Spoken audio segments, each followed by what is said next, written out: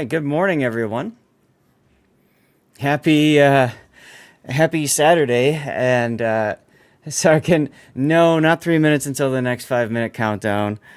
Sorry, guys. So I have this set up now where I output the stream to Twitch, but I also output it to YouTube. And then over on YouTube, I also output it as a vertical stream. And the problem is in order to do this properly, I need to set up everything in the horizontal, and then I have to set up everything in the vertical. Frankly, it's a big pain in the butt. And then on top of that, all of that, I have this very fun issue.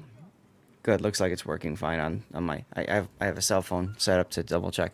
So, and then on top of that, I have to set everything up in YouTube's creator thing.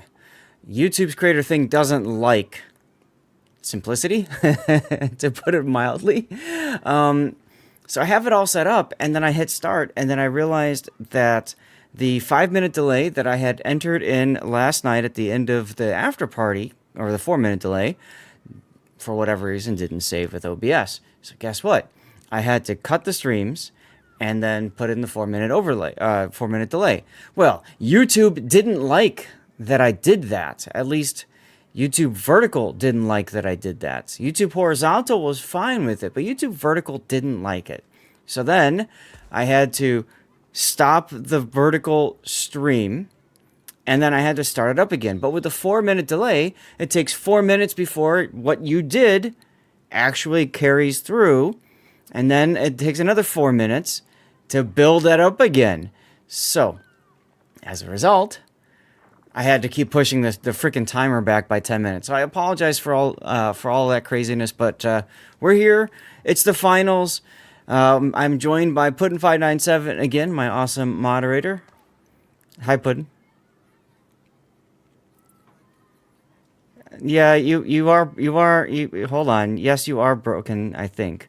And here's another fun thing. Before I started all of this, I verified that I could hear you, everything else, in the Discord. And it just doesn't like you. Yeah, I'm hitting the quack button and I'll work. Give me a sec. So what I have to do for this to work is I have to go to properties and change it around. Let's see now if we can hear it or not. There we go. I did, sir. He's my cousin. Now, me thinking now? Now we can hear Puddin. Yes, we will hear you thinking now. And City Boar is going to force me to stand. Thanks, City Boar. Jeez. All right, we're doing this standing up then. To hell with it. So we are bringing you guys the finals today, and that's this column over here on the right side. We will be starting with Guilty and Tisun. And then from there, we will go to Tosh 2 and DSNF. And then we will finish with TCA and Shots. Now, remember, guys, this is the Read the Rules tournament. You can at any time see the rules for yourself by typing !Enterprise. And there's a whole link collection that takes you to rules and all that kind of stuff. So we are finishing up the knockout stage. These are best of threes. And then the final is everyone's favorite best of 5. Yay. Puddin', you're not sounding excited. Why aren't you excited? Well, I mean, I don't think they should read the rules. They should wait for the movie.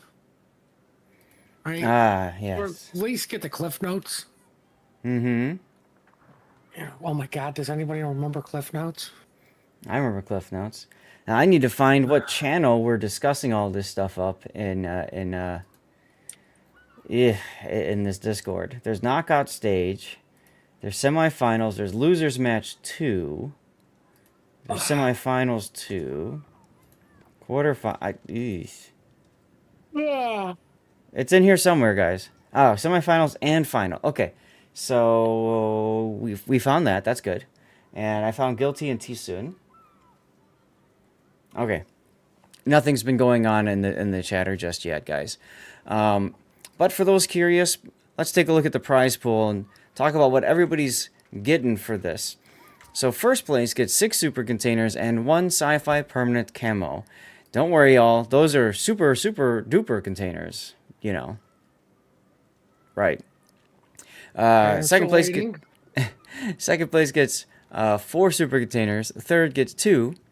And then fourth on down, it's blue boosters and sci-fi consumable camos. Well, the nice thing is that it's each person gets it.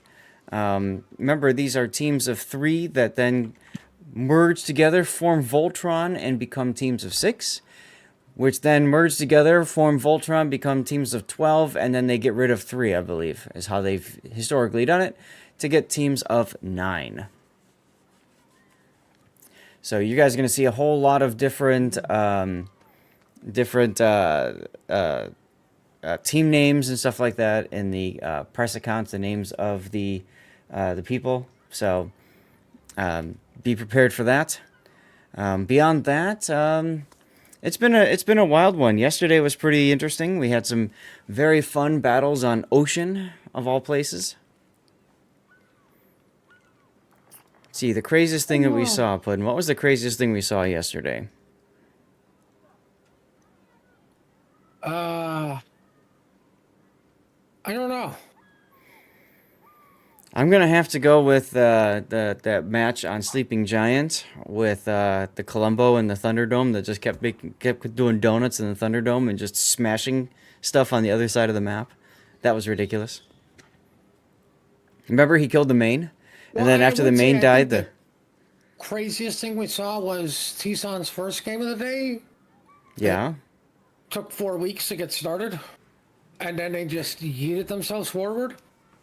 T-Son's first game was interesting because we were all ready to go at the start, as to be expected, and then all of the sudden, nope, we're waiting on T-Son to show up. And Puddin' and I are sitting here like, all right, imagine getting into the semifinals, or I think it was quarterfinals yesterday, and you don't show up.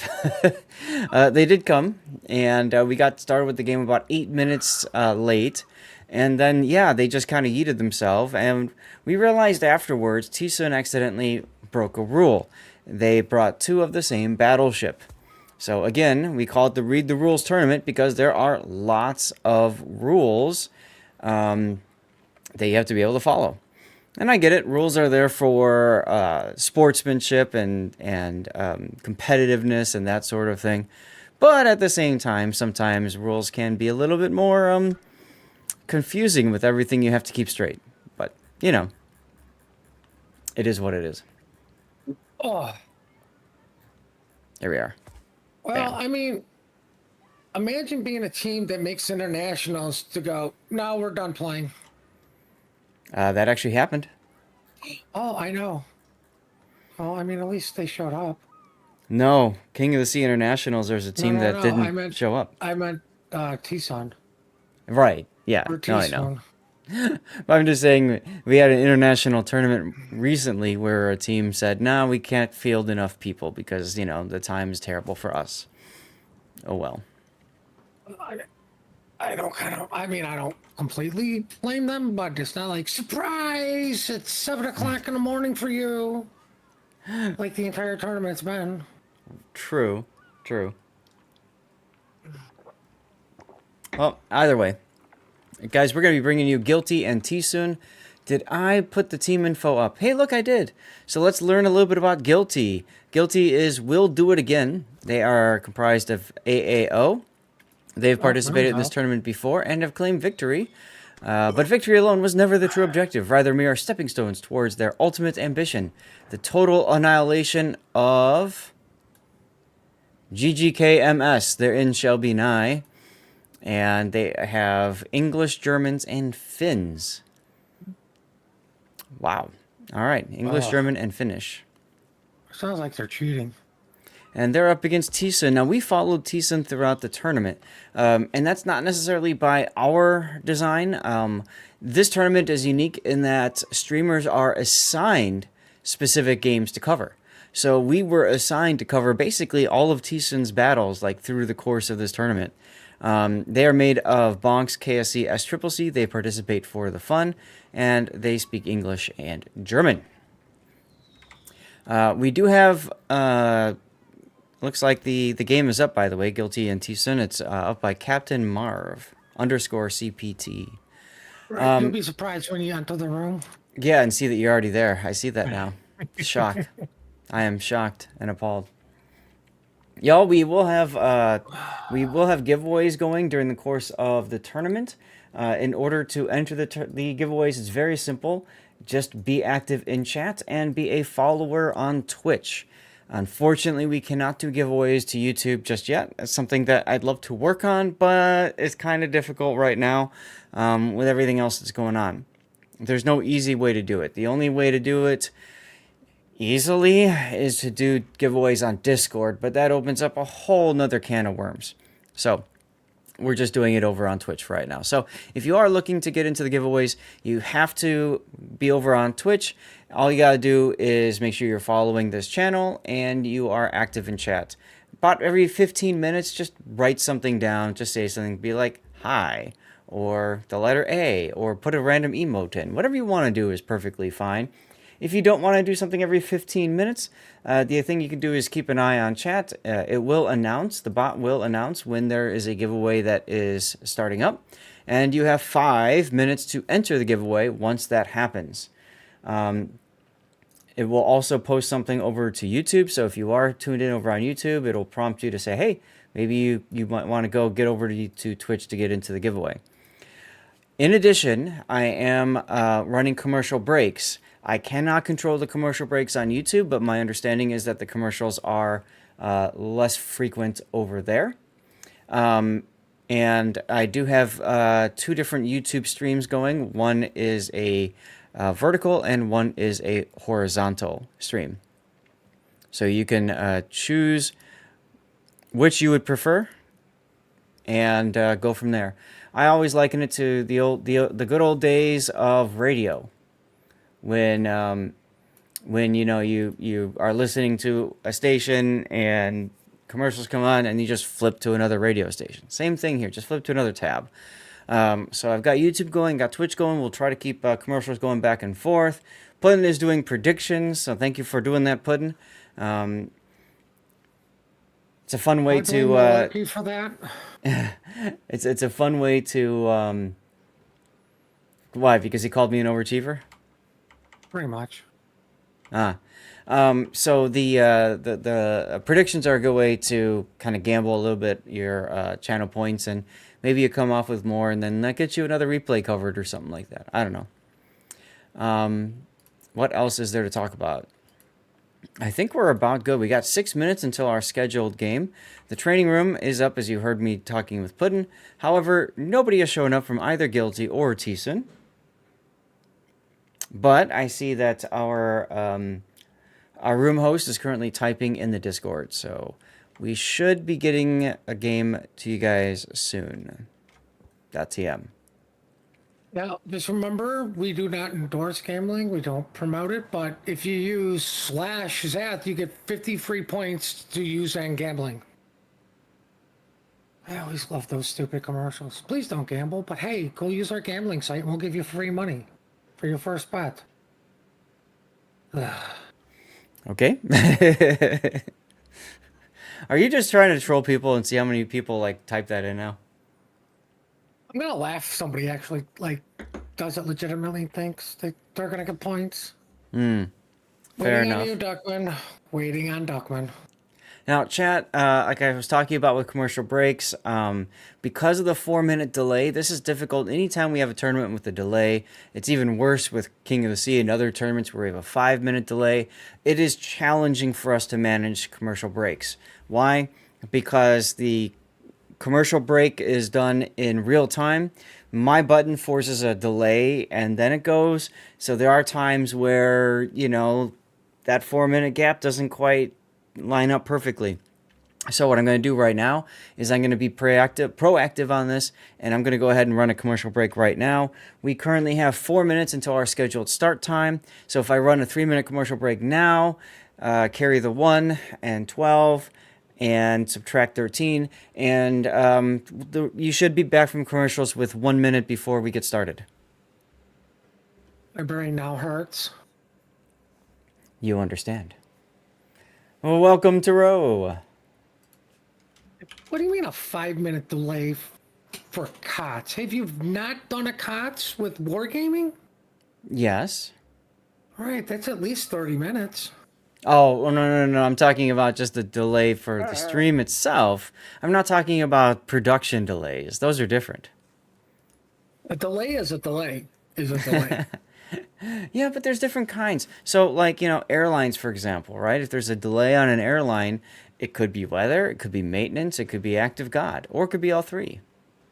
I can definitely tell you've never worked a construction site.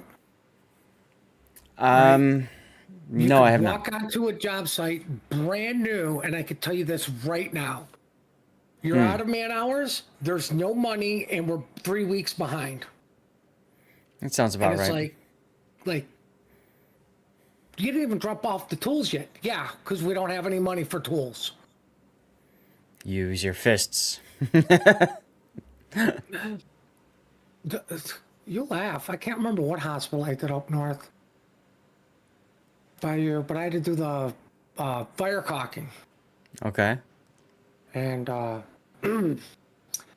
let's just say the saw that they gave me to make the hole looked like a claw hammer.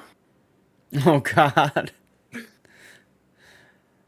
Wow, okay. The drillers were not happy with me. Mm-hmm. I'm like, what do you want me to do? Our pipe's got to go through there. This is the only saw they gave me. They're like, it's not a saw. I'm like, use your imagination. That's right. That's right. No, the closest I've been to construction is when I worked as a temp, and I did. I worked at a Quaker Oats factory, of all places. That was fun. Dead of summer, it would get to about 120, 130 degrees in there, and you had to wear jeans to protect your legs just in case. And yeah, if you were lucky, they would open the window so you can get some ventilation. It was a lot of fun. Steel mills. It's at least 100 degrees all the time. Mm-hmm. If any of you ever eat Cinnamon Life cereal, you're welcome. I helped make it at the start. The best was I was working in a frozen food place in the middle of summer, and I had to wear all my winter gear to work in this building. Oh, geez. That sounds like fun. That was fun. I mean, it still doesn't beat the mill where your front side is pure heat and your back is freezing. Like, that's just like, and you wonder why everybody got sick. I'm like, it's below outside and it's 120 inside. Like, how are we all not sick? Right. Okay, so I just realized that the calm music was never playing recently. I put it in, but I guess I never turned it back on again. And it looks like it's blasting everyone's ears out. So I guess I'll just leave it off. Oh, wait, I can put the limiter on here. Ah, there we go. Now I have to go watch that again. Let's see, limiter. 36 could work. Let's do 36. All right, let's see if we turn that back on again. Okay, that's better. But I thought we put the limiter down even farther. Yeah, I think we put the limiter even farther. See, guys, when we have everything all set up, it's wonderful. And then, like, something happens that just causes it all to change. Most of the time, that is like a Windows update or something. And then all of a sudden, things that you thought were set up are not. Oh, well. So there we go. Now we got a little bit of music in the background for you guys. All right, we are 1 minute past start time. We are missing one person. We are missing one person on Team Alpha for Team Guilty, and we are missing the entirety of T-Sun. So T-Sun decided, hold my beer. Yesterday, they were 5 minutes late, 8 minutes late, whatever, and it was just 3 of them we were waiting for. This time around, we're waiting for the whole freaking team. Hi.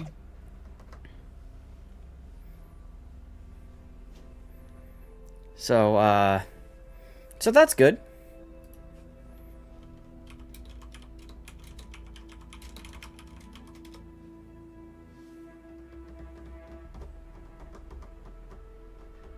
Well, I mean, I guess from yesterday, they do like to make a grand entrance. I remember when we used to do Supremacy League, and we would wait until like the exact same time, and we would all join the training room at once. And it was like meant to be like some sort of like, you know, I don't know, like intimidation tactic or something. It was fun. I hate having to go look up words. Mm-hmm.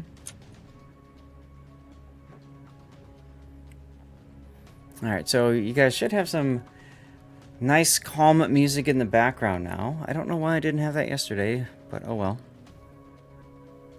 All right, now all of Team Guilty is present, and none of T-Sun. So, yeah.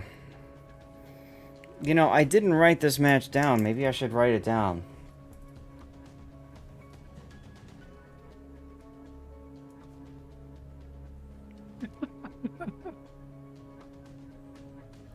What are you laughing about? Jim Brower and Release the Slayer fans? Have you ever Okay. seen that routine? No. Oh, God. Thanks for sending that clip, that YouTube short to me yesterday, by the way. I figured that'd make your day. Oh yeah, that was fun. So this is, what do we call this game? This is not winners bracket 3.3. Is that what we call it? Yeah, not the winners. Cause... Yeah. Not the Well, I winners. mean, yesterday was all about being nice, so today we can call them losers because it's all about reality. It's all about reality.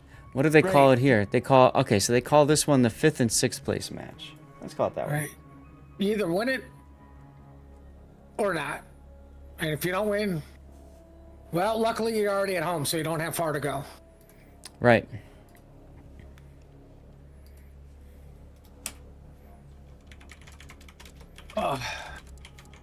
This one, sure, I believe, yeah, this one is safe. Mr. Brewer doesn't swear a lot.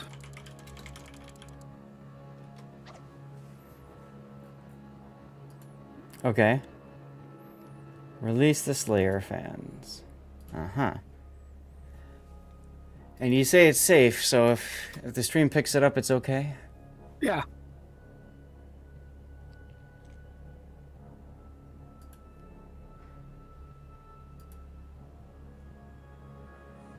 It's 5 minutes. We got 5 minutes. Yeah, this is the short version.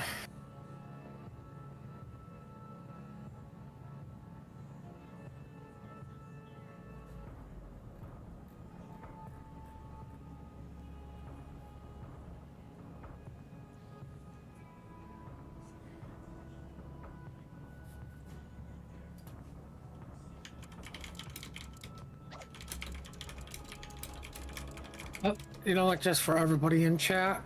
You gonna share the link so they know what we're watching?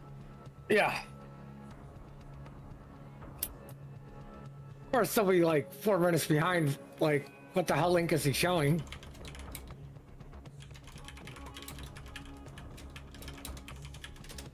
The best is the comment section in there. It's like everyone's like, no, he's 100% accurate on this.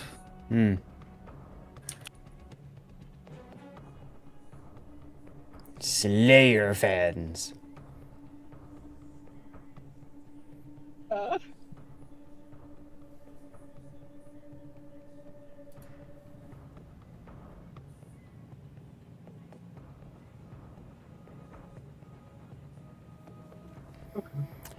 So, Yeah. we could always look at the other game and see if they've started yet.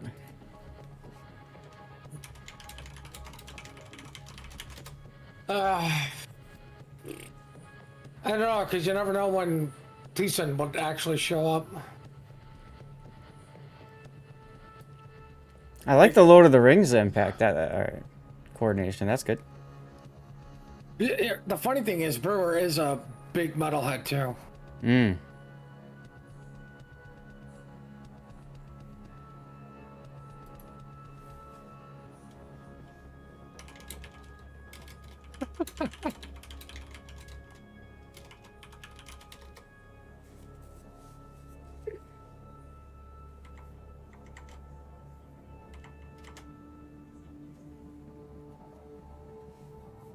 I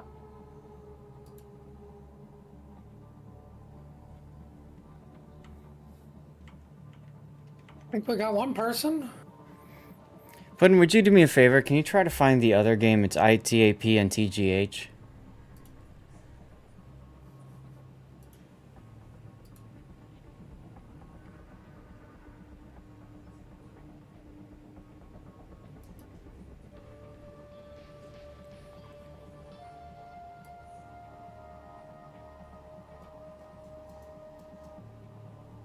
They're in battle. Okay, just stay there and let me know when they come out. I'll let you know if things go change over here. I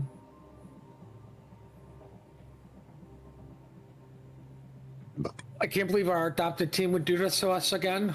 Mm-hmm. They probably thought it was tomorrow.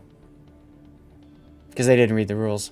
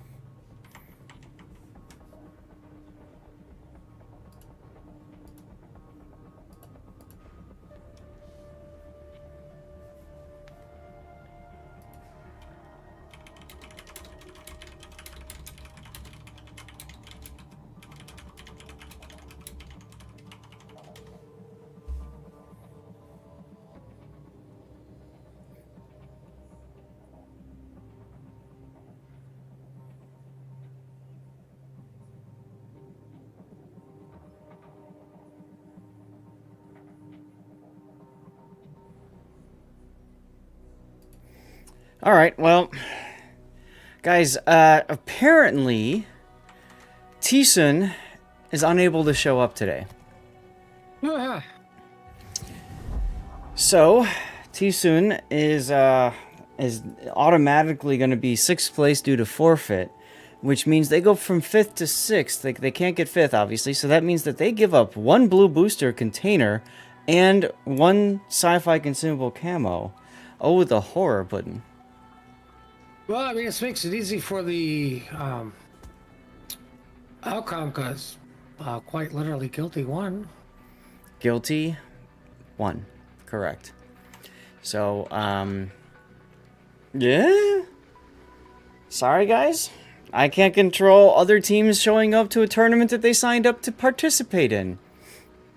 What? Wait, what? Yeah, I can't control it, right? All I can do is... CC are you? I'm sorry. I mean, I could have probably set up some sort of a wake-up call for them. That could have been helpful. In retrospect, maybe that would have been a good idea.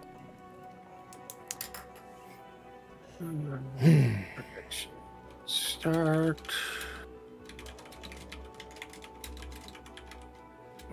Minutes. On. So, we are going to be doing ITAP versus TGH. GH. And this will be the 6th. You're already in the game. Oh, you're doing the prediction. Never mind. So this is the 7th and 8th place match. Well, technically, I'm not in the game. I'm in the spectators room with you. This is true. This is true. All right. So, they are in battle right now. I don't know when they're going to be out of battle, but assuming they started on time, they will be out of battle in the next 5 minutes, probably. I suspect they'll be out of battle when they're done with their game. Yeah, that's probably a good point. That's probably a good point. I could bring up the game from yesterday for some people if people have something to look at. So maybe I'll go do that real quick here. I'm going to exit the game. I'll bring up the replay from yesterday. And then you just stay in there and let me know what's going on. I want to give people something to watch, you know, instead of like just sitting here. Lucian. It's the Lucian game we didn't do yesterday. So we can take a look at the Lucian game. Why are you all sitting? You should all be standing. I'm standing. I was forced to. But did somebody steal your chair? No, somebody used stood up, stand down. That forced me to stand up. I believe that was City Boar. So now I am standing, sir. Who made you stand? City Boar. Okay, and CIT and ban. That's not nice. Well, it's not like I did it. You know I can't spell.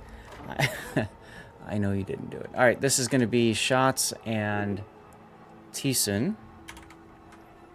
So let me get so at least you guys can see some T-Sun. I guess. I don't know. Whatever.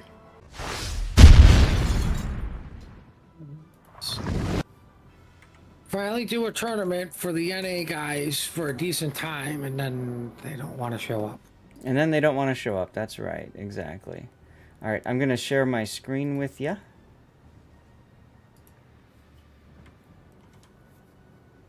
There we go. Go live. All right, so ladies and gentlemen, this is just a look at a game that we saw yesterday. This was the pivotal game 3 between Shots and T-Sun. And game 3s in this tournament are on Ocean.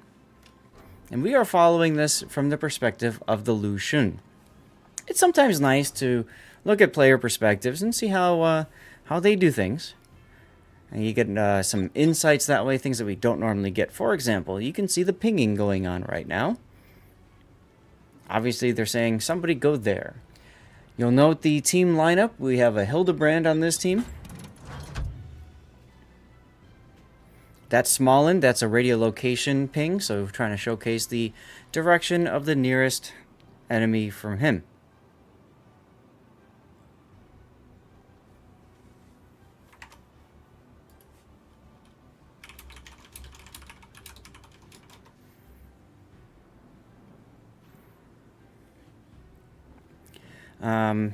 So on this team here, they brought a Hildebrand. First time seeing a Hildebrand in a tournament format. Teams yesterday for the first round were allowed to bring one hybrid ship. And if I remember right, this is in this game T-Sun chose not to. Yeah, that's right. This is the one where they brought an Incomparable. Remember that, Puddin'? Oh, good old Incom. One of the greatest ships in the game that should not be allowed to be incompetent. Like that, should just ban it. Mm-hmm.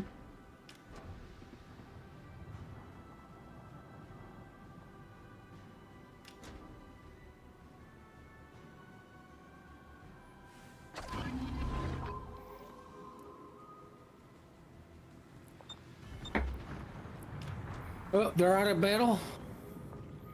Okay. On his way. I'll let them know that you're coming. Yeah, just tell them I'm covering a replay right now, and we'll I'll get there soon because they're probably gonna spend a few minutes in between, right? I've never seen a team spend 20 minutes in between a battle. It's unheard of. So Lucian, of course, was a dockyard ship. She's got the long duration heal, but it's like a slow tick. So basically, once you get into battle, you want to use it. It does not have smoke, but it does have hydro that reaches out to, I believe it's 5 kilometer. And it has deep water torpedoes.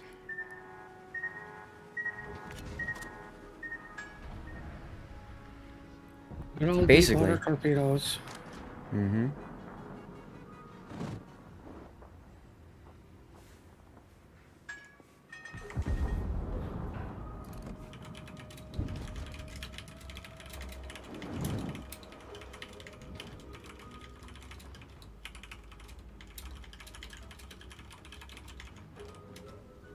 Well, they did GG. Well played. Somebody left. The map is now changing.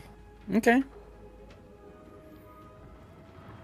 So you can see in competitive, there's a lot of this whole, like, you know, you're backing up to take a cap. You're prepared to turn and run. You'll note the Lucian does not have engine boost, so he kind of will have to run away in a slow fashion. He'll have to quickly walk, fast walk out of the cap. Nice little cross torp action here. That would be the small end from up north, and I think it's the Shimakaze, one of the Shimakazes, firing torps in over on the south here.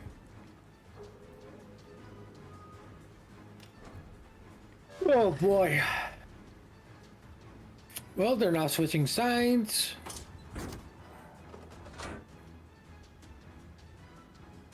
Cool.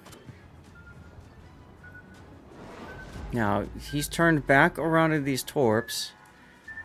Okay. Very dangerous, but fine. Go for it, I guess.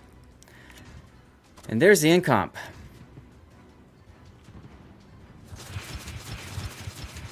Oh, and Shimakaze. That's right. This is the Shimakaze we were talking about that, like, chose to leave 4 flags in port or whatever. And we said, hey, if he uses his guns, he might want to have the HE flag. And look, he used his guns. Oof, Well, let's half not get health. overexcited. Half health already. Damn, I didn't realize Bowser's shot connected like that.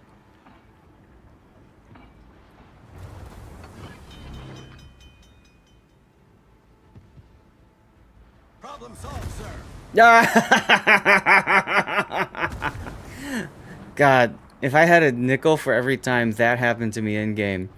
He DCP'd the engine brake. Problem solved, sir. Immediately, another shell hits, breaks his engines and his rudders this time.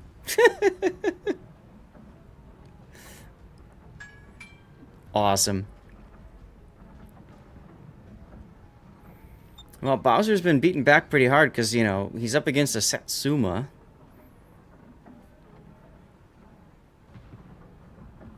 Hydro is down, so he can't push the Shimakaze like he wants to.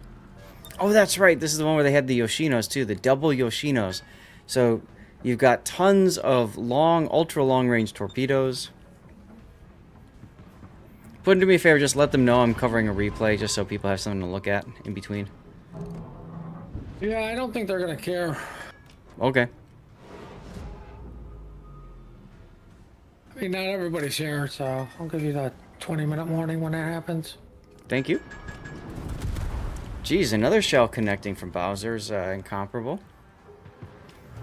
But you get an idea of just the amount of back and forth that we have with this game here. Oh! Satsuma connects on Bowser's incomparable.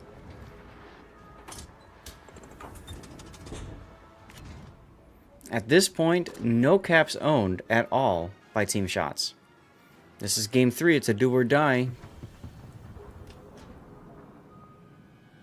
Well, I mean, not really.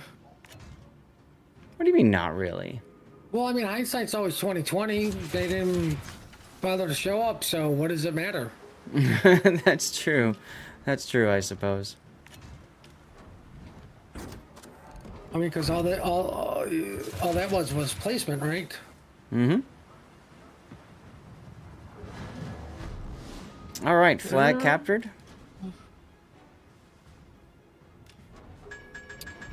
Oh, ITA 1 game 1. Torpedoes, direct front.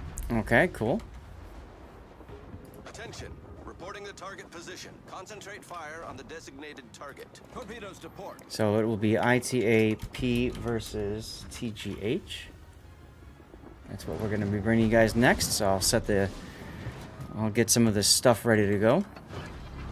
And the things. Yep. TGH. There we go. So I just won't hit save on that yet. And all of a sudden, all of the flags have now flipped for shots. Bowser is still alive and is incomparable, though. He went up against the border and ran away. Remember, we watched as one torpedo barely missed because he was sliding towards it? Oh, barely remember that. There's that slow duration tick, or that long duration tick is still going for the heal. It's amazing how much you can heal up in this ship. But the income? No, in the Lucian. Oh, is there a reason why they call it a zombie heal? Mm-hmm. Triple fire right now. I'm surprised he stopped shooting. I thought he would have kept shooting. Like, kill the small end. Why are you, like, trying to go dark all of a sudden?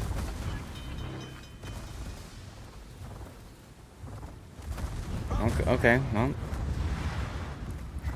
Cool, guys. That means I can get a death pick. Give me a sec. I gotta do this. One of the things that I always do when there's a replay that I'm covering and the player that I'm covering dies, or somebody, or, well, yeah, usually it's the player I'm covering dies, then I have to take a screenshot of them dying, because it's just, you know, it's fun. Alright, anyway. How's the training room look, Puddin'? Well, they're starting to fill it up. We're waiting on one more person for TGH.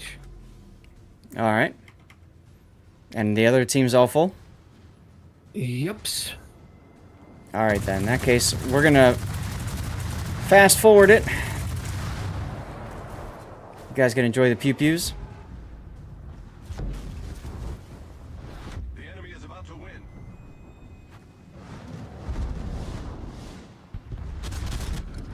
Battle ends in 5 minutes.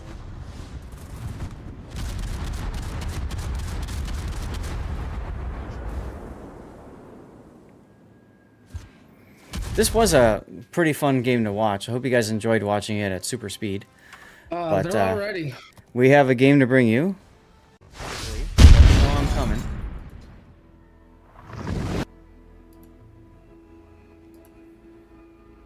Alright, let's get back in here.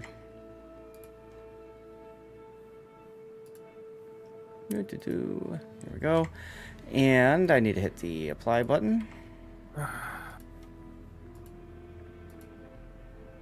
And now 2 people unreadied. Let them know you were coming. Mm-hmm. That's how it works.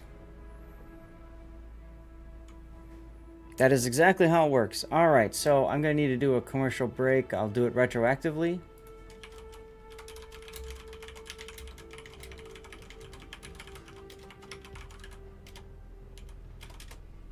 If I could spell, that would help. Stream Raiders up and running.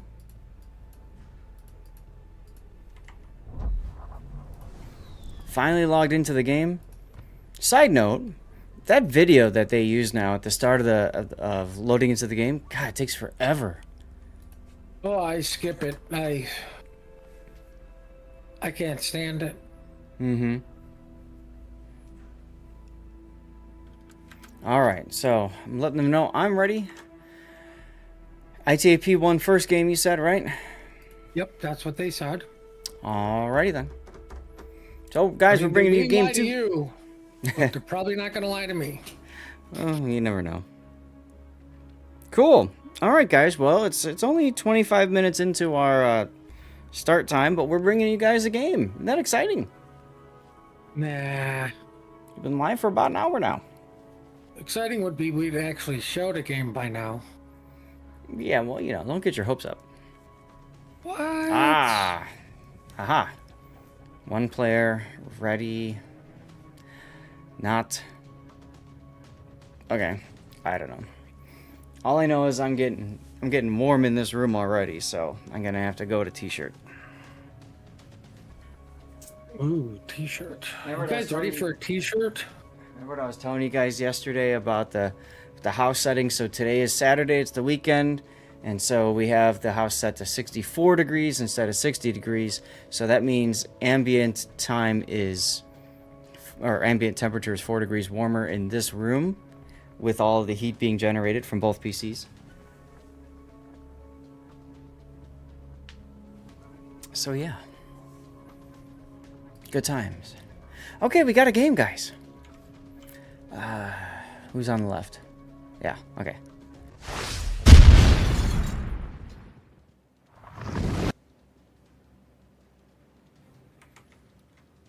All right, everybody. Well, welcome to game 2 of ITAP versus TGH.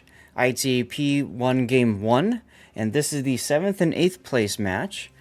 So both teams vying essentially for an extra blue boosters container and a couple extra sci-fi expendable camouflage.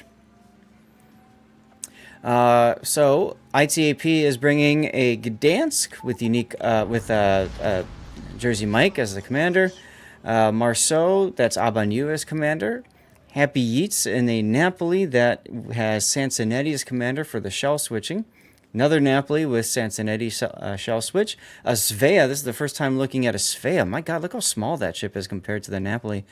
Also with Jersey Mike, we have a Moskva with unique upgrade. Another Moskva without unique upgrade, but with Zemensky as commander. And then for battleships, we've got a Maine with accuracy and the DCP module. Cool.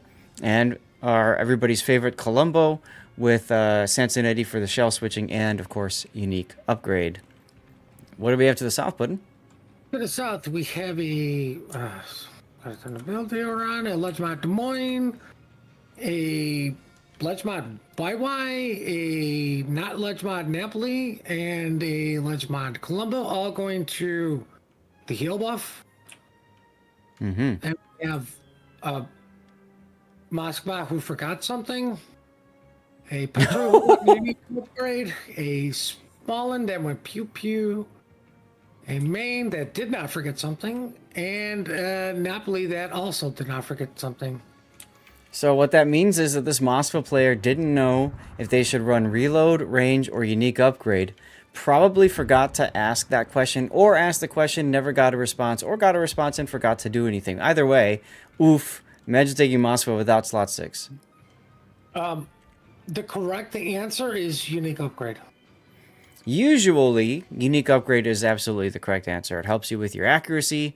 You know, And if you're playing this typical, and range. But if you're playing the typical Moskva, I bow in at an island kind of play style, then unique upgrade is the play.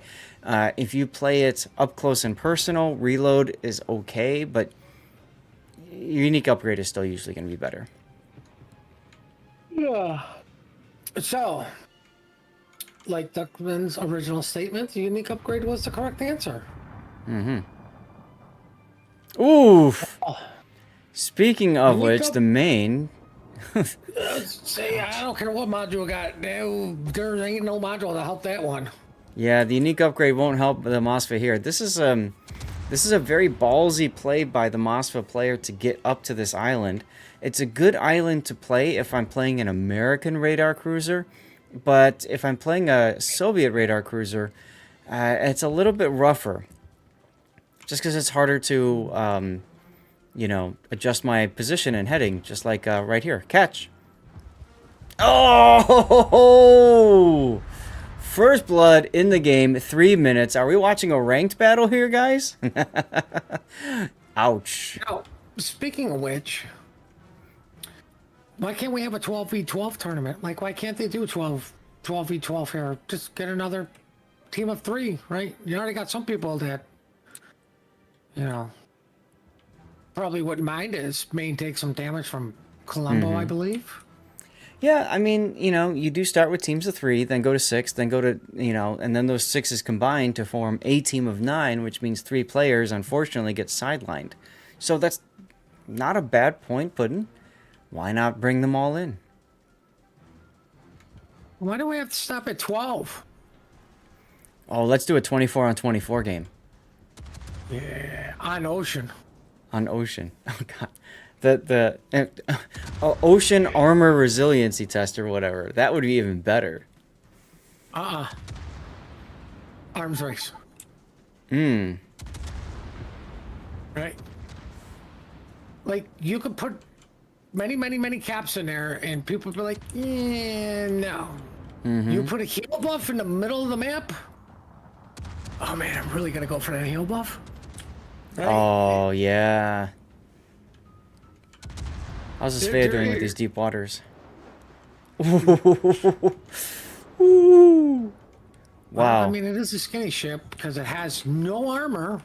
Yeah, that is a brown alert. Speaking of which, the torpedoes all fizzled out. Most ships are built with plate steel. That, the Siva, I believe, was built with aluminum. Mm-hmm. Aluminum sheets. There we go. Couldn't think of the word. Oh, I thought you were going to say aluminum foil. But anyway, No, that's what the subs are made out of because, like, you can never damage aluminum foil no matter how many bombs you drop on it. mm-hmm. It just gets crumpled. Either way, Napoli versus Canapoli, and everybody's in smoke except for Happy Feet. TGH looking to take that main out. There they go. So now they get ship parity. They get some revenge for their Moskva friend, who, depending on the outcome of this battle, might be going back to port to add a slot 6 in. Ooh, Celestial Hymn just gets bonked. I don't think he got bonked. I think he just got punched in the throat. Yeah, good old throw punches. They hurt. He's not dealing too Where's- well. I can't hear him screaming. We're not in space, so it was definitely in the throat.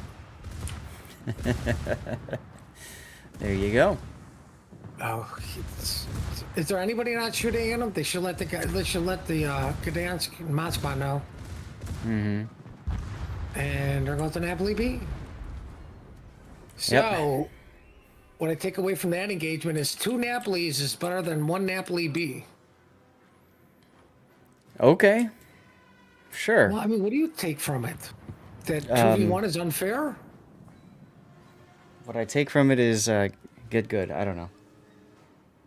Well, it looks like Maine is going to be in trouble here.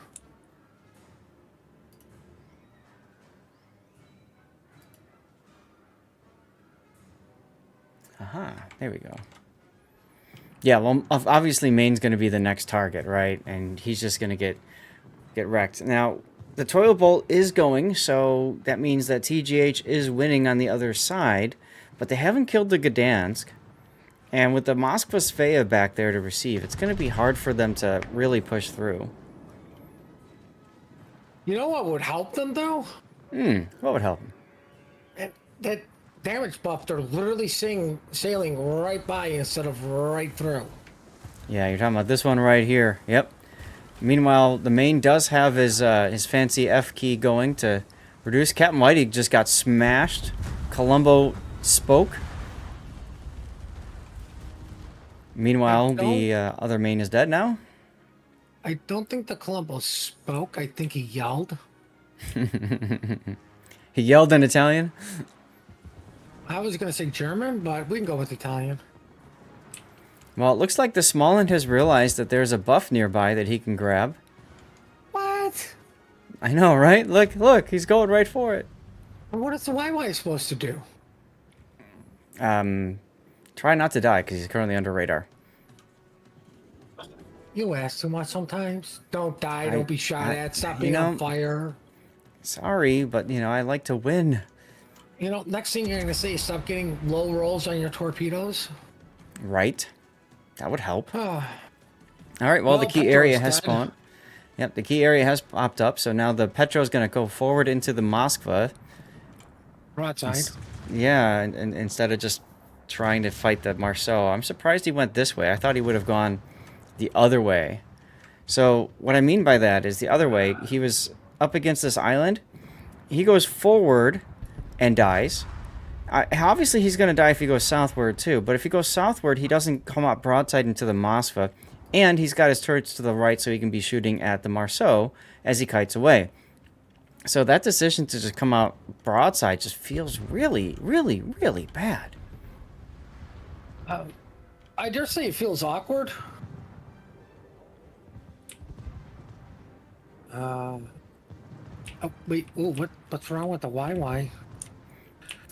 What do you mean, Well, what's wrong with the YY? Yeah, go look at the YY. Besides, Yeah, like, no HP. Uh-huh. That's great. Good luck being a torp boat there with no torpedoes. Oh. Yeah, I see that now. That's unfortunate. But at least he's unique upgrade, so he's got guns or whatever. Right, with 257 HP. He's got smoke. It can be useful for a moment or two. You think the smoke is for him? Well, it could be. See, the thing is, like, okay, you know you're within radar range of the Moskva right now. So, like, why stay in that radar range? Unsolved mysteries? We'll never know. Oh, man, I used to watch that show all the time. He was trying to get in the cap, perhaps, to stop ITAP from Points? getting the cap, yeah. Is that why you brought us Sevastopol? I mean, you can. Or was that the other team? Well, I mean, we do have an Napoli. No, we didn't. We don't have a Sevastopol in this game, Puddin'. That was the... the- Man can dream, can he? Okay, that was man can the- dream. Like, That was the polar Hey. game. I can dream that our adopted team would show up today. That would be helpful. But that's all right. It looks like we might be just one and doneing this, unfortunately, for you guys. The team we were scheduled to cast didn't show. So we missed game 1. This is game 2. This is a best of 3. We'll see what happens. At this point, though, I gotta say, it's looking really darn good for ITAP. But that certainly helps, killing the Colombo like that. Well, my Colombo heard you, and he got very upset. It's like, how dare you always disrespect Team Bravo? 40 seconds until a cap. Of course, some shots coming out now on the Moskva for resets.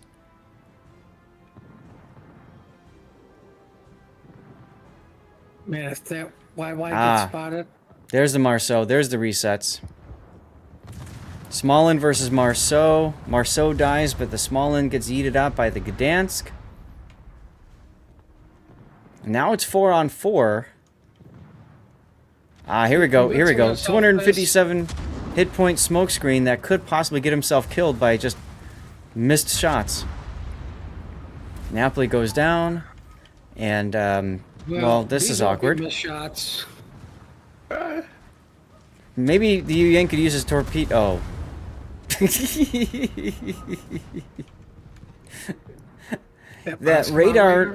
That radar from the Svea earlier just coming back to haunt him, because that's what caused him to lose both of his torpedoes And his HP pool.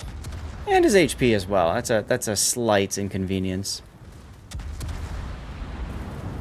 You can't be afford. You guys cannot afford to take damage if you're not near an island to put some dirt on it and walk it off.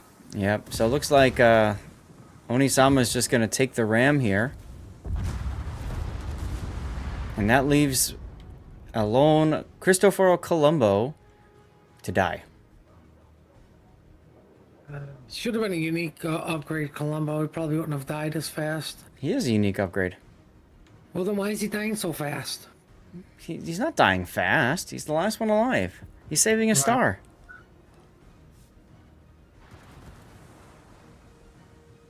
Is there only one person that can actually shoot him? At this moment, yes, because everybody else is behind that island. Don't worry. It'll happen soon. I mean, what's your rush? I mean, this is going to end, and then we're going to have to wait another half an hour. Oh, who? Oh, yeah, because now they have to figure out what's going on, right? No. I don't know. Well, Colombo burnt off from Napoli. You got it. Oh man, that almost And looked like it a was- helicopter in the background there. ITA that one? That was ITAP that won, and that was game 2. It's a best of 3, therefore they are donezo. ITAP banned Hildebrand and Commissar, and TGH banned Kleber and Annapolis. Just a heads up. Interesting, interesting.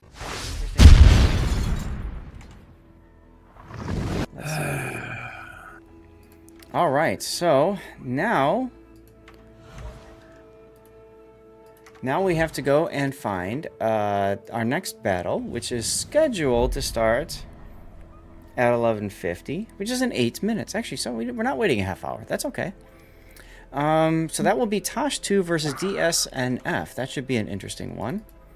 Great. Let's get that set up. You wanted to know why I was in such a hurry? I need to go pee. Well, you, sir, go pee.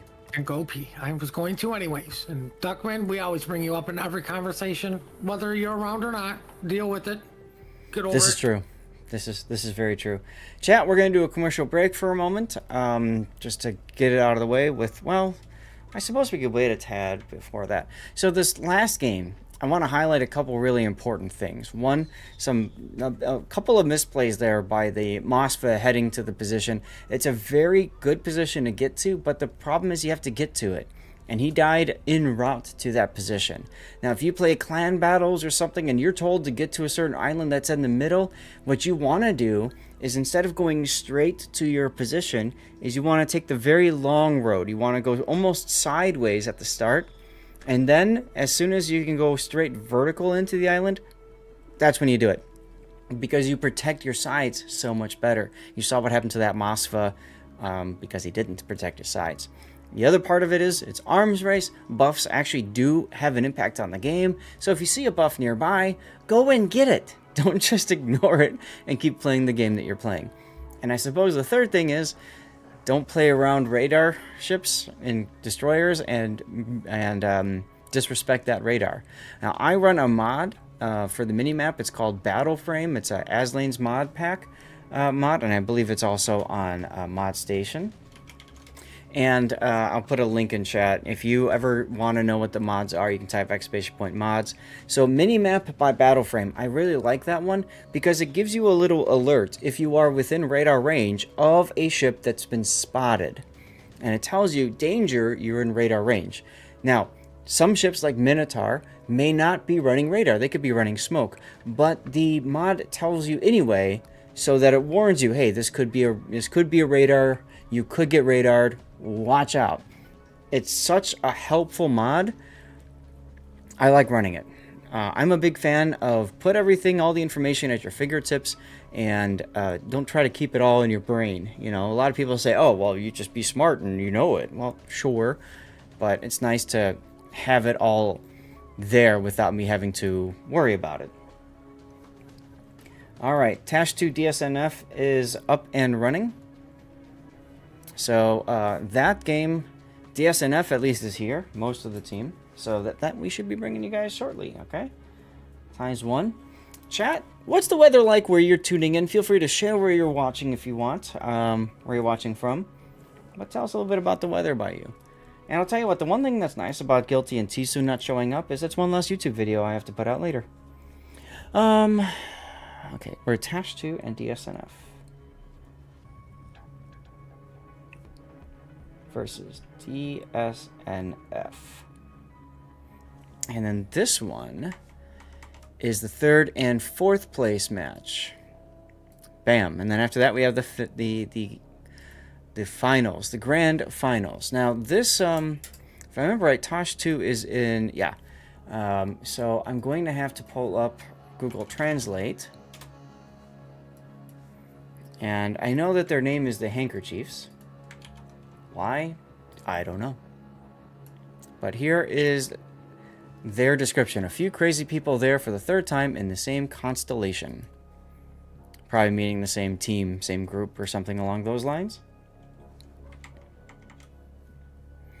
Alright, chat, we're going to do a commercial break now. Might as well. We've got, What time is it? Oh yeah, let's do a commercial break now. Get that out of the way. Thank you guys for tuning in. This is 3rd and 4th place.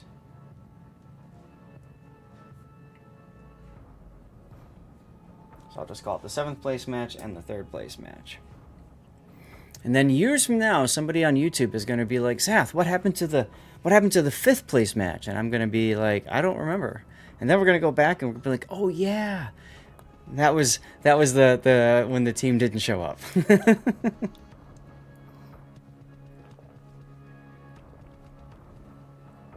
All right.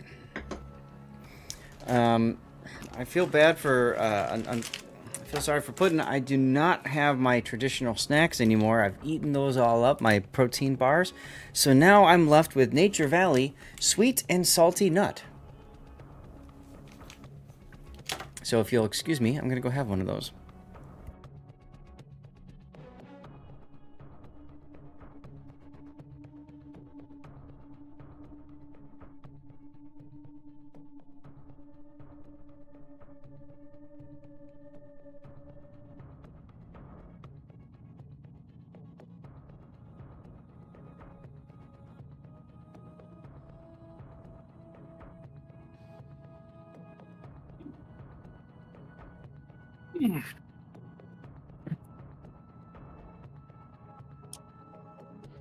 Prediction. Well, nobody picked anything.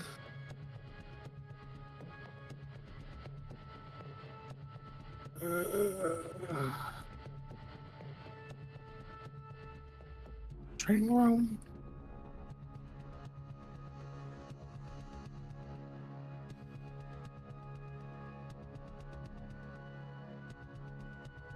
I made it.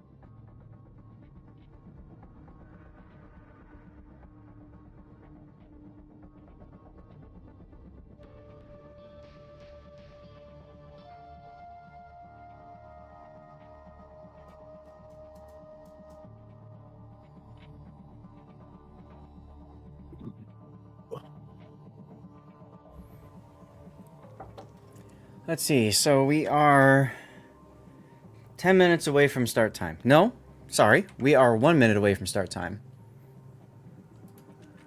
Right? Yeah, 50. So we're somewhere between 0 seconds and 10 minutes. Yeah. So we're missing 1 player from DSNF, and we are missing 4 players from Tash 2.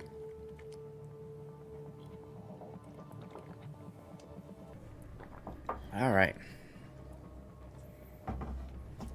I had my first snack of the day, Puddin'. That's bad.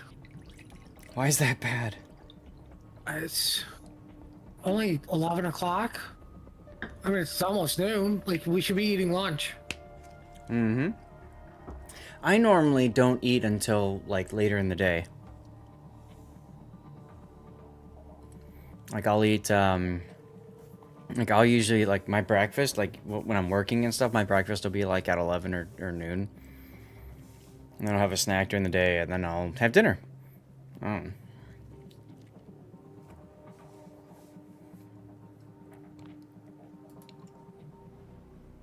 I just, whenever I get hungry. I know that may shock some people.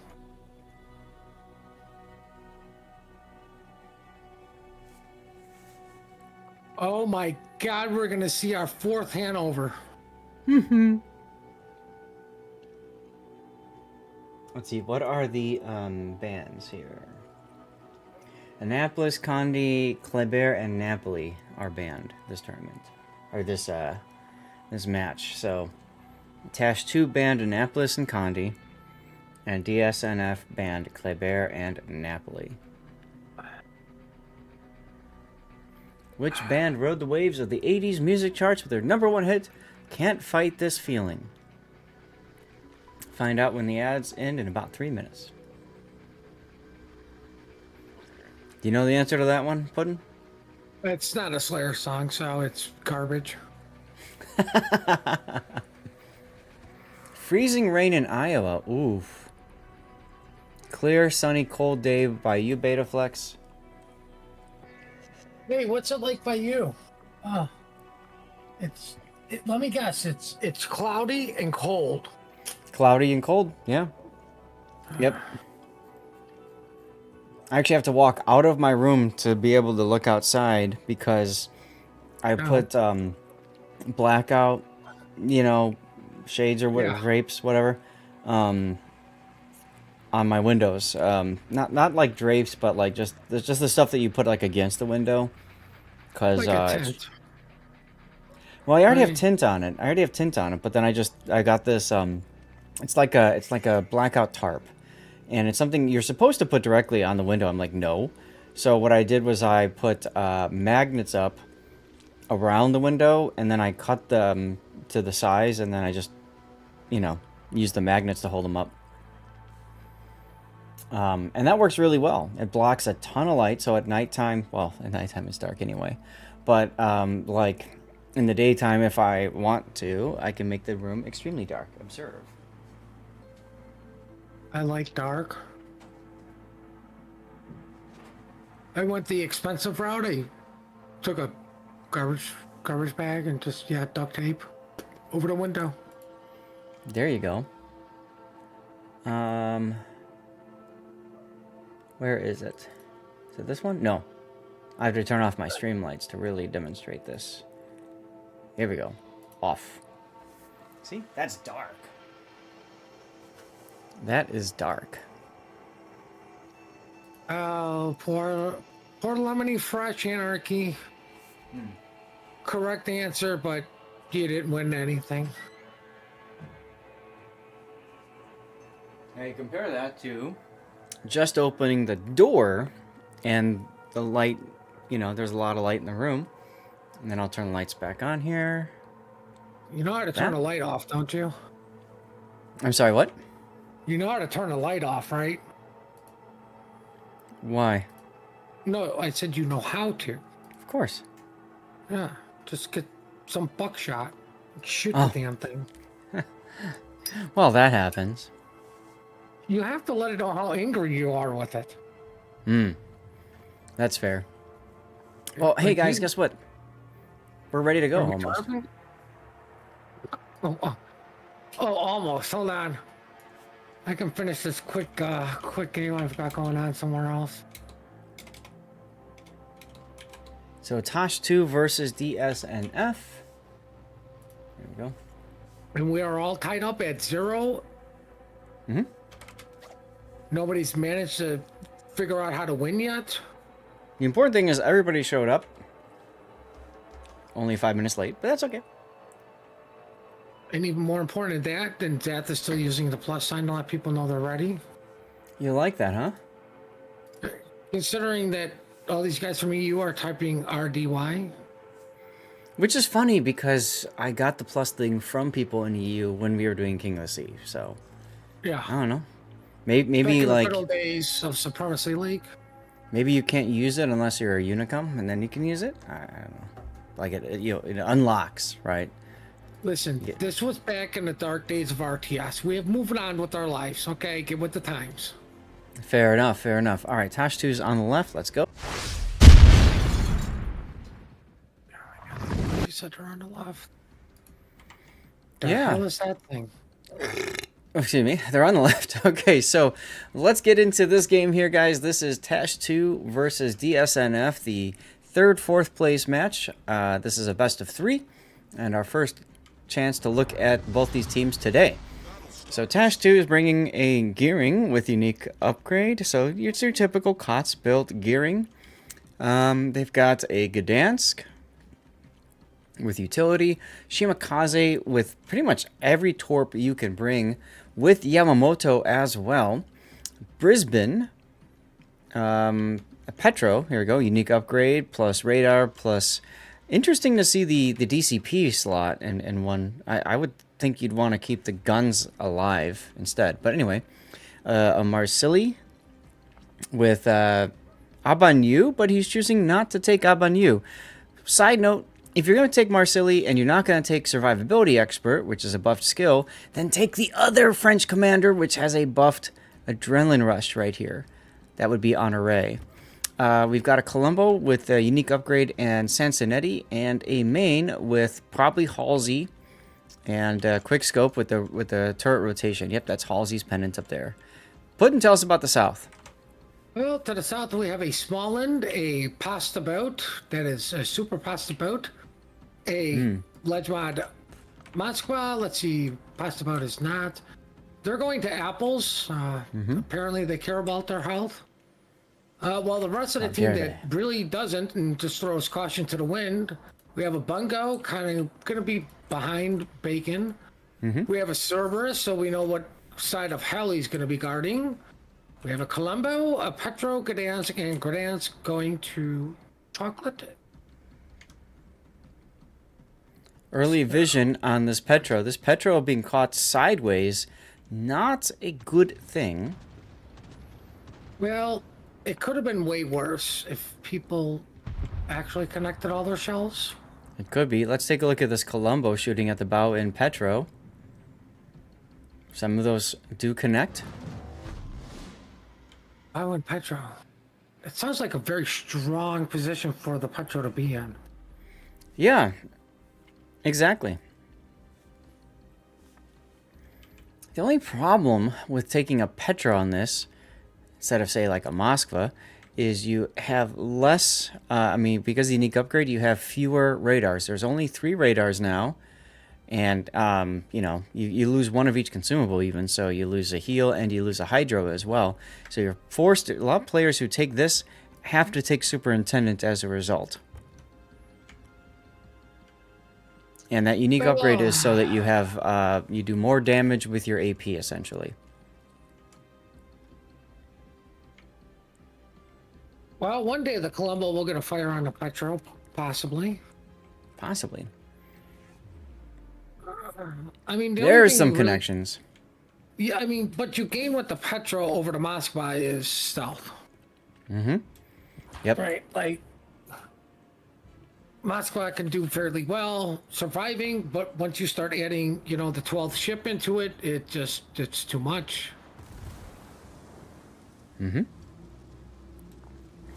Gdansk is going to back up into the Petro radar that is about to go down, so interesting.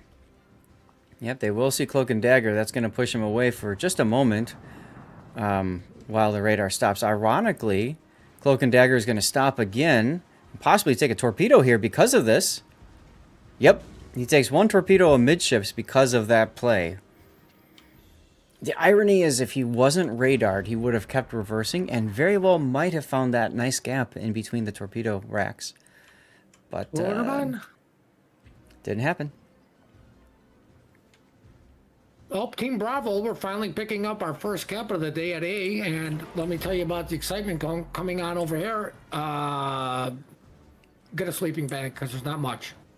Clansman 19 just took a torpedo, lost about half of his health in his Gdansk as well. Actually, I think that might have been a main shot. It's hard to tell. We don't have the damage viewer available. Oof. Der Schlitzer is extremely low now in that Petro position. Hanli Uwu continuing to farm him out along with the battleships. Have you played a lot of servers, Puddin'? No.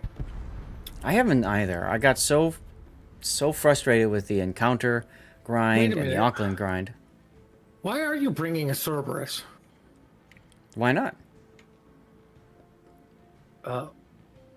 Because it's bad? You gotta make sure that there's no subs in the game, Puddin'. And if they bring one, you gotta kill it. Just ban it. Oh, I forgot about that.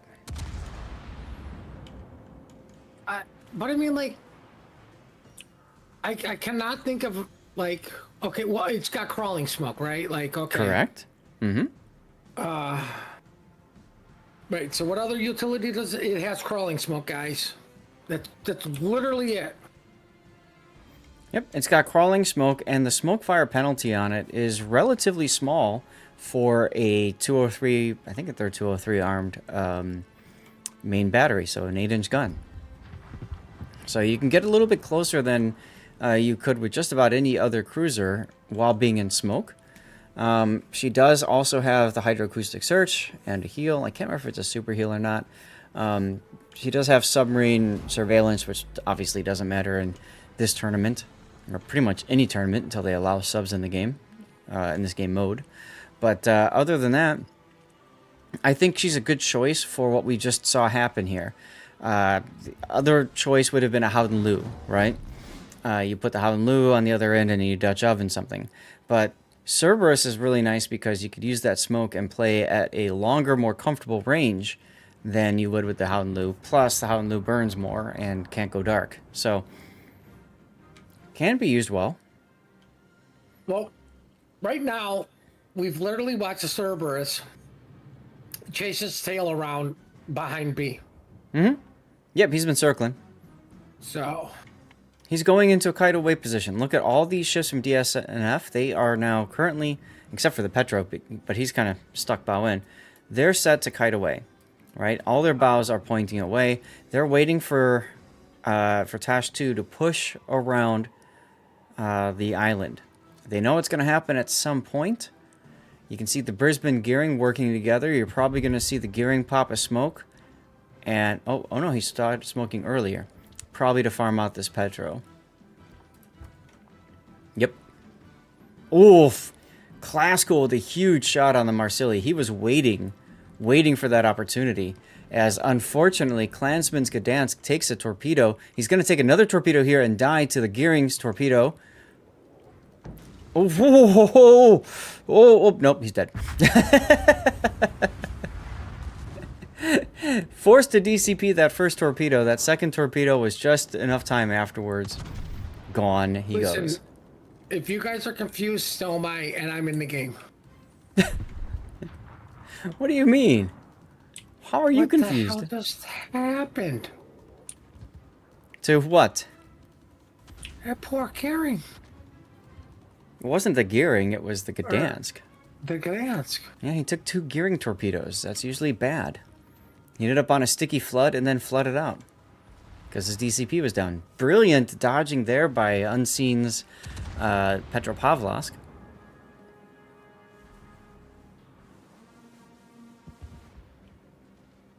I have a feeling they want to get rid of the Petros. Mm-hmm. And Vengeance of Thursday. Yep. And yes, Betaflex Torpedo Brisbane is actually very popular in a competitive environment because honestly, there's 2 ways to deal with the Death Snail. One is you destroy their destroyer. 2 is you destroy the cruiser within the smoke. Brisbane's torpedoes reach farther than Minotaur torpedoes, for example.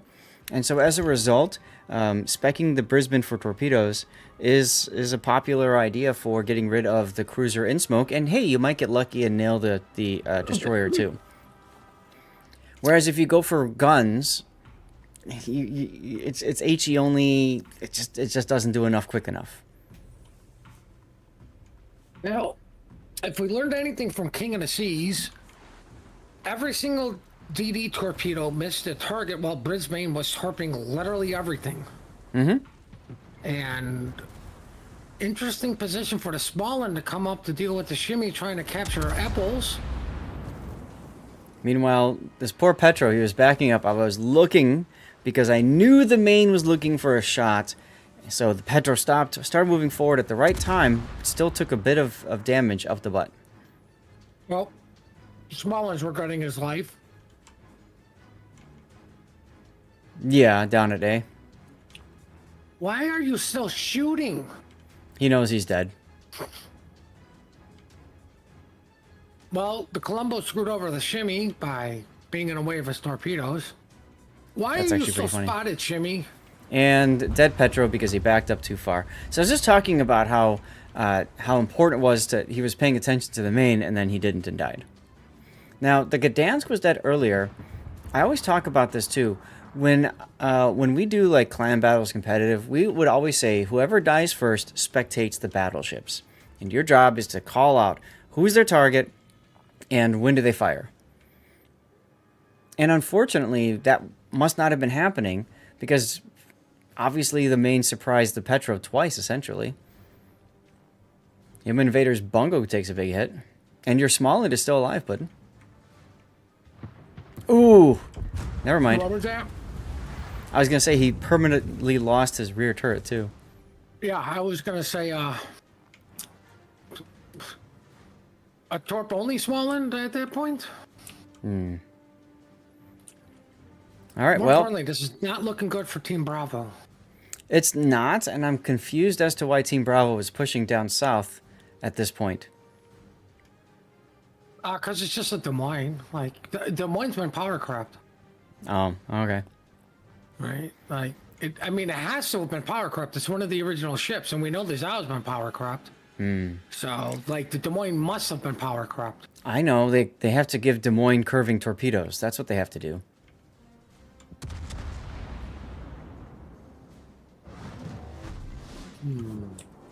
So, I guess it makes sense because if you look at, they've lost the other side too. They've lost the sea cap, so they're going to have to find another way back in. With the loss of the Smalland, and that was a close loss too. He was dark. If he didn't beach, he actually could have lived. But either way,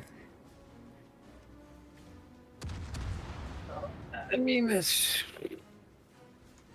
why not push like it's a 2v1, right? You know where the Colombo is, so like, the Des Moines is technically isolated for these two. yeah, the Bungo is trying to get some shots. He unfortunately didn't connect, and obviously Pro Ace is just gonna W forward and say, "Nah, I'm not gonna give you that shot again. You got one. Congratulations. No more for you, sir."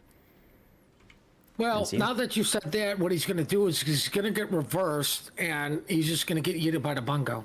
Yeah, because that's what happens when casters call things. It's almost like the players are listening like, nah, I'm actually not going to do the thing you're talking about. That actually happened earlier with the Petra that kept backing up into the main shells. Anyway. And here goes the Des Moines still reversing. Well, see, the thing is, you've got the Colombo getting the Bungo's attention, so he probably feels like it's safe to do this. I wouldn't want to. Well, that and I don't think the Bungo can actually arc over those islands now. Ooh. Shimakaze Gdansk slap? Never mind. What was that? You got me excited.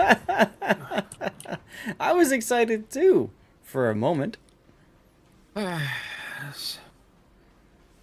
Real King Cool Cat using his heal now. I'm surprised he's doing it now. I guess he's expecting Gdansk torpedoes, but he doesn't have a lot to heal up.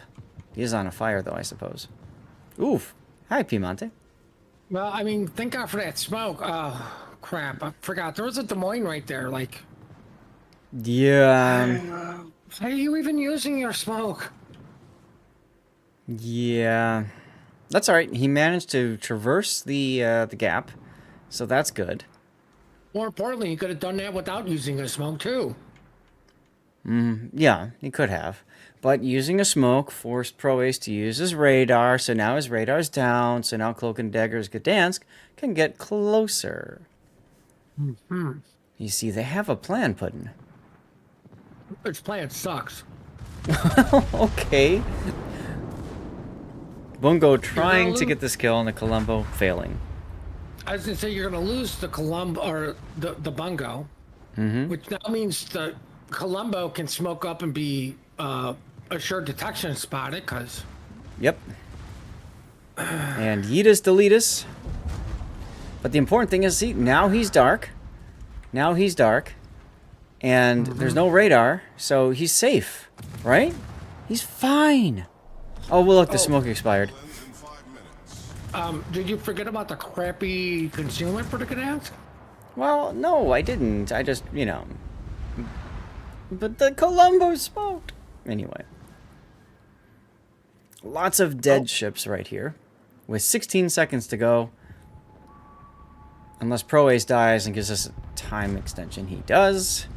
We now have 38 seconds. This is going to allow the team to get into the ACAP and at least stop the point gain for another slight time extension. But at this point, I just don't see another way back in. Look at the 4 ships all sinking at ACAP. Iron Bottom Sound. Be a really nice picture. Stop! I've been fighting the urge. I'm just saying. I've been fighting the urge so that we can take a look at what's going on with the rest of the battle here. Not much. No, but you know, we got 9 seconds. But look, Cerberus is still alive. Yeah, I know, right? He's fine. He's not quite dead. Well, Okay, there we can't go. mess with the howl dogs there, hellhounds or whatever they are. Aw. Alright, well, we got our death pick, and Team Alpha, Tosh 2, wins game 1. Looked like a very strong game at the start for DSNF, and unfortunately, it just kind of fizzled out for him. You know what? There is no more Team Alpha. Team Alpha is dead. It's gone. It's Team Bravo A and Bravo B. Okay. All right. And why? How does this all work together? Because then Team Bravo always wins, and that makes me a winner all the time. I see. I see. Right? I'm forced to root for Team Bravo.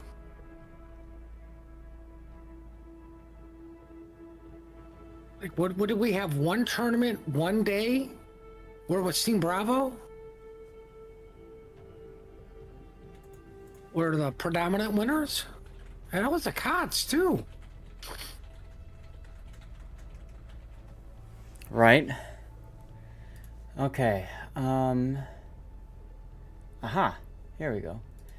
I had popped out my chat window and for my vertical, because vertical isn't connected yet, and I've been missing some chatters, so I apologize for that.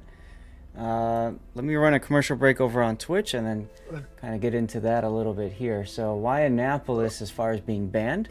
Because Annapolis is a redonkulous ship. Lawn mowing stream. Oof. I don't know about that. Ah, you're in Japan. Nice. I love Japan. I'd love to go back. I've been there, what, 5 times now? 4 times? Love to go back. I'm sorry. What? Have you been to Japan? No.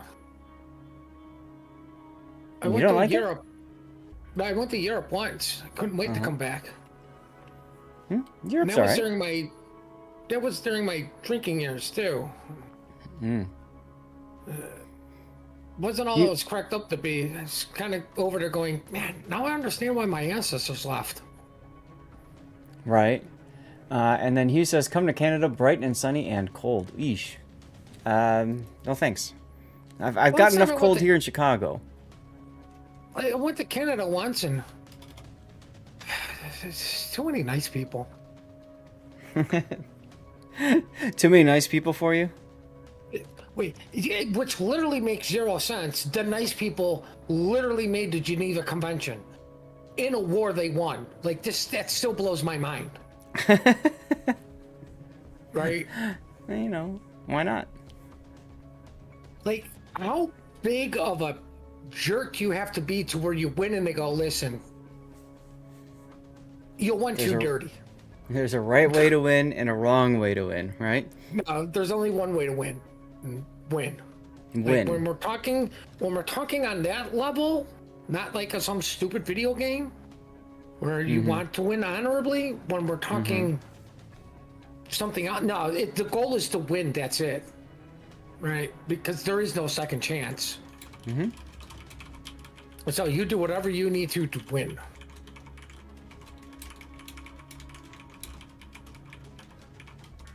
And we are obviously talking about the Great Syrup Wars.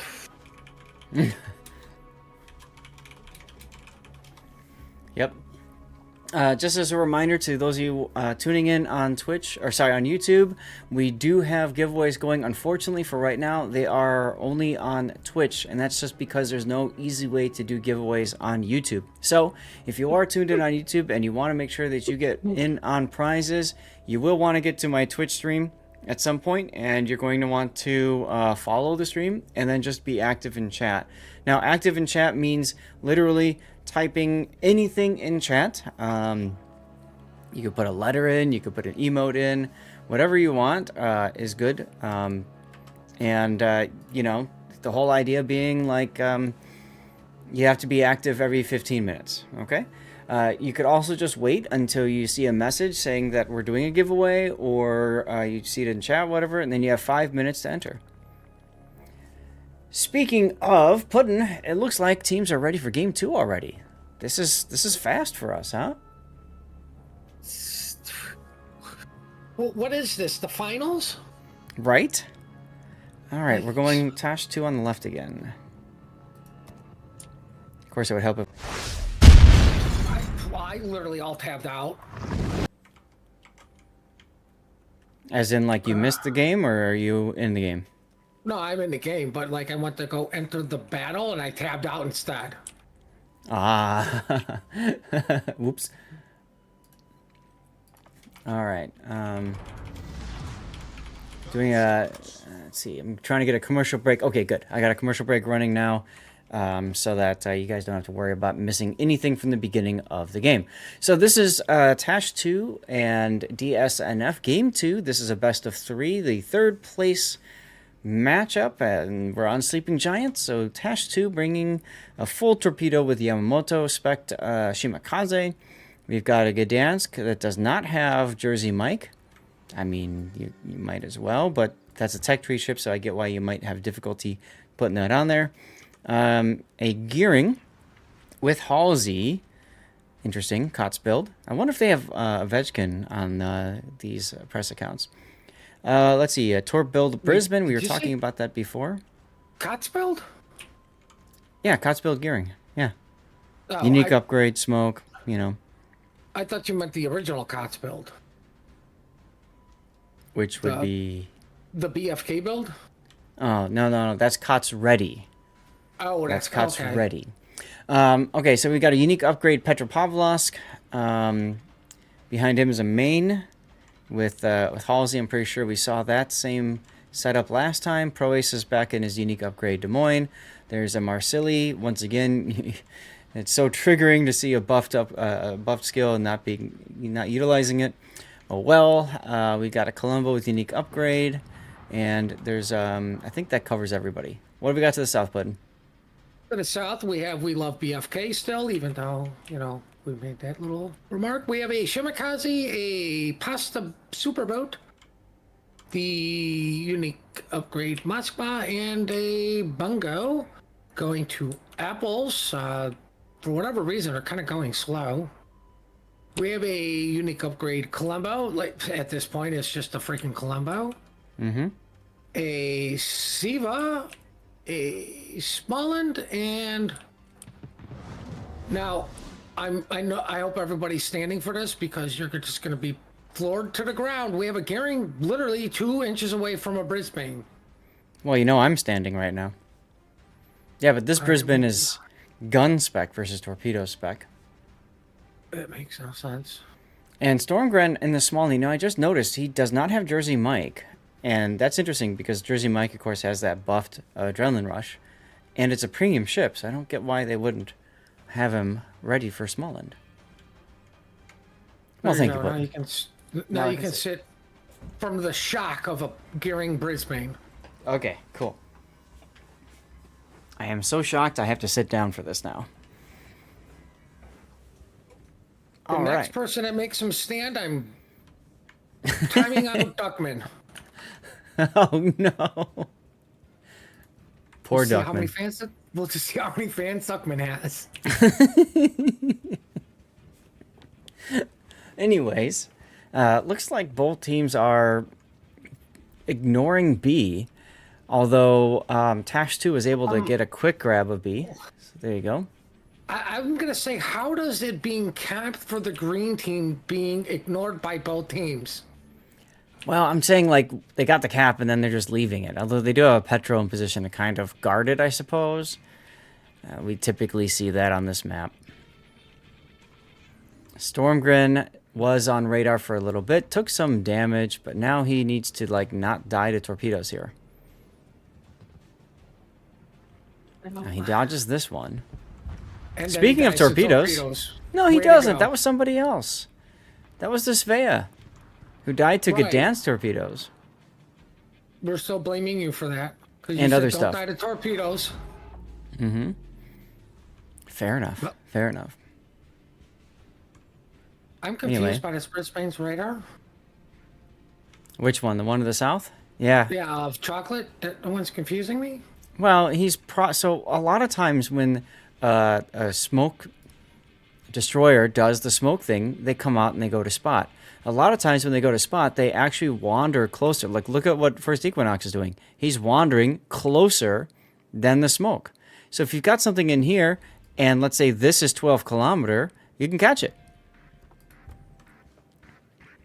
Well, So that's all why those torpedoes sinking to the bottom of the ocean. And they ran out. That's okay.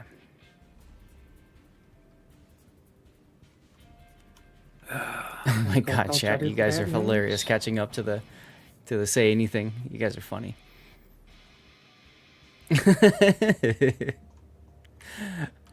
Anyway, you know, we've seen the Piemonte now quite a bit this tournament. I just don't think it's worth like the super ship slots, right? I mean, I don't know. I think I'd rather have a main on my team, with seeing how the main was able to smack so much stuff. Are you gonna turn into that torque? No.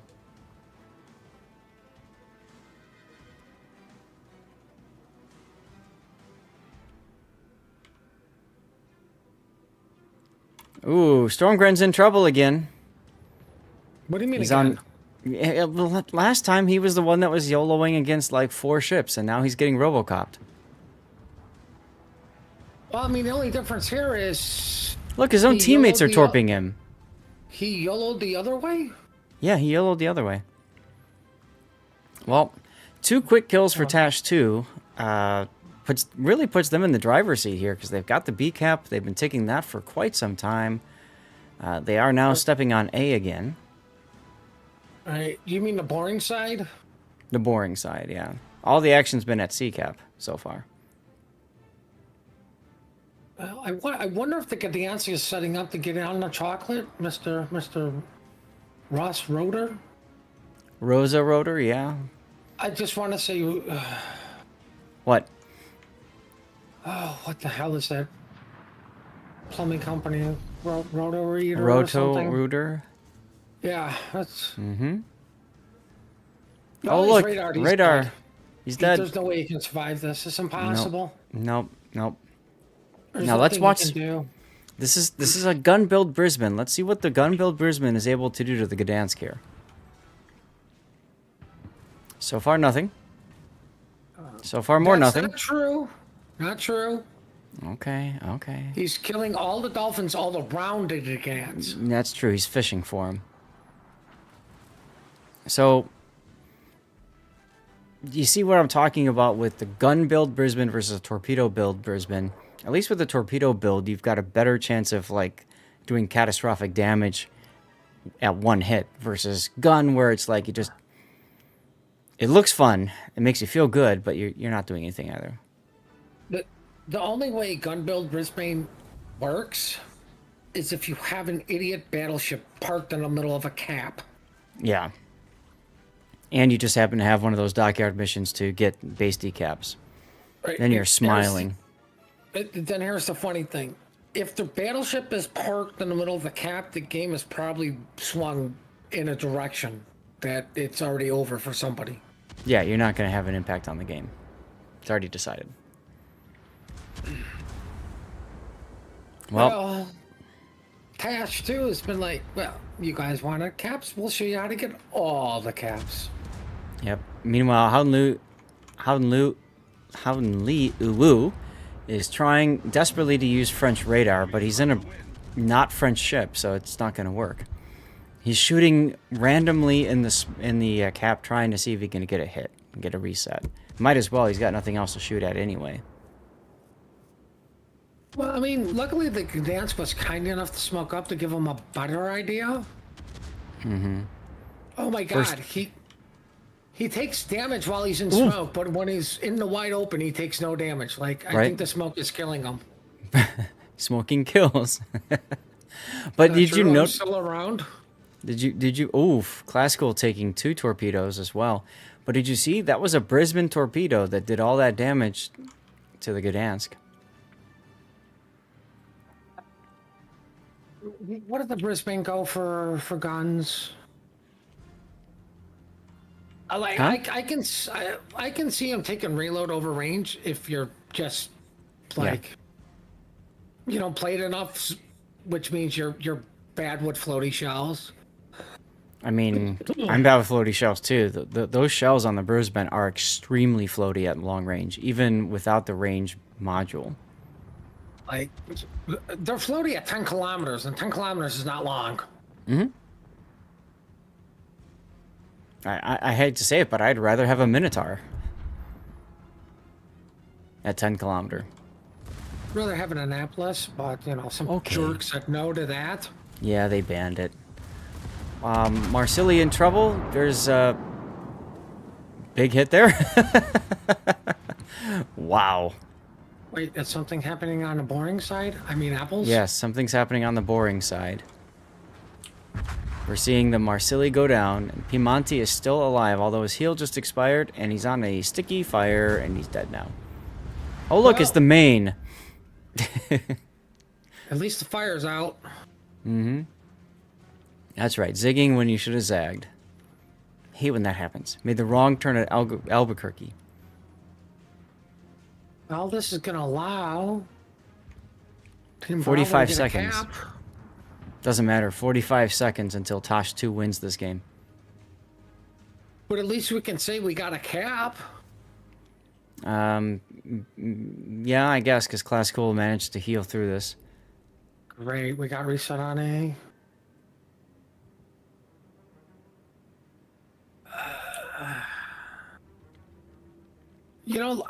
Like you say, it is interesting that Tash 2 went and got bacon right away. Mm-hmm. And literally it's been theirs the entire game. Yeah, there was no response from DSNF. Like that's like you... Team Alpha wins. You can't just give somebody a free cap with nothing and just let them just take points for free. Mm-hmm. Yep.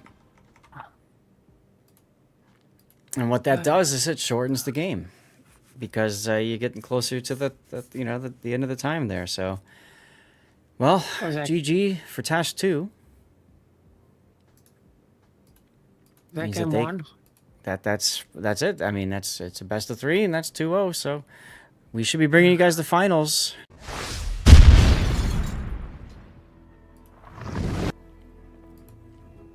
Brought to you by Puddin's Brain still is not working.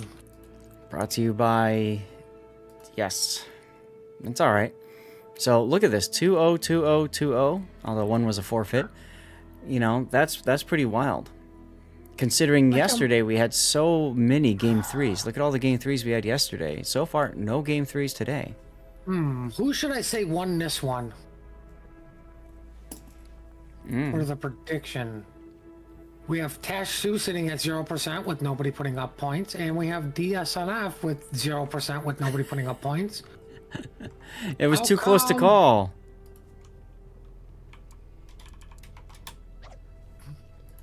It's too close to call. That's what y'all get for not putting points in. Spoiled. Spoiled. I was just gonna spoiled for you all. I was just gonna say, but you just told them who won. Or am I trolling them? Or actually, it would have been funny if nobody voted if you picked the other winner, I was thinking about it. Just to confuse the hell out of the chat. That would have been good. That would have been good. But I mean, they won't know if I'm trolling until after the game. Mm-hmm. Hello, JHL.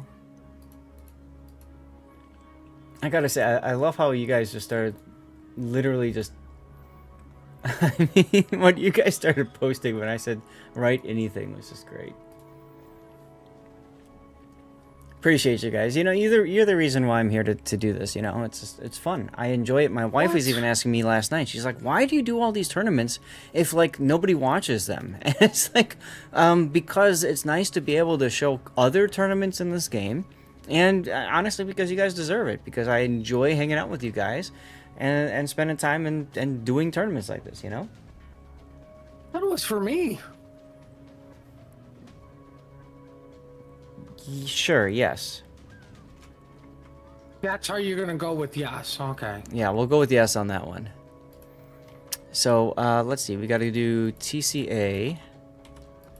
Right. Our final is going to be TCA versus shots. We got to get set up for that.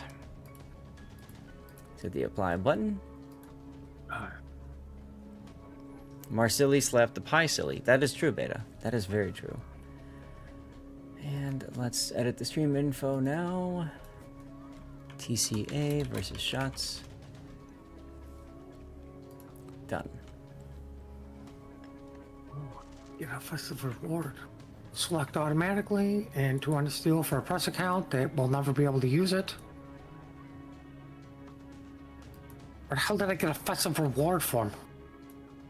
I don't know, because you definitely aren't festive. No.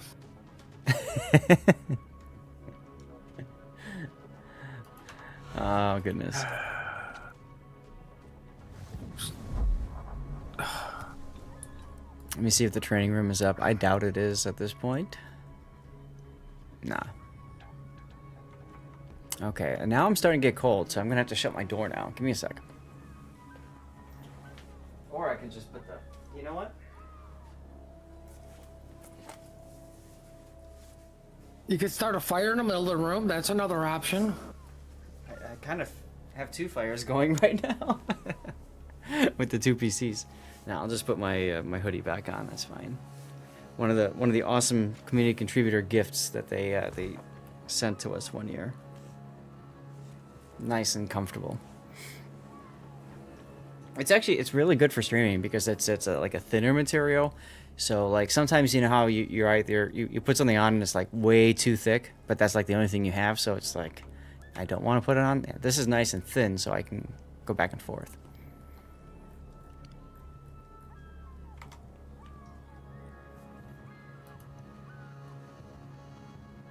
So, are we waiting 40 minutes for this game? Wait, what? The game is scheduled at 1:15. It is currently 12:34. So that will be 40 minutes from now. Are they nuts? I don't know. Like at this point, like even anybody in this tournament, like the sooner we start, the sooner we can all go to bed.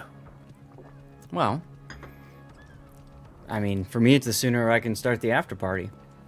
Because guys, that's right, we will be doing an after party when we're done with this game, with this tournament. I mean, we did it yesterday. We went to about 6:30 p.m. So yesterday I opened up some Fabletics clothes because hashtag sponsored, and then we looked at the new hotness, which is Steel Hunters, and we checked that out. You'll see that coming out on YouTube tomorrow. If you missed it and you want to get an idea of what Steel Hunters looks like, not a bad game. It's a wargaming created free to play. I believe it's free to play. PvPvE shooter. Yeah, there you go. You do the desserts. I'll fire the crock pot up. EVP. VE. Sounds like Titanfall. That's what a lot of people said when they saw it and they commented accordingly. Yep. Like I'll be honest with you, I think the original Titanfall was a pretty good game. I liked, like, you know, considering we 40 freaking minutes to kill. Like, you know, at the time, like, what was everybody getting? Call of Duty and Battlefield, right? That had a campaign that literally nobody cared about, but everybody played it, right? But nobody cared about it. Like, it was all about multiplayer. And Right. Titanfall was like, we're going to put the story in the multiplayer. You know, two birds, one stone. Like, why are you fighting on this map? Here you go. That's kind of cool. So yeah, we checked that out yesterday. So today for the after party, we could go back and do some more of that, or we could do some World of Warships. I'm happy with either. If we do warships, a lot of choices, right? We could do I could do randoms, but I feel like there's so many other things that we could do better. But anyway, we could do randoms. We could do ranked. We could do I think there's Asymmetric.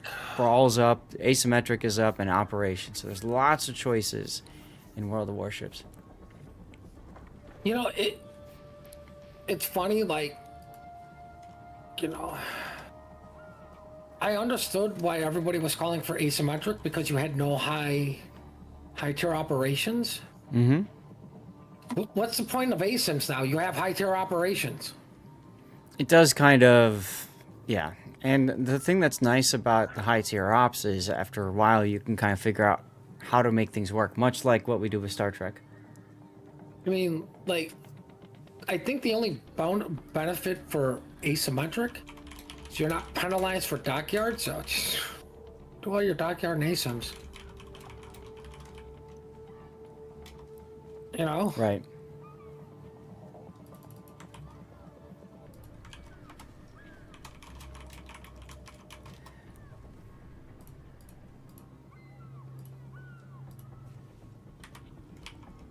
You know what you could do? You could do Sound's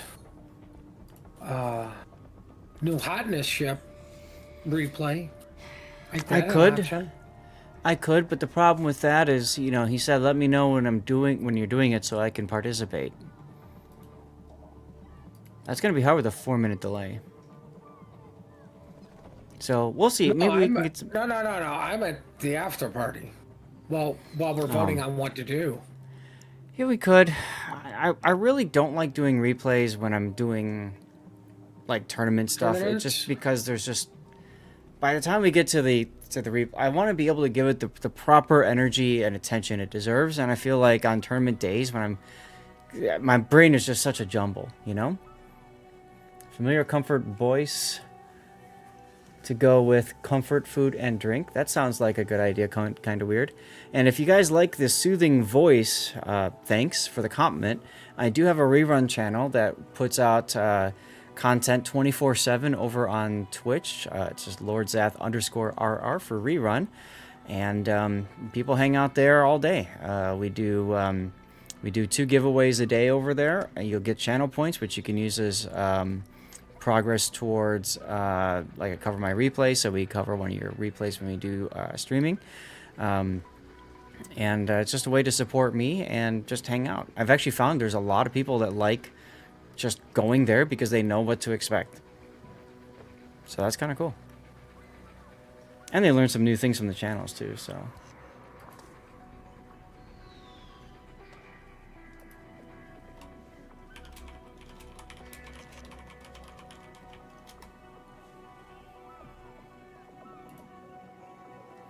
yeah, King Cobra, you guys got third place. Congratulations.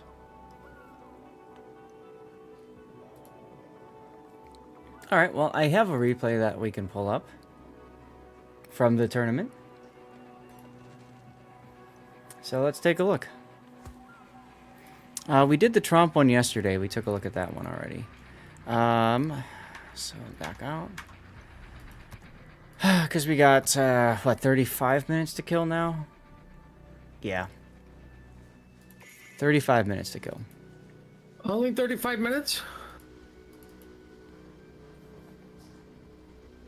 35 minutes.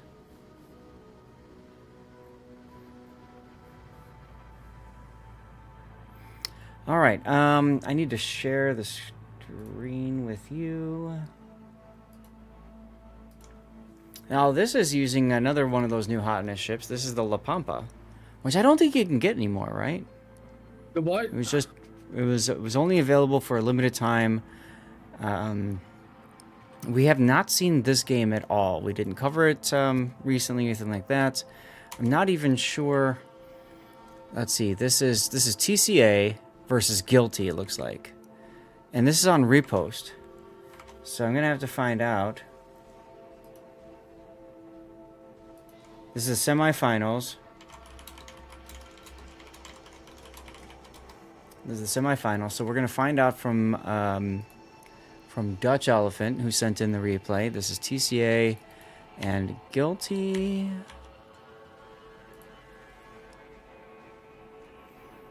Not sure if it was game 1 or whatever. Let's wait till I hear back from him on that. Sea Bear, thanks for checking on the brig, and thanks for tuning in.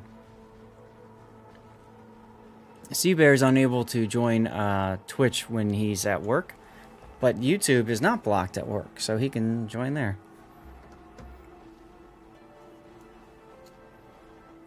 This is the third game, so this is the deciding game. Okay, so that means score is 1-1. All right, let's take a look at this game then.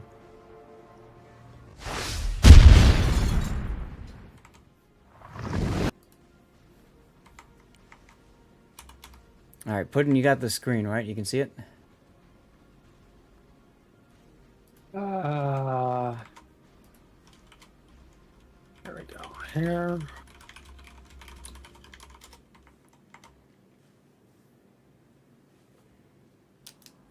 So this is game 3 of Guilty and TCA and Guilty.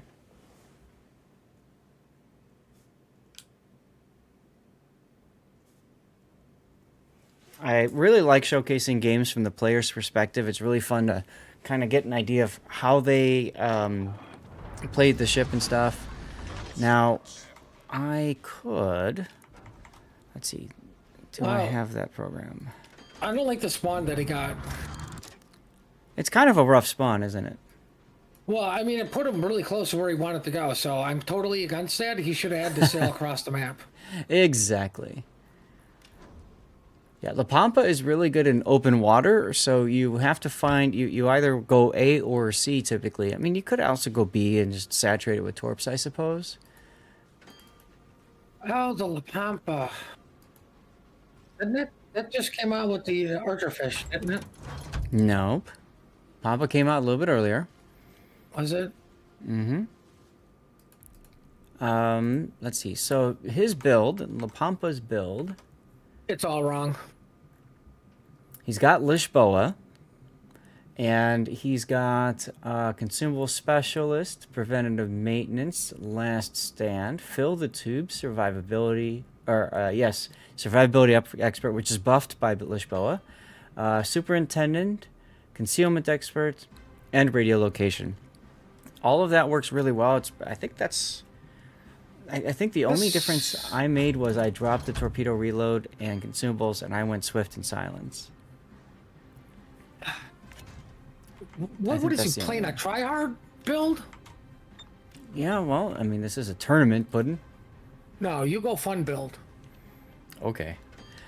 So, a couple of things you'll note. One is if you look at the mini-map, you see how it says RPF whatever?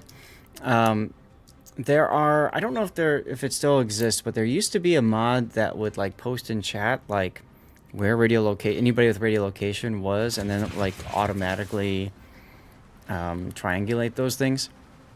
But I'm pretty sure that that's just the player setting which way radiolocation is pointing.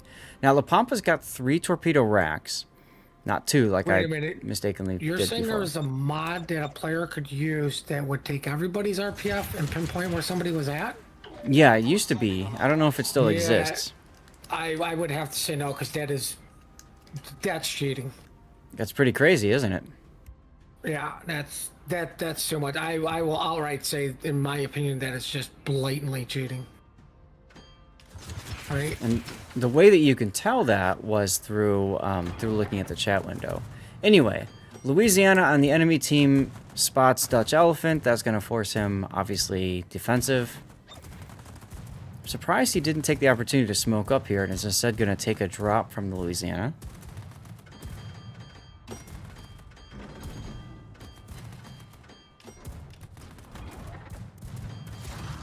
Well, more Also- importantly, like that's killing his F button. Mm-hmm. Like just all that gain is just gone. So the way the F key works on this particular ship is you have to be not spotted. So for every 10 consecutive seconds you are unspotted, your F button goes up by 5%. You hit a ship with a torpedo, your F button goes up by 25%. Smoke generator started. Now you're smoking. For your Napoli friend, probably? I hope so. I mean, thank God he's not slowing down. And that's why I like having the Swift and Silence, because you're not going to win a gunfight in this thing. It's only got the 2 guns on the bow, and I believe they're Jutland guns, so, you know, pretty meh there. So when you're not detected, you're faster, and since you don't have engine boost, that comes in handy.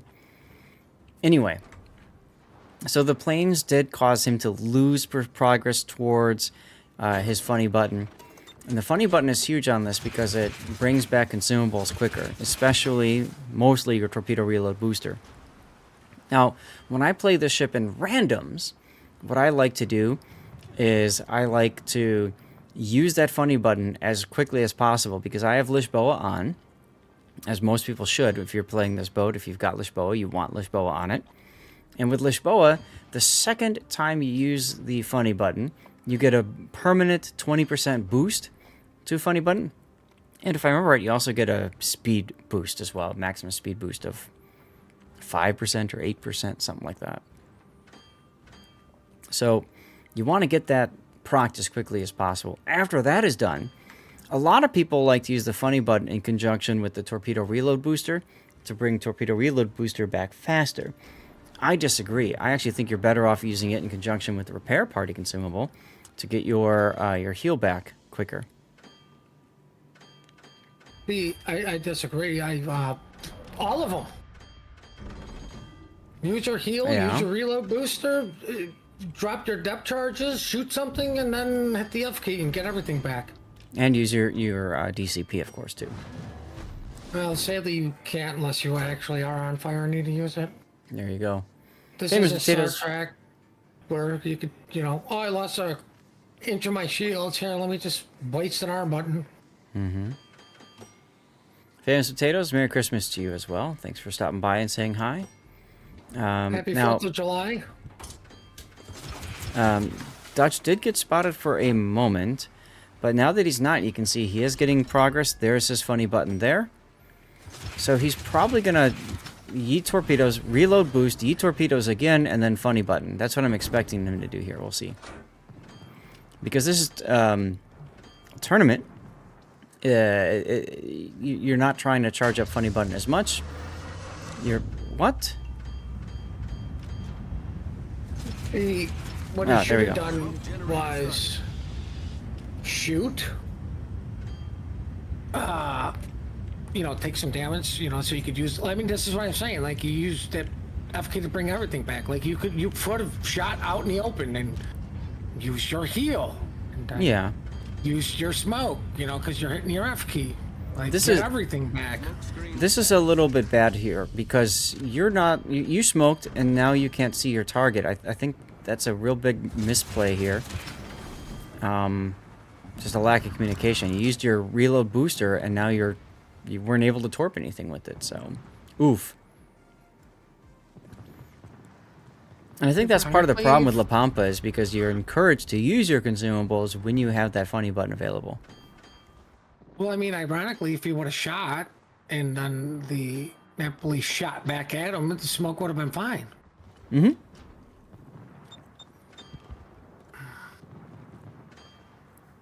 So, first funny button used. Bit of a waste, but whatever. You're going to get your consumable, your torp reload booster back sooner anyway.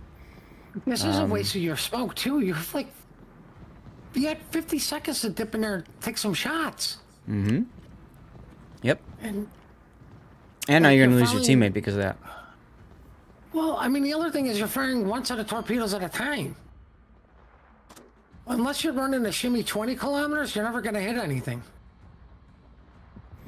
I found with this ship, it's about saturating an area with so many torpedoes they're just undodgeable. So yes, like just dump them all out.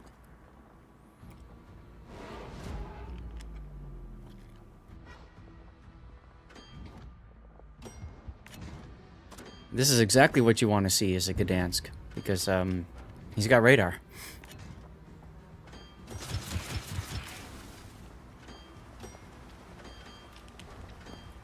Now, the switching back and forth between guns and torps, I always talk about this. If somebody's using priority target, then you just told them you torped him. Because it goes from 1 to 0 to 1. Fortunately, you guys are winning on the other side of the map. Bunch of jerks winning on the other side of the map. Mm-hmm. There you go. Now you shot, so they know definitely that you're there, and they know that, you know, they can radar if you try to smoke. This is the part where you want to have your funny button available, once the heal expires. Like, as soon as you go dark, they're just going to radar. That's what I mean, right. So, I think it was more important to just get away. Mm-hmm. Problem solved, sir. Problem solved, sir, so you know you're going to immediately have something broken. Oh, both teams took You mean, Louisiana, that's cute. Like a steering? Mm-hmm. Or maybe even his life? Man, you got lucky. No fires. All your torp troops are stunned right now. That's unfortunate. So, we used our reload booster on a smoke that we didn't even use. Yep. Ah, So this is the second case where that reload booster and the real threat of those torpedoes hasn't been properly utilized. And remember, these are press accounts. Dutch might not have the ship on his main account, so you might not have experience with it. Torpedoes to port. Nice job smoking behind the Louisiana, by the way. Hopefully he's going to back into it. Smoke screen set. I'm going to laugh if the Louisiana shoots. What's up, Sukenzi? But at this point, you got no choice but to just run. You got to wait for that heal. But I mean, this Yep. is what I mean. Like, you use all your consumables and then you hit your F button. Mm-hmm. Right? Like, you're talking 3 minutes for your smoke, a week and a half for your torp tubes, 5 days for your freaking heal. Yep. Now, like I said, in a competitive environment, to me, it's more about get the torpedoes out. And so, like, I'm not so worried about, at least early on, I'm not as worried about, like, trying to have all the consumables available. Because, frankly, in a competitive environment, a lot of times that doesn't matter, right? The enemy team has enough firepower to back up their teammates and yada, yada, yada. Well, C-Cap suddenly isn't looking so good. Your Loria and Condi have been kind of stopped. And somebody was asking earlier on YouTube Vertical, why is Annapolis banned? You've probably noticed what's been happening on the other team, on the other side of the map, I should say. The Annapolis is still healthy and grabbing C-Cap. Hi, Invictus. Why is the Annapolis banned? Well, that's actually a really easy question to answer. Why do you limit to Akande, Annapolis, or whatever the other ship is for clan battles this season? Right? Why is Nevsky banned? Like, it's one of the ships you will put into smoke.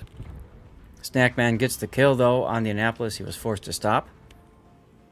Snackman, I know that name. Mm-hmm. He used to play for that team. That was really good back in the day. Yeah, I think it was Ban CV. I think it was OG TWA. Or maybe it was 3X. I don't know about 3X. No, they look like... No, that's right. These are the people that had, like, a soccer jersey. Torpedoes to starboard. Penta? Maybe? I don't know. Too many letters. Too many name changes. I mean, at least the Omni had like one name, Omni. That's right.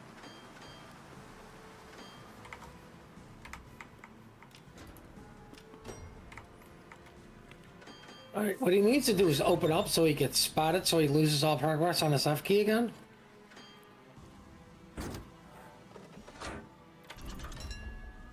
And there's the F key. Good thing that you... What? Okay, you used it now so you got your smoke back sooner. Okay. There's only 3 opponents now, so... Alright.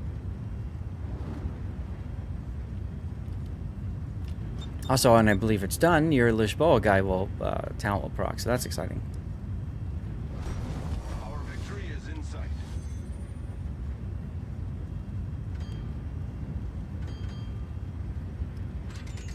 People left you.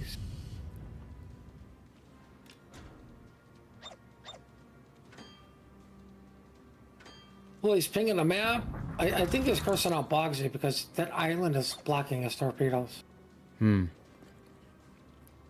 If there's ever an island in your way, it was Bogsy put it there. I don't know that I like you being so far forward here. This is very aggressive. I think you'd be better off being behind this island, especially, because, you know, Our team has taken the lead. scary positioning is scary. But room will open up in some minutes. That's nice. Smoke so you don't get bombed and spotted. That's good. Well, I mean, at least he did the smoke from the planes correct this time. As he pops out for a sec. Oops. Well, Green set. I kind of don't mind him moving up a little bit just to make that smoke a little bit bigger. Yeah, right. But, you know, what you try to do is you try to keep it so that your smoke, your speed is under 12 as your smoke screen is deploying. Well, Louisiana got bored. I think you should have just reversed and stayed in that smoke and tell one of your teammates to go spot so you can start farming. I mean, at this point, probably the best thing to do. And there's your final torpedo reload booster. Now you shoot? I'm Okay. confused. I mean, the last thing I'd want to do is take the chance of getting spotted to let the Louisiana know. I definitely Yep. sent torpedoes. Yup.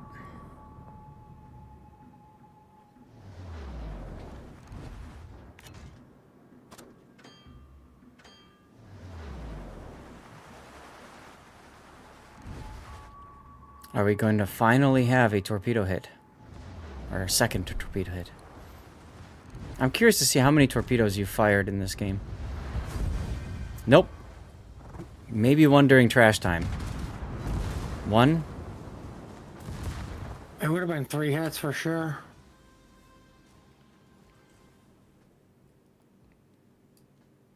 So, 2 torpedo hits. Should have built in the guns. 130 torpedoes launched. But 130. Wow. Well, congratulations on the win. I mean, that was a close game. That could have really fallen apart for you guys. And it's nice to see it from the player's perspective as well. He still isn't. Yeah, so DJ, those are all jokes. that's us joking about the fact that they're all in the different clans. But thanks for clarifying anyway. We have a CC container giveaway, guys. This is with a 4-minute delay, and you have 5 minutes to enter, which means you have 1 minute now to enter. Gotta hurry. It's on Twitch only, so if you're on YouTube, get on your Twitch, and make sure you're following the channel and you write something. In the meantime, let's see what's going on here. We have 15 minutes until our scheduled match. So I don't know that we have enough time. What? Is it TCA versus shots? Yeah. I'm gonna go waiting around. Yeah, it's CCA versus shots, and I accidentally hit the wrong button. All right, so let's get out of this.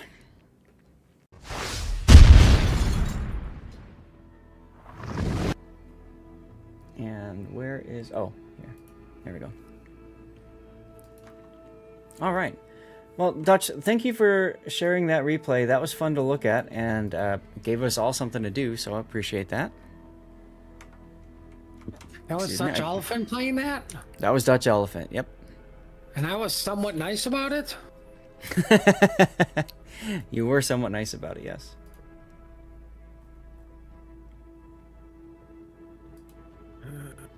What did you say? We had 15 minutes?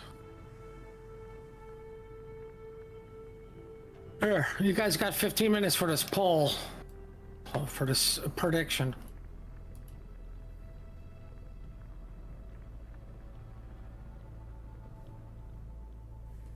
Okay.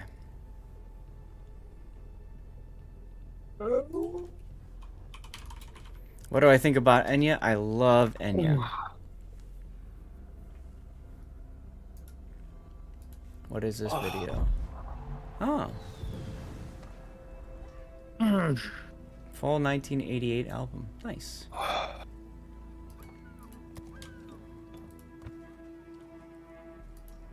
All right. Final room is open.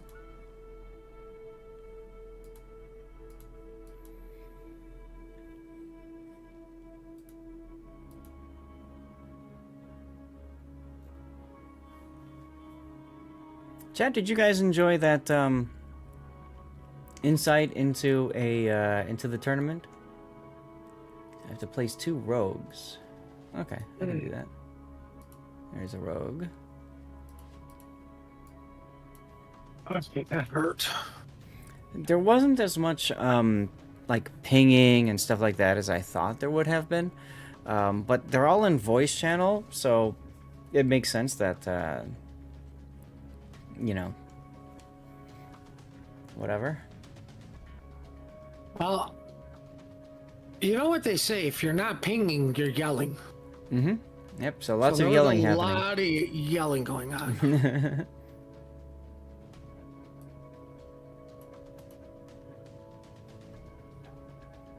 Oh, wait, that yelling I hear is Chaos Machine and his 14 cups of coffee. My God, that guy's got such energy. I don't know how his heart hasn't exploded yet.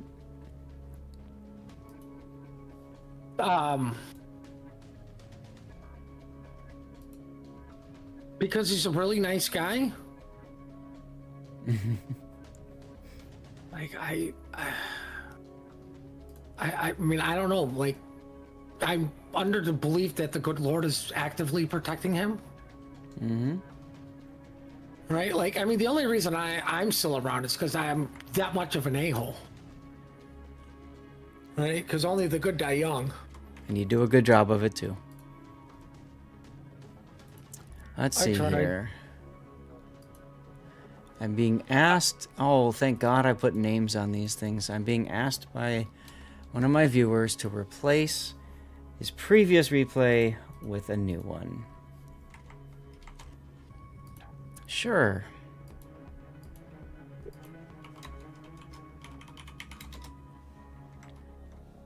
So tomorrow, guys, will be... What? Where'd it go? Did I just place it in here? What?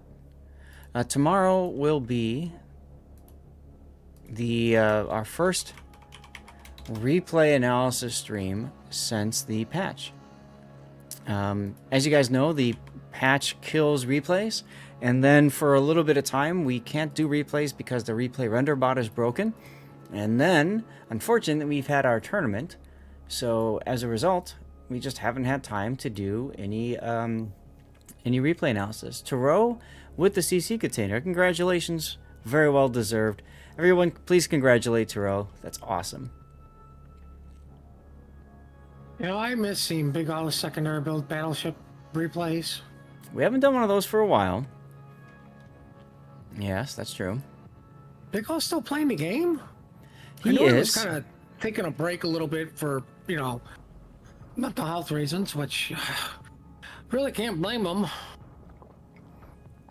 Well, he got a new job, and that job obviously impacts his ability to play. And I believe he had an issue with his PC as well. So he had to change things around there. That's fine. Well, I'm glad I got a job and got out of the house because I think it was actively detrimental to him. Mm-hmm. Quick nap before finals. Yeah, lucky you guys. What are naps? I could use a nap. I have a hammock. I can actually the one of the no the PCs I don't think are in the way. I think I can still put the hammock down. No, don't make me use more channel points for you to sit. There are no channel points for you to sleep.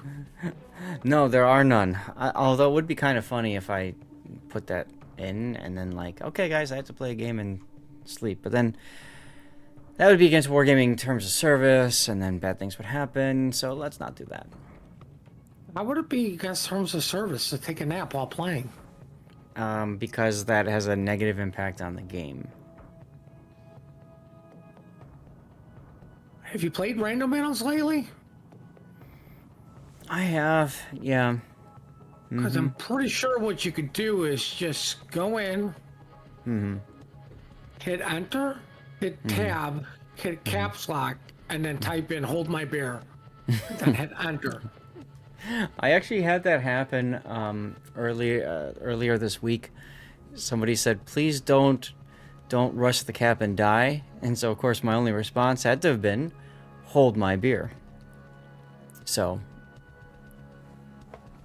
you know. Unfortunately, I was playing a test chip, so I can't say anything else about that game. I can't remember what app it was. But I threatened Zelda with, "Don't make me bring my Cleveland and carry all of you to a victory in this app." Okay. Right? And then she's, "Put your money where your mouth is." Okay. Right? And the first thing I typed in chat for all those guys, like, you know, of course, we're all there. "Hold my beer, stay away from my cigarettes." And then proceeded to carry everybody in a Cleveland. Mm-hmm. So that's my Congrats. saying now is, hold my beer, stay away from my smokes. Got it. We are being offered to start early. What? No, that's gonna interrupt nap time. That also impacts my commercial break timing. So let me get that done right now. I better put LOL on there so you know I'm joking. And G-Stir, thank you very much. I think it looks like you just subbed. Yep. Thank you very much for the sub over on Twitch. Appreciate you. We're still waiting on a couple of other casters, I think. No offense, what were they casting that they're not here? Well, they could have been doing what I was doing and looking at a replay, for example.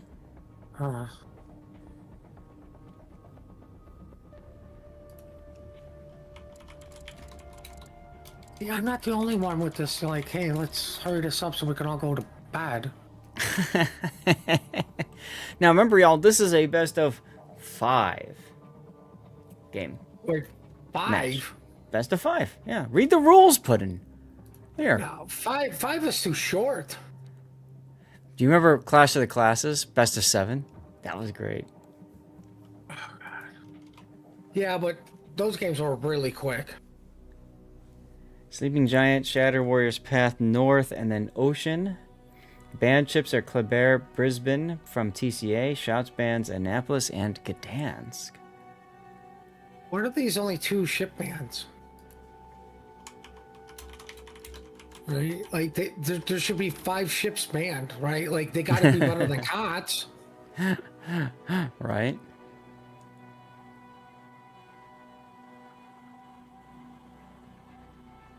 Oh, I have the wrong setup still. Sorry, guys, I didn't even notice this.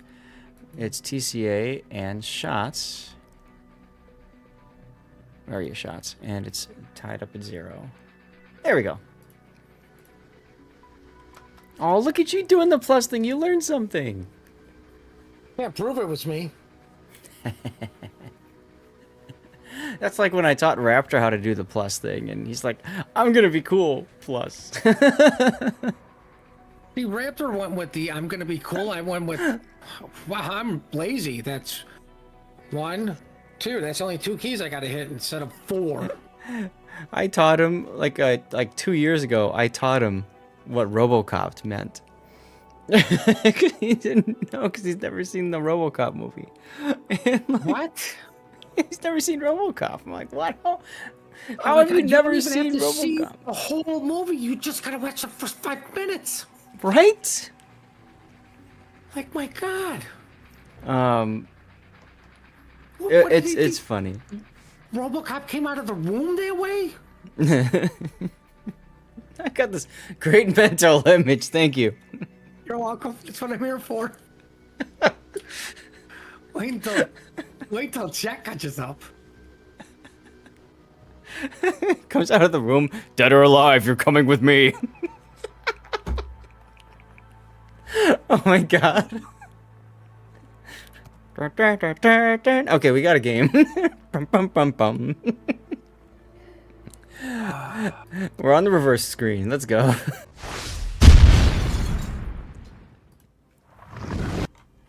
All right, welcome everybody to game 1 of our best of 5 match here at the end of the Enterprise H tournament. That's right, ladies and gentlemen. They use the letters to delineate the number of tournaments. So instead of like COTS 17 recently, it's now Enterprise 8th. So it's the 8th iteration of the Enterprise tournament. We are looking at the north spawn here, which is Shots. And Shots as a Lucian with that's got to be one of the wrongs as commander. We've got Slipways over here in a Gearing that's Cots build. English Gent is in a Smallland with Jersey Mike. Reserve 5 in a unique upgrade Des Moines with one of the Does or Halsey.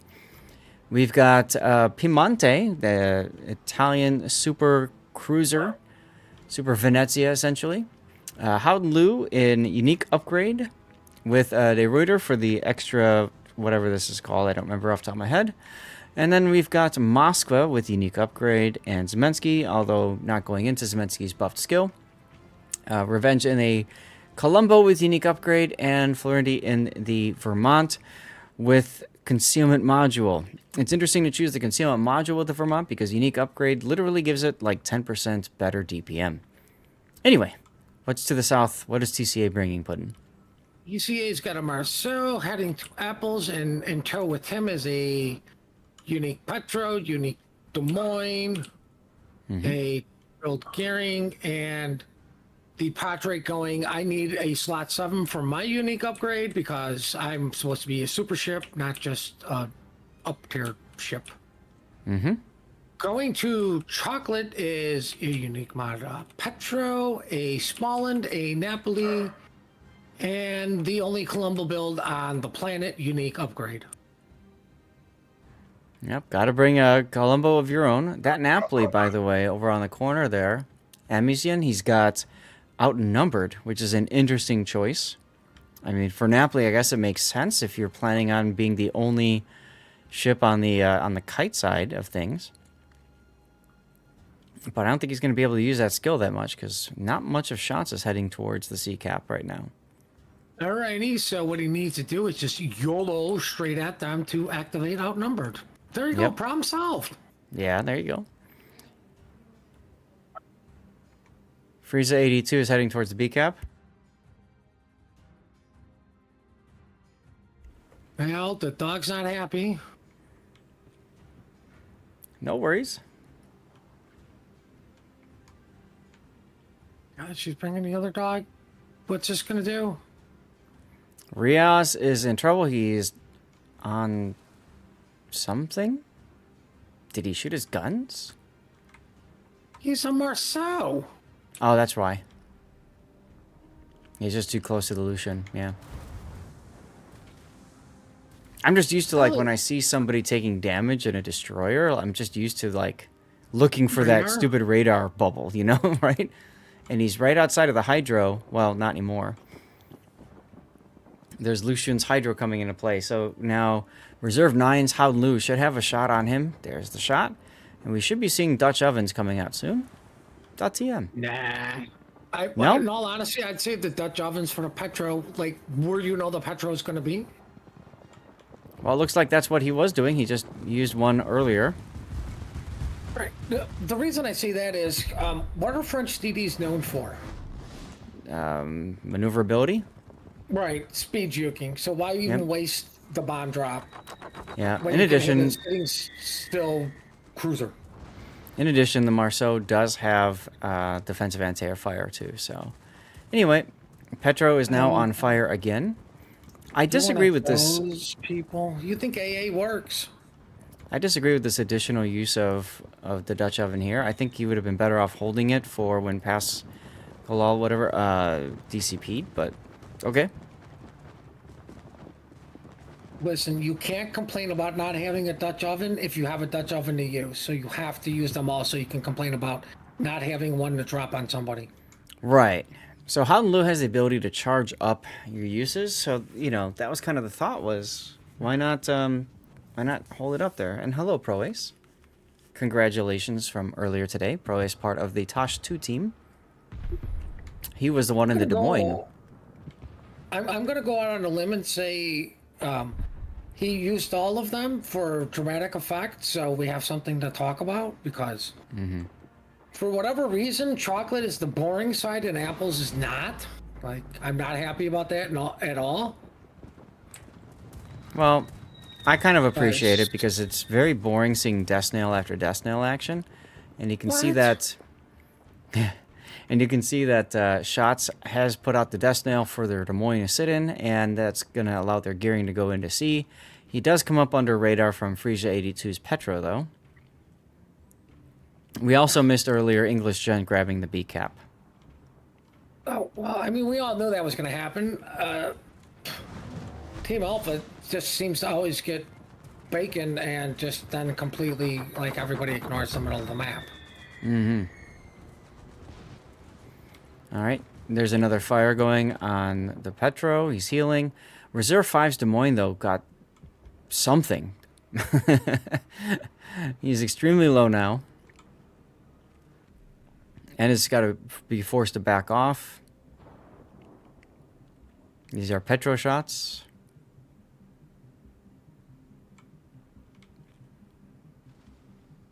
This could be bad if they lose that Des Moines over there. Well, you can see about the small end here, trying to stay close enough to keep this Des Moines spotted. Ironically enough, Reserve 5 overturns and shows his flat rear to Frisia 82's Petro. The Des Moines has a flat box armor at the rear, so you have to be careful not to show that flat butt to anything that's shooting AP at you, because you will be citadeled from that. Slipway's trying to put smoke up, but this guy is the one that's spotting the Des Moines. So this smoke, I don't think has the time to get there. Well, it's a matter of when does Colombo can get out from behind this island. Yeah, I don't know why Dutch kind of decided to go behind the island when he's got a beautiful shot of a Des Moines. He did use his plane earlier, and that's probably what smacked Reserve 5 earlier, now that I'm looking at it.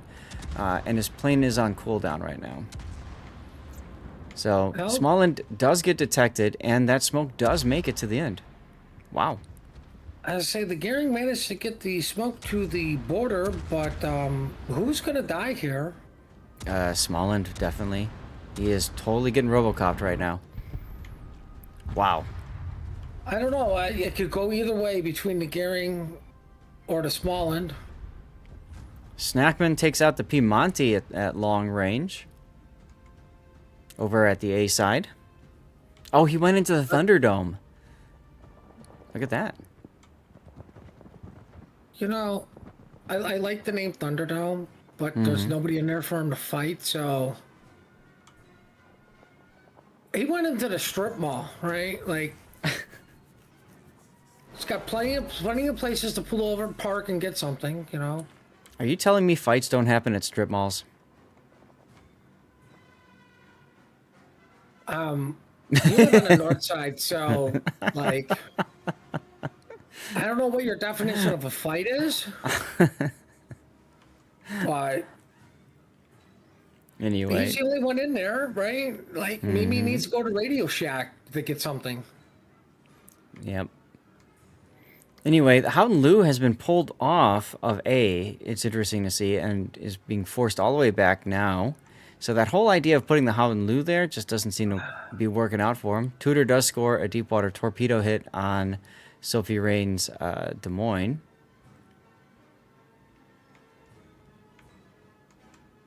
I mean, the caps have flipped. The Colombo's running. You got a Patre in the strip mall. All by himself. Still waiting for his friends so they can start the fight. And see, the nice thing about that for him is he's not detected, and he's able to shoot out of there for free.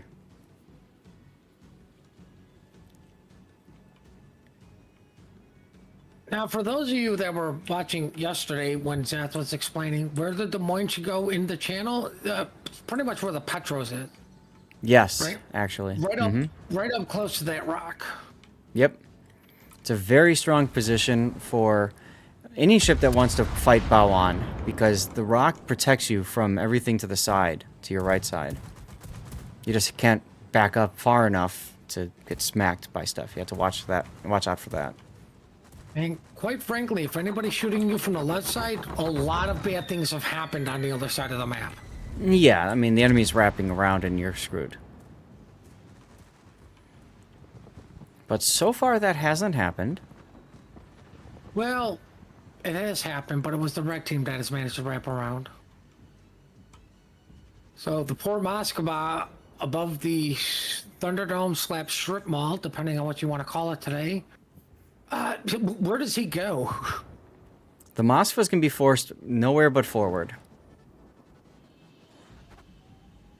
Well, Or I he mean, could just sit does there have and a- die, too, if he wants. I mean, he's on But- double fire? Triple fire? I mean, and there flip. is that option.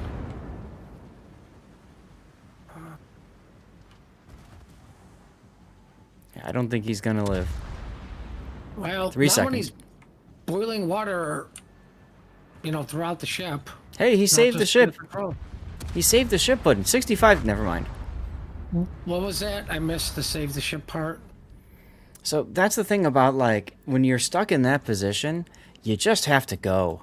Because you might get lucky and take somebody out with you, but otherwise you just sit there and die. It just feels bad. Maybe that's what he was told. I mean, that's why I tell my Mod Squad player, enjoy dying here.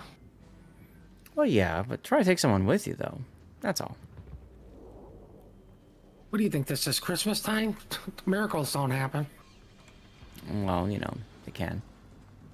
No. Speaking of miracles, we've got Smolin shooting at Marceau. Here it comes. I was waiting for Florindi's Vermont salvo. Let's see what happens here. Oh, look, they missed. How did the Vermont miss? He guessed that Reyes was going to turn right, and Reyes turned left. Oh, because he shot a French DD. That makes sense. Yeah, because he shot a French DD. I Hello, always Demeter. shoot French DDs when they have their speed boost going in my Vermont, so I have 40 seconds to think about what a dumb decision that was. Well, Dutch Elephant choosing to advance now. He's not happy on this side. He wants to make a play. Gearing torpedoes have gone by, so he knows he's safe from gearing. Well, what you mean by he wants to make a play, he's kind of turning like he wants to kite. Mm-hmm. He spent a long... Okay. Like, before he was back here behind this island, and now he was coming in front. So he must have gone behind this island, come out, gone behind, and then like this or something. Well, I mean, thank God that Des Moines recognized when to use AP and when to switch to HE. Mm-hmm. Yep. Dutch has coughed up a lot of hit points, but it hasn't really mattered because this team is winning on the other side. As Sophie Rain takes a Lucian torpedo. Looks like Revenge might have hit him too. Gonna have to have a long talk with Sophie about eating metal torps or fishes. Cthulhu, welcome in. Thanks for raiding on in, and hope you're enjoying the. Hope you will enjoy the tournament.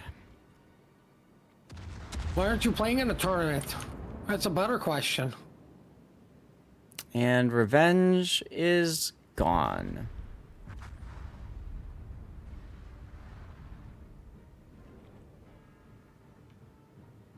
And with that, I don't see a real easy way back in for team shots.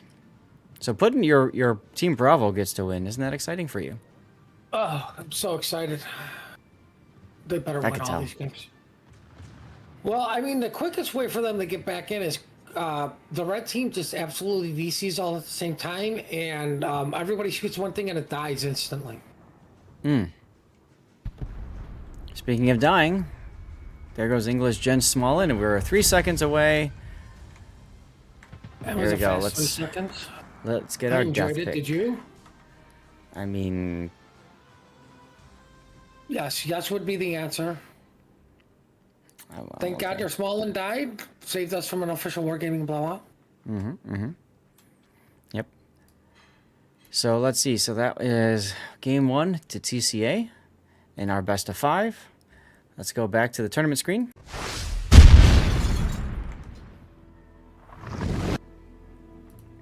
Oh, And I'm hungry again. Why am I hungry? I just had a snack like an hour ago. Why am I hungry it again? was like an hour ago. I know. All right, I'll eat another one. We're switching sides. It was like another quick pee break. I should probably run a commercial break as well. Cthulhu has to raid and run. See, that's why he's not in the tournament, because he's got to raid and run.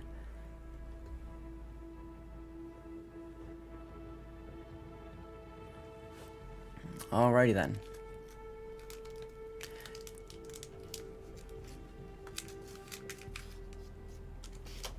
I should write down this game. So TCA, right? Yeah, TCA for shots.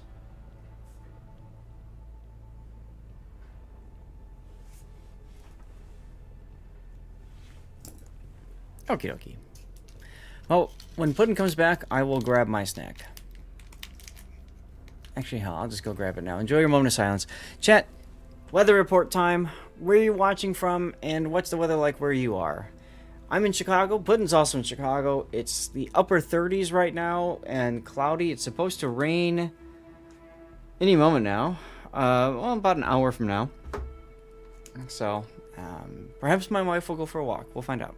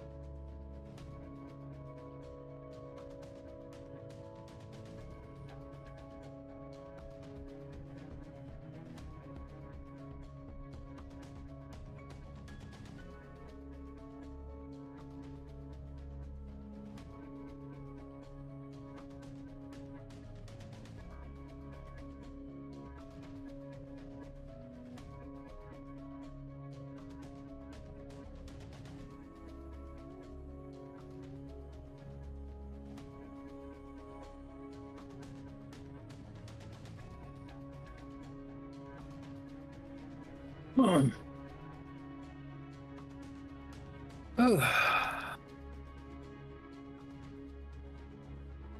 Welcome back. Who else is streaming this? Wargaming, please nerf Colbert and Shremy.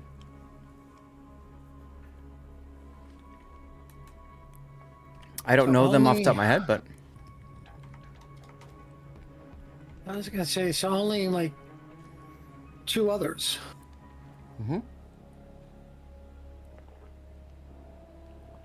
now if you guys do want to participate in this tournament in the future, if you think it looks like a fun tournament to do, I highly recommend you look into it. It is a nice tournament. I love the concept behind the 3 teams of 3 joining and then forming 6 and then 9 and basically forming Voltron. The easiest way to do that is to get into their Discord, and you can see their Discord server link is right here under registration information. So you can get in the Discord, be warned about the future tournaments. Also, speaking of which, on my Discord, I have a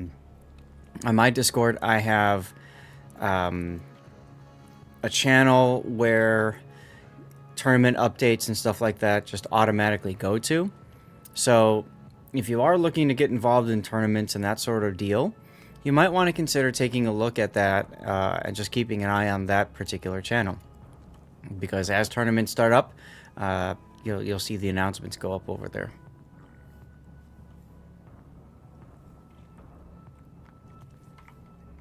And let's see. Beyond that, both teams are here. They haven't completely readied up yet. Soon.tm. Let's talk about the teams.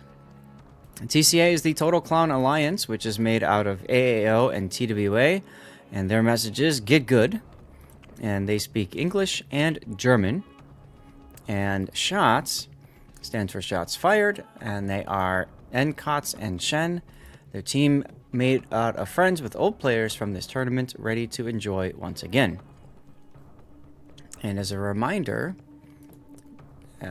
what's at stake is essentially 2 super containers per person. And of course, the respect.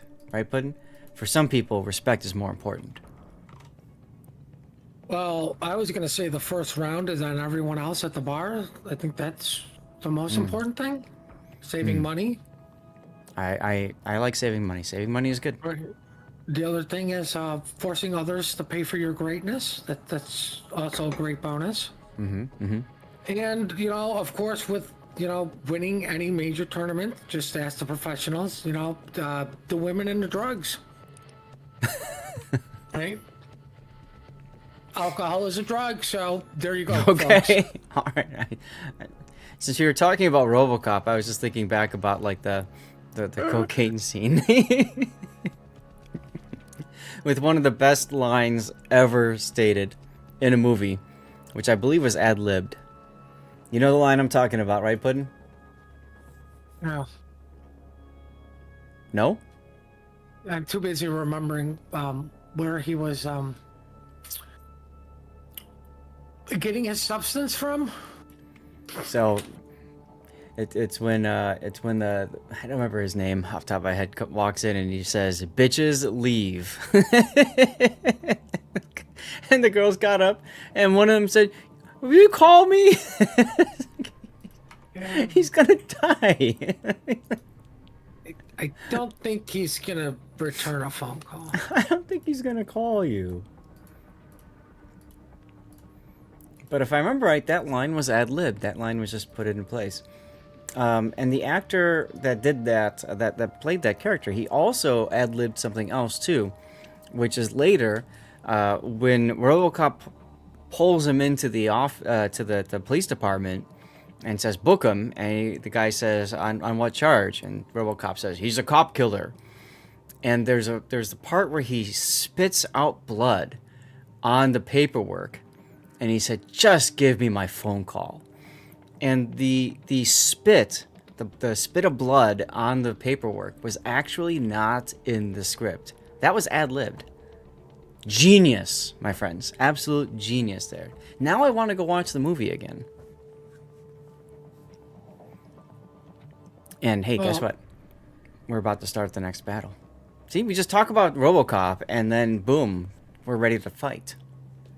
You see how that works, Puddin'?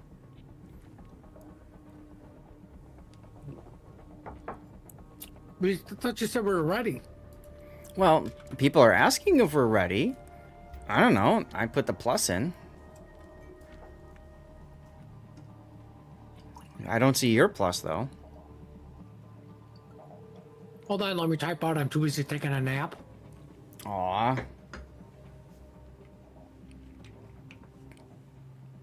I like how they're asking if everybody's ready, and we haven't heard from anybody from TCA yet. I'm going by clan battle rules. All your ships are ready. Mm-hmm. It's go time. I mean, we've done that enough times in clan battles where we're like, all right, everybody go take a break, go to the bathroom, and somebody walks away with their game readied up still. And they come back. Oh, you guys started already. Yeah, you were ready. Oh, I went and hit the bathroom. That's why I make everybody unready their ship. Yep. Oh, look whose ship's not readied.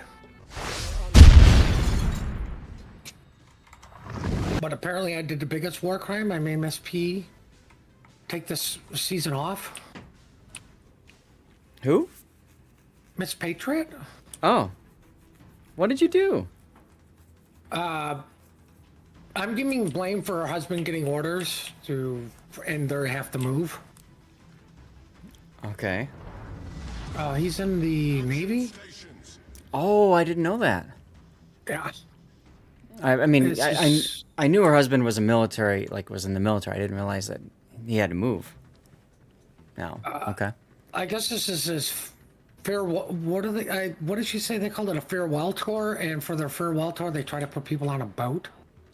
That makes sense. I just Anyways. looked at her and said, "You're gonna let him touch a U.S. boat? Do you know what happens when people touch U.S. boats?"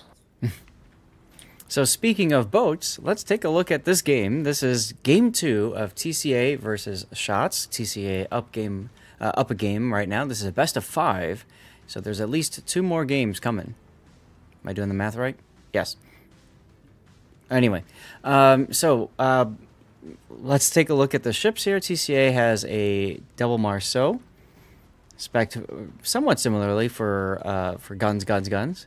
We got a Des Moines with unique upgrade, a Petropavlovsk with unique upgrade. Dutch Elephant is now in a full secondary build Libertad. El Stackman in a full secondary Schlieffen with Lutyens. I hate that the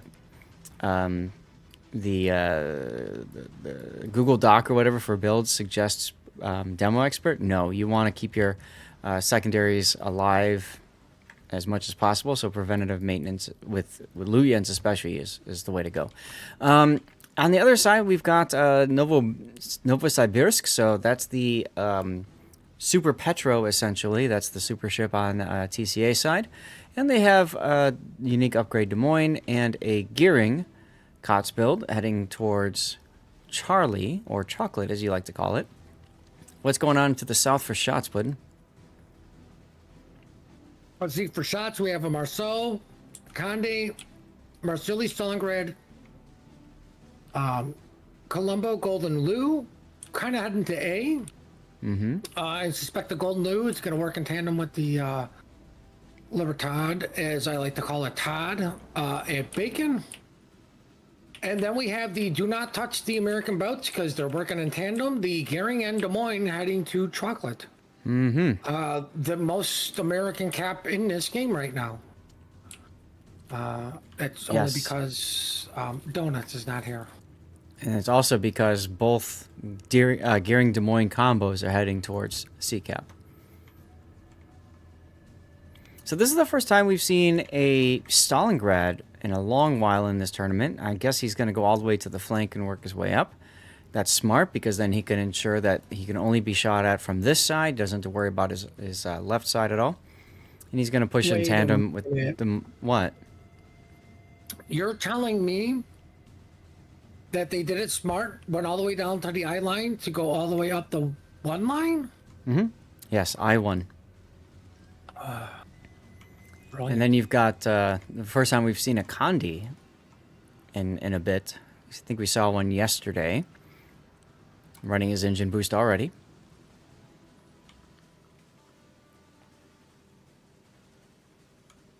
So yeah, we're going to see just kind of Teams jockey for position early on. You can see that TCA is putting their ships in the middle, roughly 1 grid square apart, and in position to flex and move as necessary.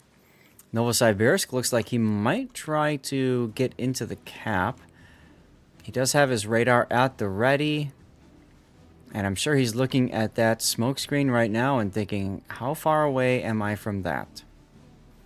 Trying to figure out, does he have the range to catch whatever's in there? I think they made a mod for that. Do they have a mod for that? Yeah. For radar ranges, yeah. No, I mean, it shows on the mini-map, sure. But I mean, like... No, what you actually have to do, like, I'll joke. Hey, hit the key to bring up the map and then hold Alt and it will show you in that view. Oh, yeah, look at that. That's neat. Look at all those circles. Knowing is half the battles, ladies and gentlemen, and small children of the circus size. So, Frieza's radar comes up empty. Sophie Rain dodges torpedoes. Now, Reserve 5's radar does not come up empty. He catches Rias's Marceau and also Neo Aero's gearing. Now, the problem with that is once this radar expires, Sophie Rain's going to get in here. He's just going to just chill behind this island. And then as soon as this radar goes down, he's going to pop his own radar. Is that how that's going to work? Most likely. That's my prediction. But, streamer, you're wrong. It's going to happen. Don't worry. Well, I mean, the only question right now is, are they going to catch anybody? Because, the answer would be yes, because they are actively leaving, though. Yep. Well, because they knew that was happening, see? They predicted, and they're leaving. They predicted, you say? Yep. Are you sure you're not spying for them? Yeah. Hello, I mean, Cosmos. It is a fairly obvious play, though, too. It is. Now, I thought you said Snackman built his Schlieffen for secondaries. Right? Yeah, why? Because apparently this is a capping Schlieffen, because he got B all He by did? himself. He did. He saw the opportunity to go in and grab it, and he did. So we like to call that the capping build? Ah, gotcha.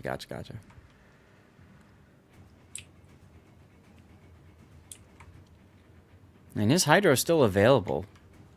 I think what happened is they saw all of the ships over at A, and they figured, okay, they're strong over there, they're weak at C, so we're going to push through B cap, because take advantage of the opportunity, and clean up the backfield.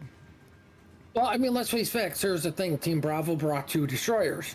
There's a smoke cloud with Des Moines, so I wonder if that's the Marceau. And the Marceau that got spotted at A is clearly the Goering.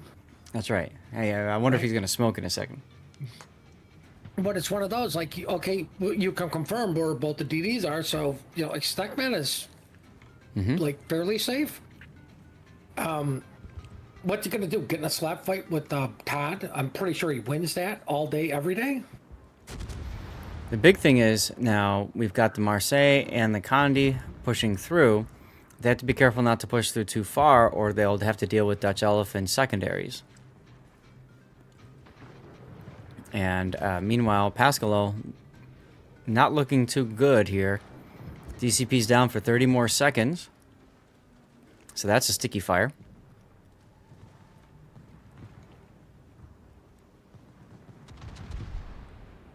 They really don't like Petro. It's almost like you guys should have just banned it if you don't like it that much. Well, they like things even. They dislike other things more. So there you go. We need more bans. It's just that simple. Now I'm surprised to see that they've stopped the Stalingrad so far south here. They've just kind of put him up here, and I kind of feel like he would have been better suited to push through with the others, especially because, hey, you know what? He might have been able to use his radar to catch the Marceau, for example. And just, get some shots downrange onto whatever. Well, I'm pretty sure he's afraid to move up because there's nothing for him to use his defensive AA fire on. Well, that's a possibility too. But it's not like you have 4 ships in front of you. Right. Like- I mean, that's what I mean. Why is he playing safety right now or goalie? Like, he's not doing anything for his team. It's either that or he may be stuck. Oh, you know what? He could be underwater featured. I wouldn't say underwater feature. I think the island is grabbing out to him. The island is lonely. Like, everybody just blew right by it. And he's like, no. Listen here, Stalingrad. You're not going anywhere. I'm lonely. Build me a McDonald's now. Fair enough. He's got plenty of time. Like, he's stuck. Yeah, but like, you know, here's where like if he was moving up, right, he could take advantage of Dutch Elephant showing side, for example, and whatever. At this point, he's probably cursing that it didn't go range. He's reload. Oof, big hit on the Condi there from Dutch Elephant's Libertad.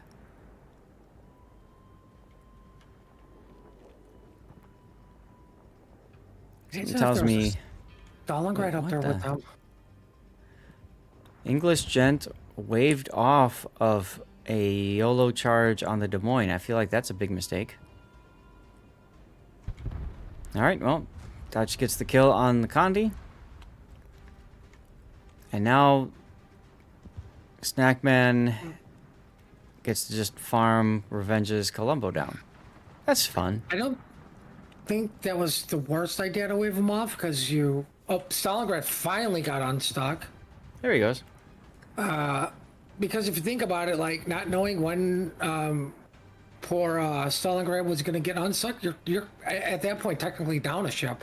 Like, you know, he's nowhere to be seen, heard from. He can't even shoot anything because reload.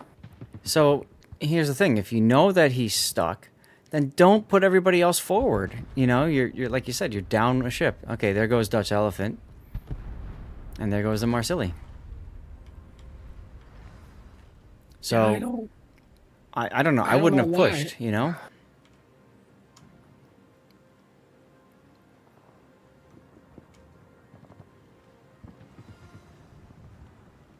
Well, it looks like Schlieffen's winning this fight against the Marceau. Yep. And what I mean by that is the secondaries are just kicking its butt. Huge kill though. Huge kill for shots. They take down the Des Moines, or sorry, not the Des Moines, the Gearing that was scouting for the Des Moines. So that means TCA is going to be left without a smoke buddy. Then why don't you just go back to Port Don? Mourn the loss of his Gearing buddy?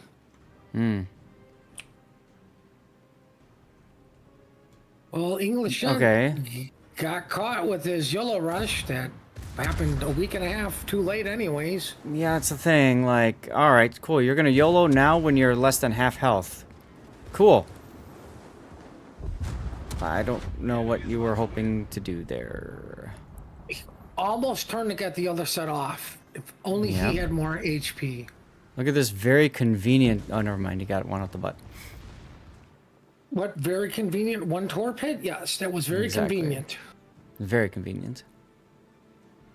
Oh, look, Sackman is still yet to fire his guns because he's too busy laughing his butt off while his Nurembergs are just rapid fire machine gunning. Yeah, AI gunners doing their work. And that's the thing, like, all right, you know, if you're gonna wave him off, fine, wave him off, but don't like re-engage him afterwards, right? Like let him run away. Here's and another idea. Putting us elsewhere. Let him go as soon as the Columbo is making the Des Moines move. Mm-hmm. As Revenge eats torpedoes. And makes Inky right in front of all the secondaries. Well, I mean, he technically does get to go dark, Yeah. but he's better pray that they're not. Well, okay, this repair was going. All right, well, I mean, that only really leaves Snackman with one option and one option only. He needs to go full W Atom with his Hydro on. Yep. Because I don't see what could go wrong there. It's not like there's a golden loot right there that if you get too close to it, can't do anything either. There's a plane up to spot Snackman, and the Howden Lu does get spotted on the Hydro. Stalingrad's got Marceau torps coming in from the side. Well, Snackman's got the Todd behind him going off with its secondaries. Mm-hmm. The Colombo secondaries. There goes the Des Moines that was on the flank, so that flank has completely collapsed for TCA. Revenge now spotted. He knows he's going to die. He might as well take a shot. And just like that, the Stalingrad finally gets the kill in the Des Moines. That took way too long. They It didn't did take way utilize too enough long. ships either. Well, Team Bravo's got to start flipping these caps. I'm pretty sure they're going to flip shotgun fairly easy with the... I'm not a Petro, so nobody ever bans me. Nova sitting there like... I've never understood that. Yep. Now they're going to... What's the Nova? Just a butter Petro. Don't ban Yes. They're going to lose C cap, or A cap pretty easily here. But first of all, they're also going to lose the Stalingrad. Chewie deciding, you know what? One ship dying in this spot wasn't enough. I'm going to go join my friend. He just threw a ship away like that. Didn't quite make it to his friend, but he got close, so they could either swim over to their friends or they could build their own Starbucks on the island next to them. I'm really confused why Florindi's Libertad was pulled away as well. I guess they wanted him to cap. So they're trying to move the Des Moines up. I can see why, like, what do you want to deal with the Nova? A Des Moines or the battleship? Yeah. Like, I mean, I frankly- understand that Nova could do some serious damage to a battleship, but it will chew through a Des Moines. I don't think so. I mean, if it's bow on, it'll be fine. I mean, Novo, it's not that big of a deal. Is about to win. Listen, if you were in a Nova and a Des Moines was coming at you, the Des Moines would be just fine. Oh, okay. Everyone else, the Des Moines loses all its guns. Right. All right, so the Howden Lu's forced to go forward and engage in a 1v1 with Snackman because, well, everything else is shooting at him from the other side. Here comes the Dutch oven. Snackman manages to get the torpedoes out. Whoa, his other torpedoes are still alive. Wow. He got lucky. And that's another dead ship. So this game went from, hey, look, we secured this side, we did everything right over here, to complete an utter annihilation. Well, once the Novo dies, that's GG, and they got 12 seconds to do this. Right? Or no? No. I got excited. You got excited. Time Here we extension. go. But see, a Libertad against a Novo, the problem with it is it's got to turn to show its side so that it can get its secondaries to use. So it's just, that's what I mean, like, send the Des Moines, let him go bow on, leave the Libertad to go and rain down secondaries on Snackman, and who cares? But, Well, Des Moines here, better hurry up and get to Snackman. 20 seconds to go. Des Moines Hello, Compass showcasing Rose. its speed. Yeah, the problem is he's going to have to come through at a bad angle. He's turning, okay. Gets the kill. All right. So now all know- that's left is 2 Marceaus for TCA. I don't think those Marceaus are fast enough to get out of Dodge. Right? And this is Like- just gonna... It's gonna be a Run TCA away. win on time. That's it. It's literally to run away. We went on 0 caps. Mm-hmm. Not like anybody's getting A anytime soon. Yep, so I just took my death pick because this one will not result in a death pick. You never know. Well, 9 seconds and counting. You know what's crazy about this game, Puddin', is Shots had this game in the bag, in my opinion, and they threw away their Colombo, they threw away their Stalingrad, and they threw away their Marceau. And I think those three. I think without having a Stalingrad with them, they should have slow rolled it. Yep. But why are you gonna rush 2 French DDs on top of it? Like that's just it doesn't end well. It does not. Well, Puddin', guess what? We're going to game 3. We love game 3s over here. Right. Final game. That's right. That's the joke. So this is a best of 5, which means you have to go to a game 3. If TCA wins 3-0, then that would continue our... Stop showing off your math skills around me. I lost count after 1. That would continue the trend of complete and utter wipes on today. Every game today has been 2-0. And so if TCA wins this, then there you go. We kind of technically had one game that wasn't a 2-0, was just a here move forward. Yeah, there was one forfeit, right? Because the team couldn't show up. Oh, well. I mean, I know they have to put in the scoreboard that they won, but it's technically a forfeit. You know, I have to wonder, on day 1 last tournament during the Enterprise, the Geeth iteration of Enterprise, there was a day, I think it was the first day, there was a team that didn't show, and they were completely banned from ever participating again. I wonder if they're going to do that to T-Sun. What? And everybody else from T-Sun, like on that team. Yeah, like, they didn't show up for the tournament. I don't know. Do they have a rule for that? I believe they do, because the last time we did this, somebody, like you said, somebody didn't show up and they're like, no, you're gone. And then, like, within the same, like, the very next weekend, another team didn't show up and they're like, nah, it's fine, because they told us nobody was going to be able to make it. Right? So I don't think, like, I mean, T-Sun could get a, pay, you can't be seated punishment for this insubordination, but it turns, when did they know? When did they tell? Like, like, why didn't T-Sun show up today? Like, do you know why?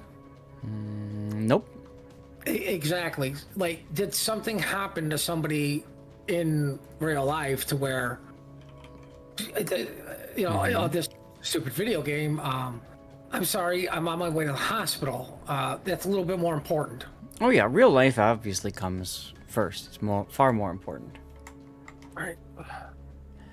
You know what? I should run a commercial break just to be safe. Before we start talking about RoboCop. Okay, so who wins, RoboCop or Terminator?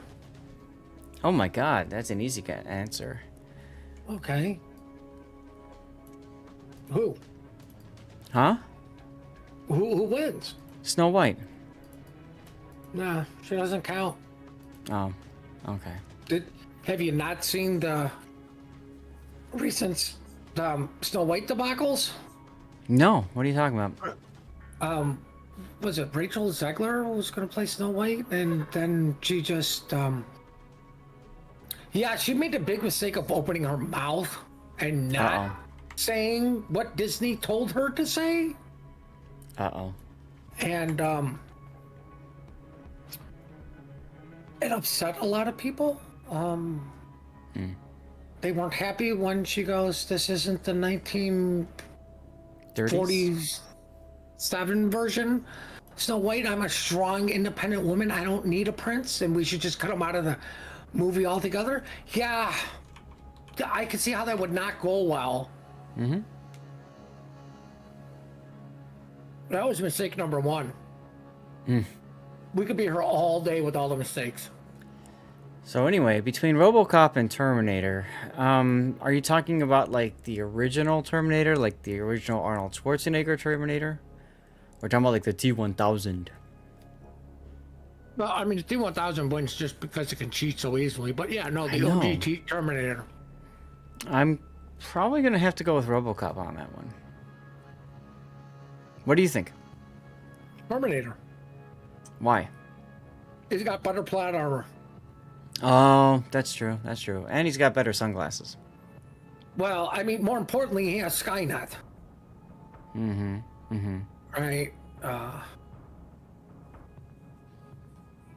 But, I mean, RoboCop still has organic organs? Mm-hmm. RoboCop has none. So, like, I mean, they're all going to be running like some sort of armor piercing. Like, he still take Yeah. out his heart. I Right, like- had like nightmares watching that first Terminator when he cut his eye out. Oh my god.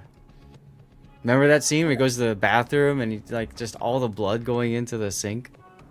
It's so weird that never bothered me, but I will never, ever to this day take a bath because of Jaws. Explain that one to me. I don't think I can. I mean, unless you're using bath salts? Actually, I probably should go get some for my neck.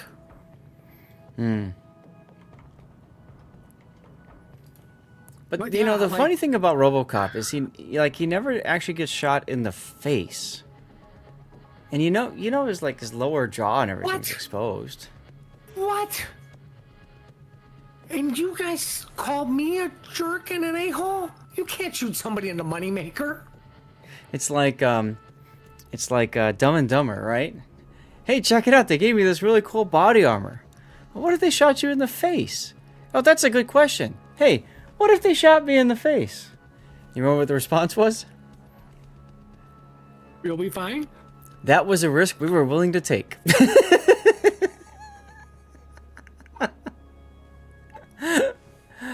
Oh god.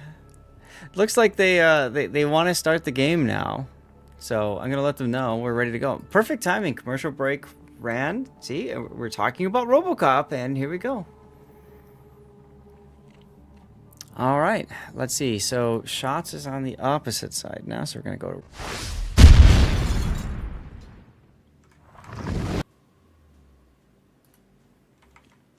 Here we go. So welcome to what could be the final game of this entire tournament, if TCA wins, because this is a best of 5. Hopefully Shots can take at least one game off of TCA so that we can continue talking about RoboCop. Let's see what Shots is bringing. They've got a Marceau full gun build with Abanu for the boosted survivability expert, a Smallland with Jersey Mike, another Smallland with Jersey Mike, Petro with unique upgrade, and what? What? Look at the Petro.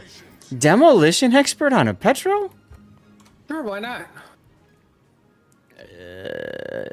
Okay. Listen, that negative 4% fire chance is only going to be enhanced to negative 12 with Demo Expert. Oh, that's true. That's true. You got a Condi, with Honore, a Moskva with unique upgrade, and Traverse. I think that's Kuznetsov. Napoli, that's got kind of a mix with guns and secondaries. You've got your Vermont with Sniper Quickscope and Halsey or somebody else. It's Halsey. And then finally, there's our Colombo again with unique upgrade. What do we have to the south, Puddin'? For the winning team, we have Marceau. Whoa. What? What, Hey, yes, hold on. no bias here, sir.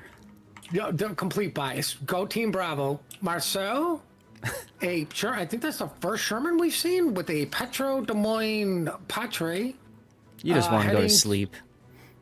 Well, more importantly, I want Team Bravo to win the tournament. And this would solidify that. Heading over to the 1-2 line, the Gehring Des Moines. I've never seen that combo. Heading up the middle, the Libertard of Petro. Yeah. Heading to the islands. All right, I want to draw your attention on this Forrest Sherman for a second. The Forrest Sherman is running swift in silence. Yeah. So, swift in silence enhances your speed when you are not spotted. Cool. It also has a debuff to your reload. Sherman's a gunboat. What? So, I'm confused about that decision. I mean, he's got hydro. He's got 5-kilometer hydro, right? So that comes in very handy. I don't know, it just kind of feels weird. Why would you want to not buff your guns in some form? Whatever. To put a cruiser into smoke, that's the only thing that makes sense. Like get that smoke as big as humanly possible, and Swift and Silence will let you do that. True, and they do have a gearing already on the other side.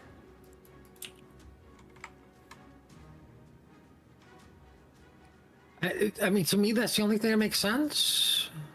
Okay. But I mean, the way I play my Sherman is pure torpedo. Really? Of course, I've only played one game in it because I won. I'm like, okay, the ship is broken soup, but I just can't lose in it, so I'm done playing it. There you go. All right. Des Moines radar catches Moscow and Petro. Petro. Yeah. Now, this is arms race, so of course, in arms race mode, the buffs are lava. What? That's right. You can't pick up a buff, otherwise you will melt away in lava. Is that where I go wrong in random battles? Could be. And I think you're absolutely correct with the Sherman being a smoke bot for the Des Moines, because you can see him right down there to the south working together. So that gives them a kind of a poor man's death snail. That gives them 2 death snails. Like, Ironically, they could have also done a Minotaur with unique upgrade, but you know.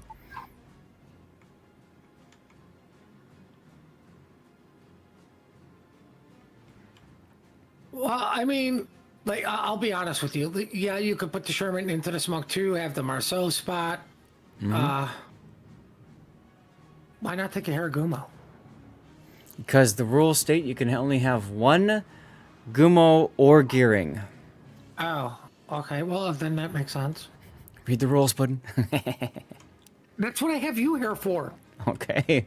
But I I'm don't just read here them for all my either. good looks. Just here for my good looks. Yeah. That's okay. I can understand Hold on, that. let me go look. Oh, and I still don't see the picture of the dogs. No wonder they're so upset. Yeah, yep. Windows Update broke the picture of the dogs. Yes, we're going to blame Windows Update on that. So is the Marceau going to go and pick up the reload now? What? Uh-oh. He could die doing that. Well, he might die anyway as the Smalllands come around the corner. This could be huge. I mean, no offense. You already spotted. Why not just go for it? I completely agree with you because you're like literally that close.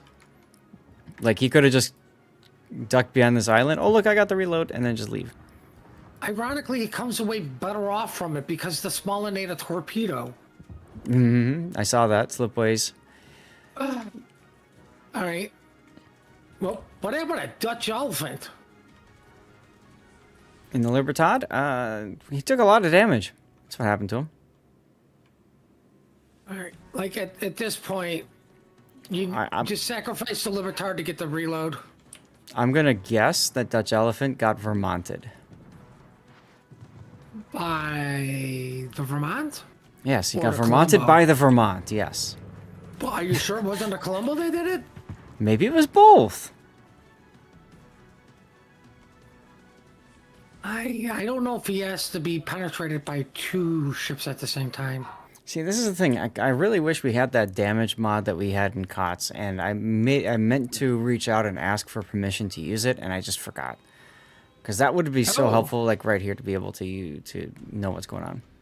I didn't know that they, like, I didn't know that they were like they were also like you only use the mods we want you to. Well, there are certain mods that they give you permission to use for casting and stuff. And I just don't remember if it was on the list of okay or not, and I've just been busy. So, Marcel grabs the reload booster now. Uh-oh. Smallland is in trouble up to the north there. Slipways. I don't think he's in trouble. I think he's dead. Yeah, he's kind of dead now, yeah. Yeah, see, if they had the Hiragumo and broke the rules, that wouldn't have happened. Luckily, they brought a Sherman and followed the rules. That's true, that's true. That's true. Imagine the response from the team when they get called on it and they just say, rules are meant to be broken. You know, I can't remember who said it, but why is history always written by the winners, and the winners always seem to be the good guys?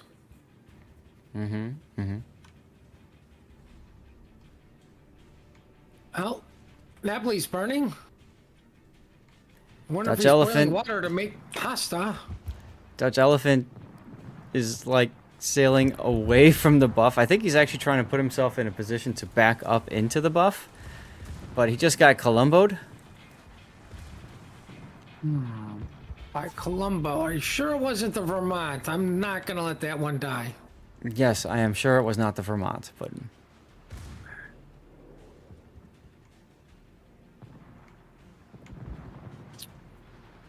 All right, since you don't know some of the rules, why is Duckman not telling us the rules that we are unaware of? Why? It's like Dutch is now turning the other way. He's like literally just sailing right next to the buff. And now he's gonna die. I heard a kaboom. The Napoli died up north. The Napoli is dead now. Whatever how that area is. What is this? The 2 area? This is Warrior's Path. So, What is that, A side? it would be A side, yes, if this was a standard setup.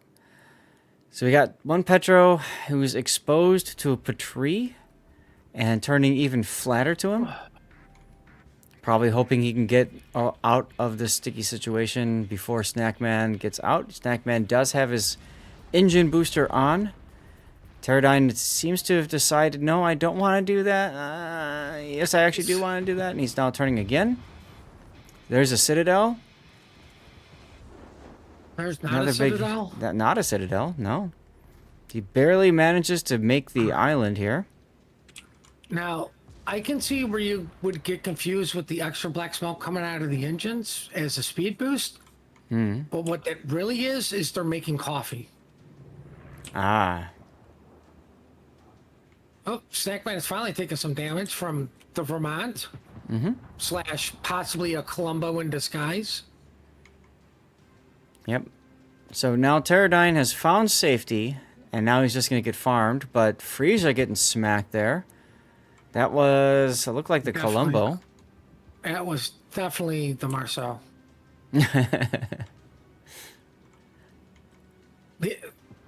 Like, both Petros are in, like, I would dare say, like, I don't want to be in this spot. Yeah, but Frisia's a lot safer. Oof, another big hit there onto Des Moines. Well, yeah, look at Frisia's position. Like, he just keeps moving behind the island. He's fine. There's a gearing and Des Moines to prevent the Columbo from continuing around the south. Whereas Pterodyne is just exposed to 2 different people, at least, shooting him. All right, Vermont. Vermont's Time going... to dunk all over to Petro, because that's where his guns are looking. Yeah, the only problem is that Vermont is continuing to sail away, so he's got to, like, stop. Pterodyne goes dark. Wait a minute. What do you mean Vermont has to stop? When did it start moving? Oh. That looks like it hurt the Petro. Yeah, but, I mean, like, my statement stands. Pterodyne is going to die first. Probably. It's far more exposed. But Frieza lost all his stork tubes. Oh, no. I think that was due to a failure of installation. Big hit there on English Gent, Smolland. We should probably take a look at the craziness that's happening down south. The reason why the Petro isn't being shot at right now is Rias is under attack by the Colombo and the Marceau. Revenge smoking up, basically saying, "All right, Tudor, you take all the damage because you can tank it, right? Right. Cool. Thanks." That was I dare say, I think that was a good trade, Marceau for Des Moines. It is a good trade. The problem is well, Colombo isn't really well known for fighting Gearings. But if he can get a good shot on the Petro, that works. Now, Florindi, you were talking about the Vermont. He's actually completely turned around now, and he's flipped his guns.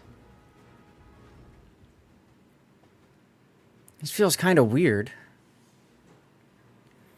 Here comes the radar from Pterodine's Petro. I think they're trying to just stop him. I'm confused. Right, that's what I mean.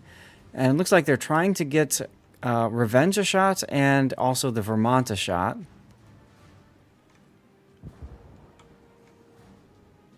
Snackman's like holding on by a thread right now. Yes, he is. You gotta put the fire out. Like, you're surrounded by water, dude. Did somebody grab a bucket and throw it on the fire? I disagree with this shot. Well, instead of trying to stay dark? Yeah, like he knows he has the ability to. All right, there goes El Snackman. That ties it up on ships, but the problem is both their battleships are dead. So are we going to see the impact of battleships versus no battleships here? Conde getting a fire? Team Bravo's got more buffs. Yeah, they have picked up more buffs. Here comes the dunking. Nice, solid hit from the Vermont. And double fire, so Frieza's going to die first.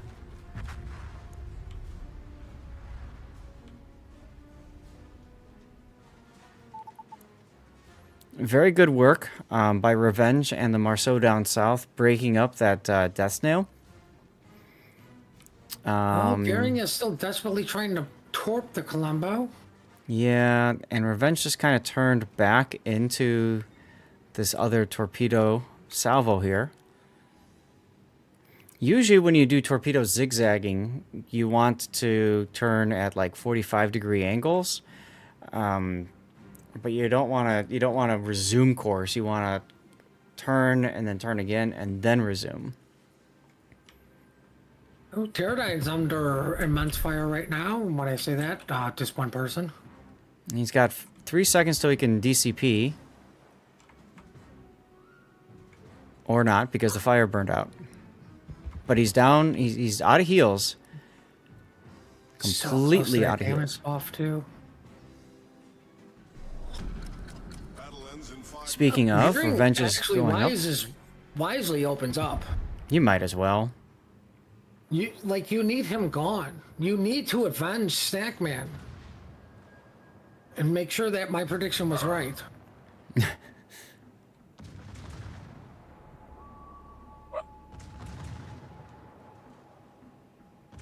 Oh my God. Please hit It's him. like, I'm just waiting for like something to happen between both of them. There he goes. I was going to say, I'm waiting for the Colombo to shoot him, which the Colombo doesn't. Let's see, that was Pterodine. Is he the one that took Demolition Expert? He is, so good thing he had that for the extra fires on the gearing there. Oh, Revenge. Well, what this does is frees up the gearing to now pick up the damage buff so you get more. Yeah, So when your one torpedo actually connects, you could possibly kill the Colombo. There goes English Des Moines. Gent. Des Moines doing Des Moines things. Well, Des Moines dead. Yeah, but... See, Florindi wasted a lot of time going around the backside of this island just so he can have shots. Looks like he's shooting at the Vermont, or at the Petro. That's the smart choice. Not enough. No, they're not gonna. Columboed. So if I'm the Condi, I guess I'm just going to go forward now and beat the crap out of the Sherman. What am I afraid of? It's 2 torpedoes. Oh, yeah, and he's looking the wrong way for those. Oh, you never know that. We're even on score right now, 390 to 390. We're not even remotely close on even. I don't believe that score timer. I think it's fake news. Fake news, huh? There goes the hits on the Sherman. Condi finally decides to go in and end his life. And Goering will be next. As Revenge takes another gearing torpedo, and that will kill him. Bye-bye. Well, we finally got rid of that pesky Columbo / And- Vermont in disguise. And once again, we are tied up on score.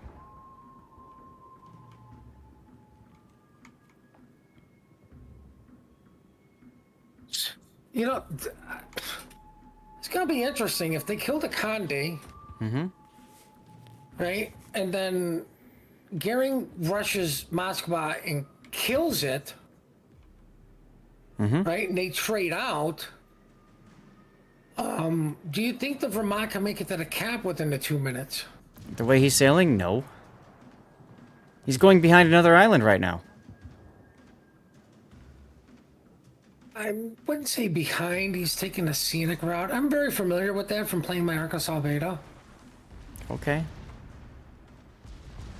Connie does DCP and heal, and he's dark, which is huge for him right now. He needs that time to disengage. Moskva being forced forward by the gearing. Moskva's out of hydro and out of radar. Ouch. What is the Goering waiting for? Yeah, he doesn't know that. I don't care. I don't care even if he does have it. You have 1 minute. Oh my god, are we going to see a draw? But that means everybody loses. That's right. You know what? 1 minute to actually go. hate to say it, but that's probably going to be their best bet. I don't think the Moskva can get to the Goering in time. Marceau torps out on the Moskva. Oh, Gearing torps out on the Moskva. Goering has 1 smoke left. So the way that you deal with a ship behind an island like this, you send one on one side and one on the other. And that looks like what they're trying to do here with the Condi. 30 seconds to go. He's spotted. He's going to pop his smoke and die. There's the shots. There's the kill. 20 seconds to go. They missed Condi the just has Moskva to- completely. He dodges these torpedoes. 9 seconds to go. We're going to game 4, Puddin'. Wow. You're welcome for that. We're going to game 4. Puppy? What? You want to say hello? Say hello. Who's a good girl? Who's a good girl? Oh, who just died? The Marceau died at the end. Who's a good girl? Wow. Who's a good puppy? Now, I gotta say, this was probably the most exciting game of the tournament, Puddin'. What do you think? Well, it definitely didn't put me to sleep. I think it woke me up, actually, yeah. I mean, it was like... I mean, they just came out right away almost swinging. Yep. That was good to see. I love seeing teams, they don't give up, they find ways to make it work. I gotta say, thinking back to, in that particular game, Dutch Elephant not getting that reload buff, I think is what really sealed the deal for this team. They weren't able to farm out enough ships at the end of the battle, and therefore it allowed shots to survive, especially the Condi. I mean, like you say, he was dead anyways. Get the buff. I really thought At that's what he was least- doing. It looked like he was turning like this, and then he was just going to reverse in, which is fine. Just reverse in and get it. But then he, like, Yeah. turned as he reversed back. I Why? mean, I mean, let's face facts. Why did he do it? Because he wanted to try to save the ship instead of realizing I'm going to die anyways. Mm-hmm. Let me let my death mean something and get my team up reload. Yep. I need to hit the bathroom for a sec. I'm gonna run a commercial break, chat. Perfect. This I gotta is- let the puppy out real quick. Yeah, I figured it sounded like you have to go do that, and I love Chad is catching up to these moments right now. Moment of silence, everybody. Oh, No talking man. in chat. Weather report. What's the weather like where you're at? Where are you tuning in from? All that good stuff. Share it. See you in a minute.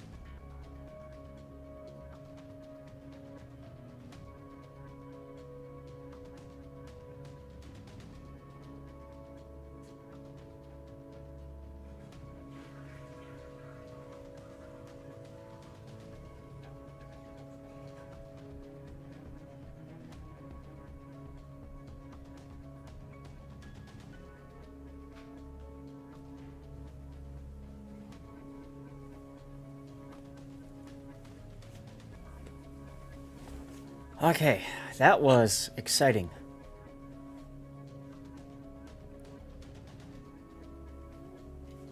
That was exciting. Are you not entertained?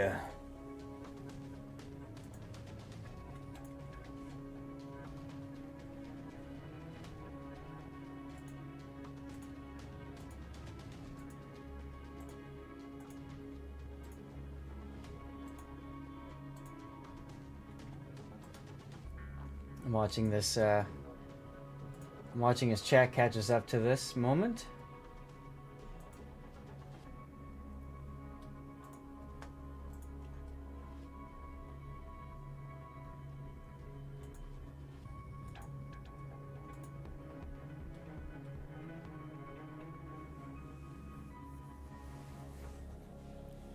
Wow, what a finish. One of the nice things about streaming with the delay, guys, is that we get to go back and see some of those moments a second time. And this is one of those moments where I'm really glad I was here. You can say, you remember this moment when you saw TCA get defeated by shots at the very final seconds. What a GG. Amazing. Ugh. You're back already?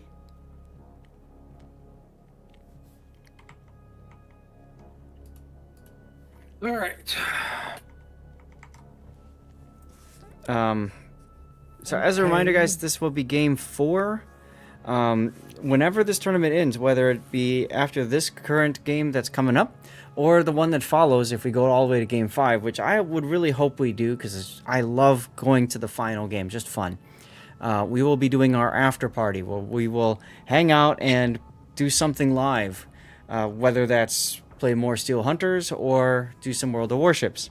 That will be up to you as chat to decide.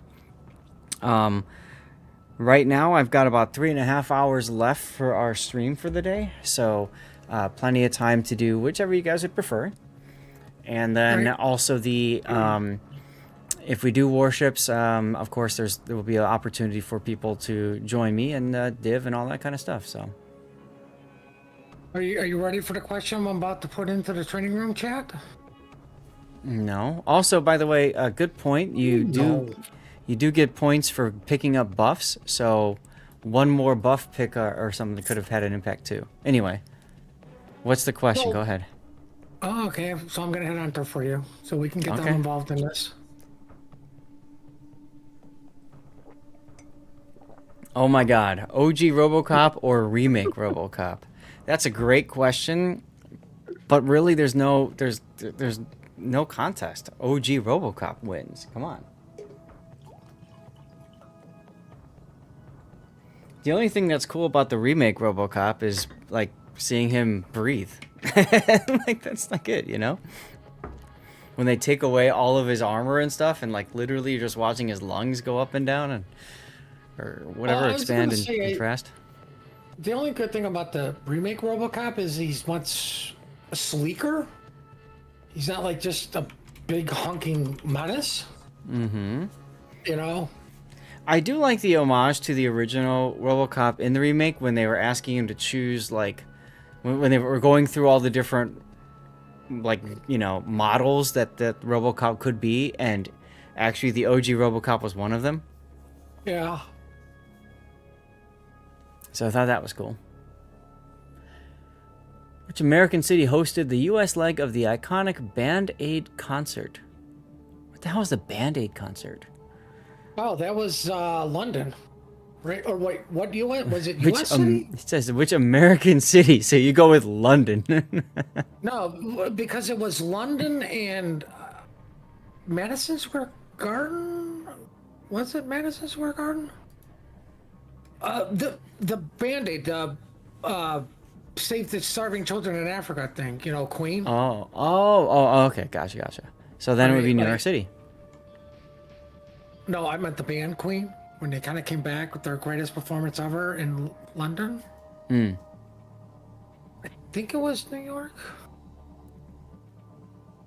Shots says that Shots is ready, yet English Gent is not ready, and he's on Team Shots.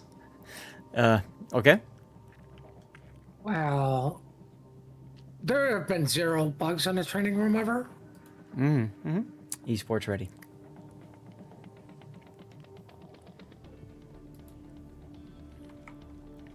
That's all right. Teams have a certain amount of time to ready up anyways, so it's not a big deal. Oh, really? Oh, that's good to see. They can't contact English. Yeah. Okay. I wonder if this has something to do with him being surrounded by Germans.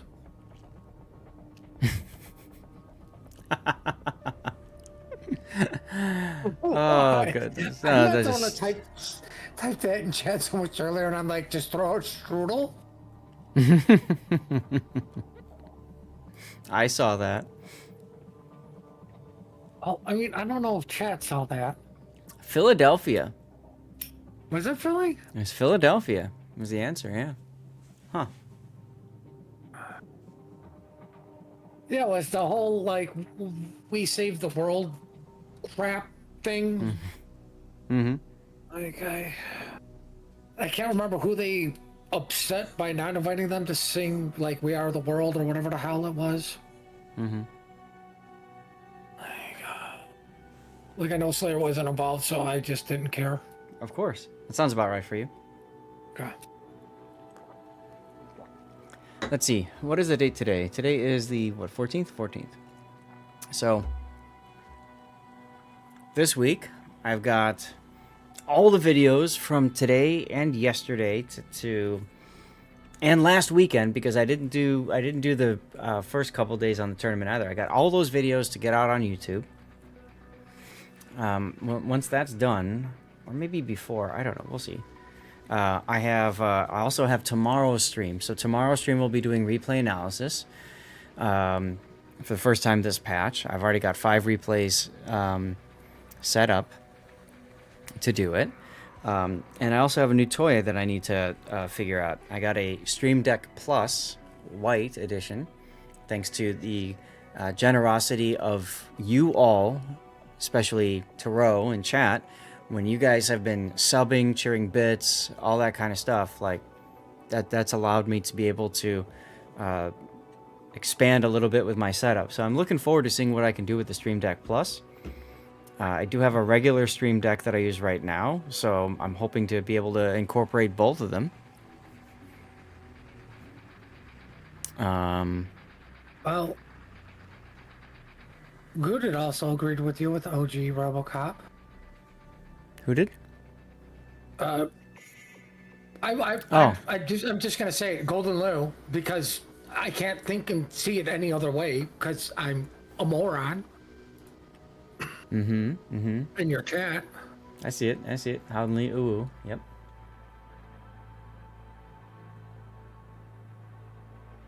Why can't you guys have like normal names like Steve or Bob or Jerk? Guys, go get Bob.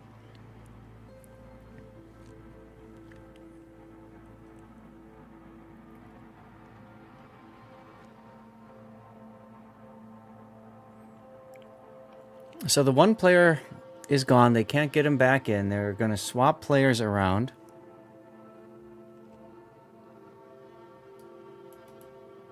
Makes sense.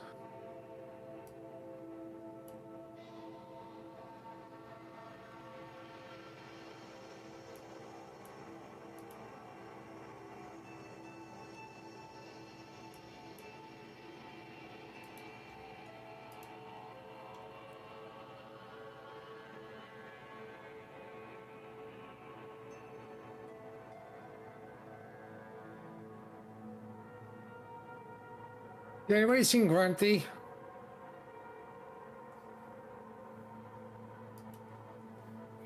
I haven't seen Grunty. Grunty in a while, actually. Yeah.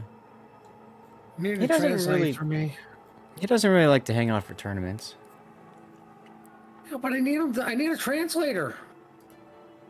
God, do you remember last time when they kept kicking me out of the training room? Oh, God. And they left me in there.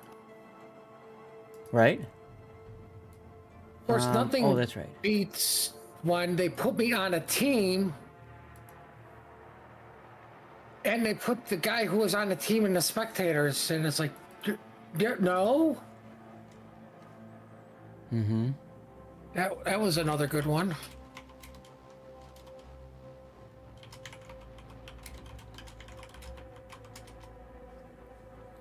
Between Mosfa, Napoli, and Salem, which should you get first? You have the coal for all three. I would say either Mosfa or Napoli first. Napoli if you like the secondary kiting away fun stuff, and Moscow if you like just pointing the ball at the enemy and not having to think. Salem, What are you I gonna would probably use the rank ship third. for? But that's what I was saying, like, you know. Anyway, we do have a replacement for English Gent, so we should be seeing the game start off soon at that TM. 2 p.m.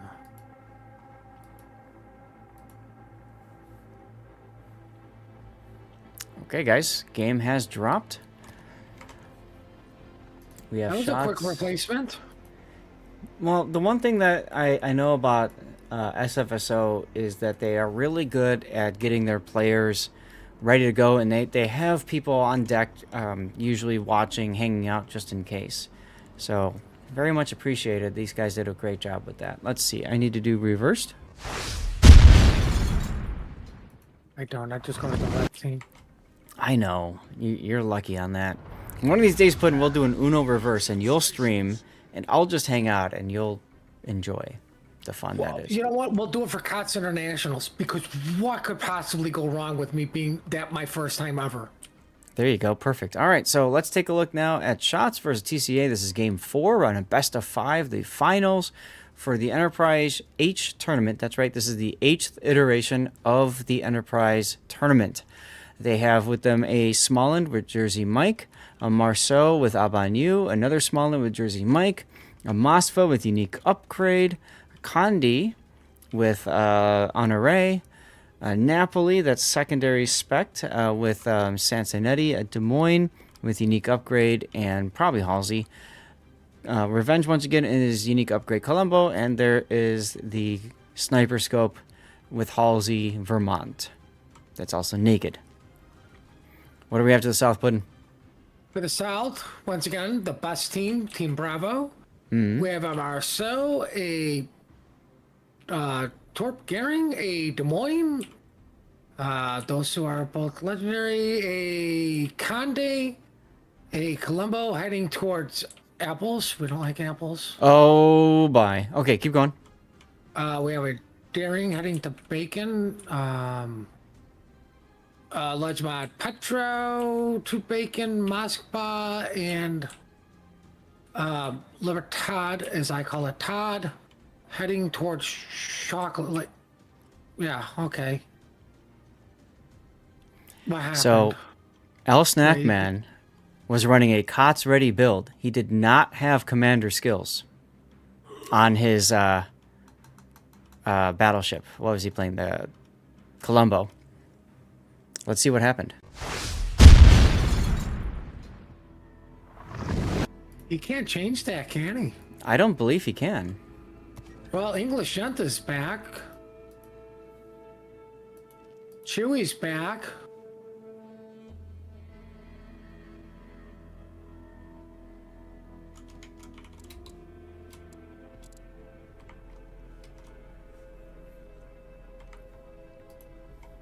I didn't even notice that in the Colombo. No, Apparently somebody crashed on TCA.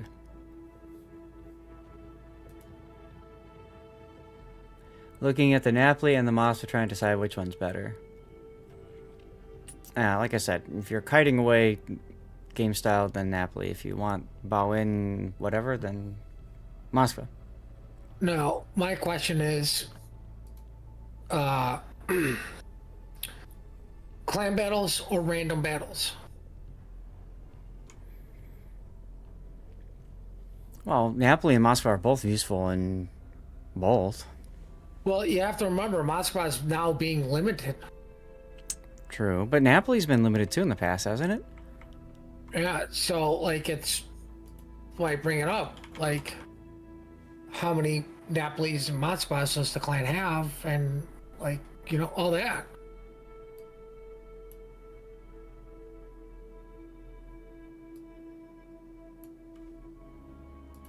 If a team independently reports a violation of their own ship selection, okay, that's not going to matter. Restarts possible. Yeah, that's a server crash. In case of a disconnect within the first 2 minutes of battle, no damage done yet. Game is restarted. Both teams must not change players, ship selection, or any settings of the played ships. So he's got to play a Cuts Ready build. He's got to play a COTS ready build. We'll have to go and see if he's got that. Let's see. I'm sure he does. It's Snackman.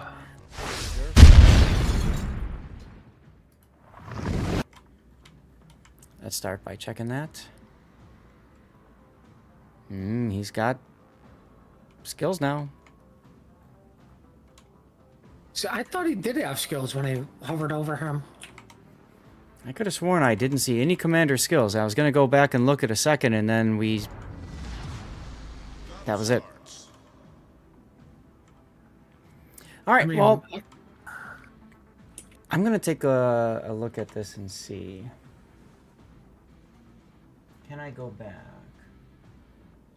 Actually, right now, it's on that part of the screen. So let's see here. I'm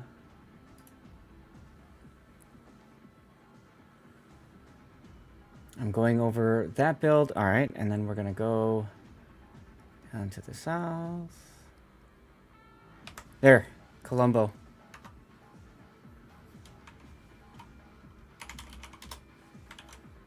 Oh, there it is on the bottom of your screen. Mm-hmm.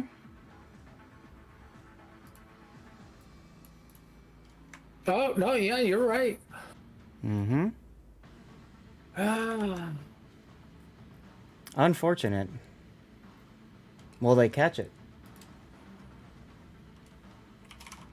well, you know, as they say in the mob, write everybody out because I want a lighter sentence. Mm-hmm. Well, did we go over the ship lineups again for everybody? No, and since I usually just put chapters in now, it's not that big of a deal. I think we covered all the other ships. Yeah, just making sure.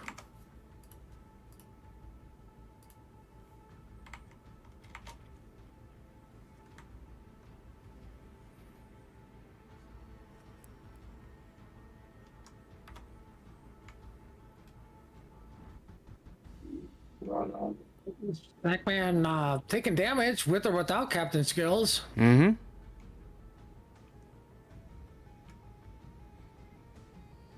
I'm gonna go out on a limb here and say they're gonna push C and kite A. Right. I mean, like, that's the only thing that makes sense with the Conde and the Marcel and the Goering and the Des Moines and the Colombo over there. Mm-hmm.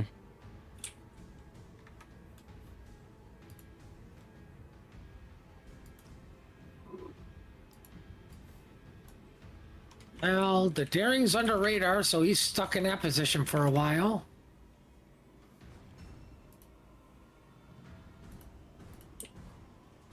Interesting, interesting.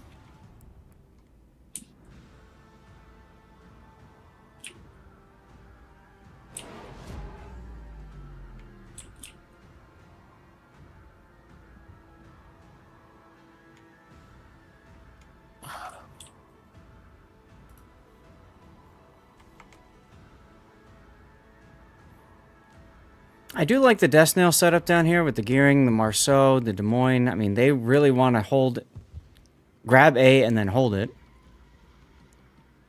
Well, what I find interesting is you have the Smallland and the Des Moines both over top of Bacon too. Like, how does the Daring even get this?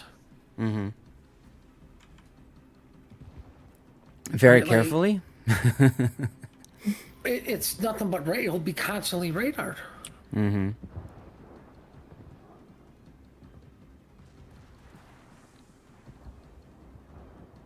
Smallland taking blind shots where the Petra was at, I believe.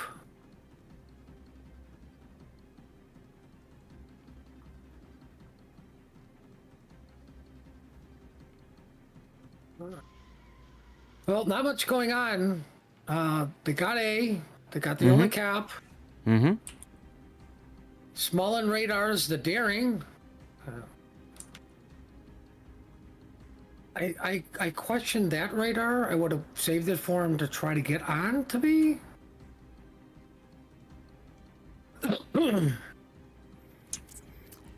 You know, he might be just trying to keep Dutch back, but even then, there's still the Petro over here.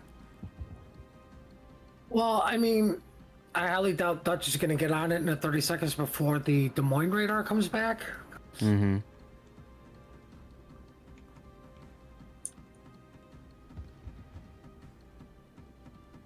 His hydro is not like there's no way the Des Moines doesn't suspect torpedoes have to be coming.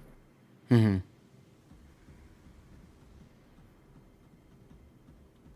Well, that's what you do with the Daring, right? Is when you play this map, the Daring is there so that you can single fire torpedoes at this exact spot. Oh, Smallland on sea cap radar by Moskva. Mm-hmm.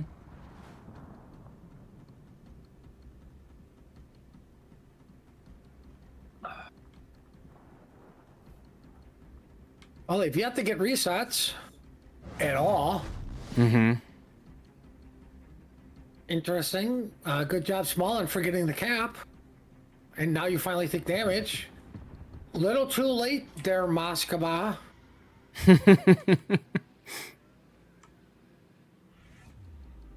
What's going on in this corner here?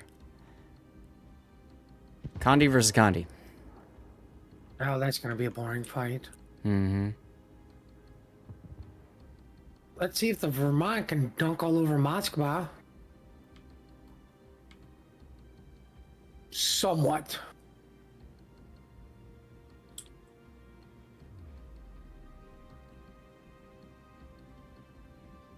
See, not much really going on here. Well, Has anybody made their decision on OG RoboCop or remake RoboCop yet? And just get to Salem. I don't care what everyone else says. mm-hmm.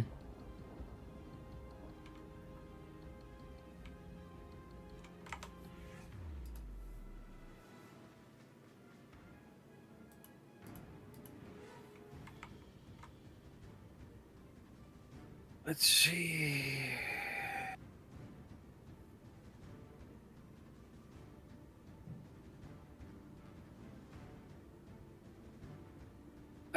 I mean, this definitely, I think, this one's going to come down to who loses a ship first.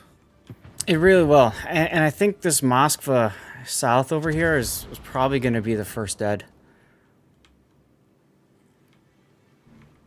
Ooh, Des Moines got touched. We're at over. Oh, I see. Over on the. Yeah, B. Yeah, above B. Probably got Columboed by Snackman. No, I think it was the Libertard.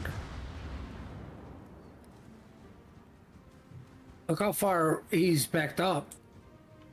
Like I know he's moved forward now, but he was backed Frieza? up pretty far. Maybe it was. I don't know. Like something touched him. Definitely wasn't asking about Torps. Yeah. Well, no, his plane was up, so that's why I was thinking, you know.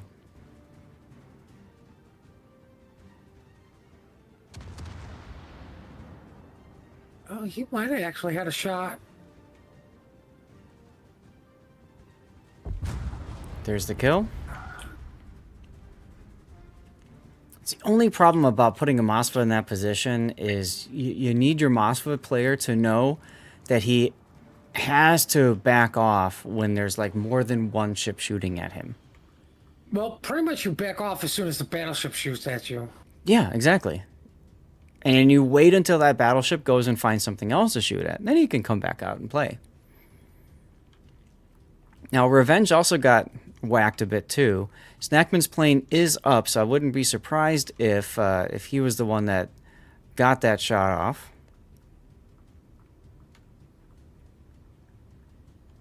Well, they're finally getting B cap as Des Moines pops radar, so your smoke is useless. Yeah, but I mean, Swollen now farming out Petro. of course, with the Mosfa gone, he's got the ability to move a little bit farther forward now. And Libertad, we talked about battleships, you know, projecting power. Frieza right now isn't able to project any power in this position. Well, Petro took a torpedo from Smallend.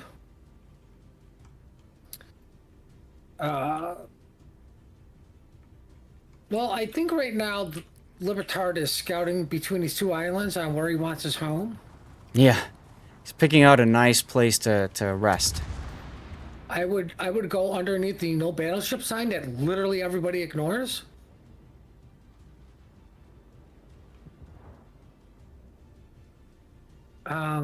Petro's not doing too well. Well, no, and he just got smacked a little bit from Columbo Sap. Speaking of Columbo, here comes a shot on Chewy Bro Pro's Moskva. Doesn't do enough, and there goes Pascal's Petro. So TCA down 2 ships now. They do have 1 cap. Dutch has been spending an awful lot of time trying to get this B cap, and More hasn't been importantly, coming up with anything. He's been losing a lot of HP and like burning through his what do you call it, heals. Heals. Mm-hmm.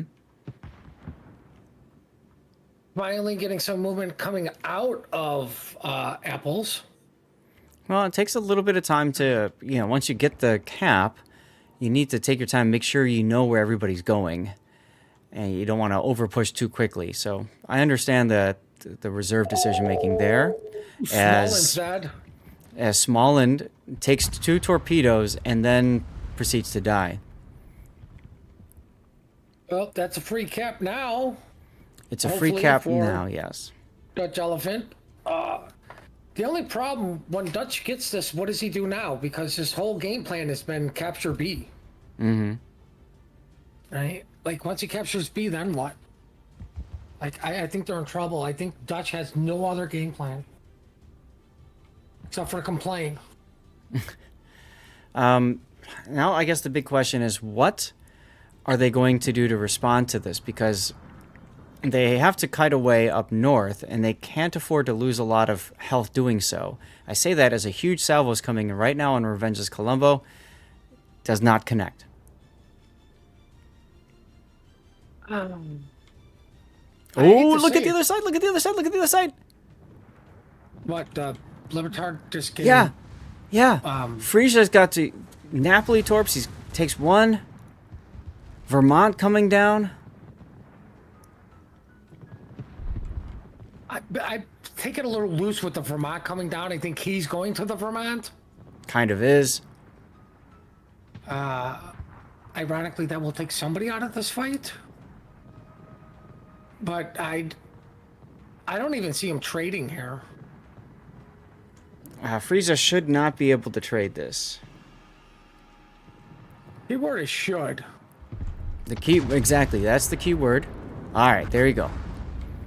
Well, it looks like keyword lived up to keyword. That's why it's the keyword. Word. Word is the word. Word. Anyway. So now we've got Reserve 5 taking up a defensive position here. It's a smart play. Mosfa, though, is in a bit of a bind. I don't know why they put Chewy Bro Pro in the channel like this. Shouts out on Dutch Elephant's daring from the Colombo and the Condi. Well, Dutch finally gets Wow. taken. Nothing. None of those shots hit. That's just wild.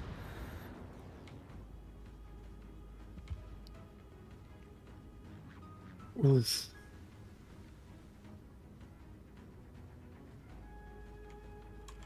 Tudor Dragon is in trouble up north now in the Marceau. He's trying to trade out with Eversman, but Eversman's got more hit points. What a jerk having more HP. How dare he have more HP? Don't worry, he's turning into a Torp. He'll die right here. So it is a trade. Thank you for TCA. making the streamers look like idiots. I am always happy to have that happen. So at this point, TCA still down 2 ships, but the key though is that they were able to get the B cap, and Chewy Bro Pro's put himself in a terrible spot now. Just say, hey guys, I'm here. That is brilliant Why? because nobody likes it. Well, take a look. IQ play. Okay. I mean, Okay.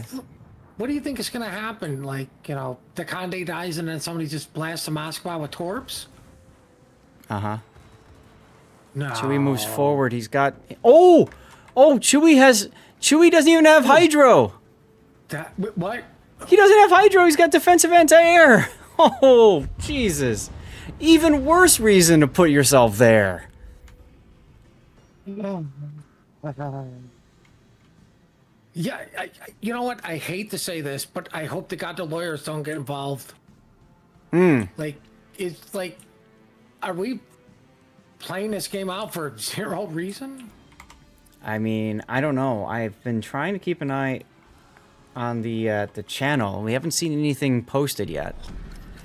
I mean, the only reason is because, like, there are 2 other gentlemen streaming this who probably also caught it. Plus, we have our chat that have caught it. I'm sure their chat have caught it. Right. Because, ironically, the only way you can check if somebody has done that is basically through the streams. Or you say, give me the replays. I want the replay of the first game with the draw, and then the replay of the second. And then open it up. Yes or no, you did the thing or didn't. Slipways, doing what Slipways has done best so far this tournament, get overextended, and now he's getting Robocopped hard. There's been a lot Gone. of Robocop in this particular battle.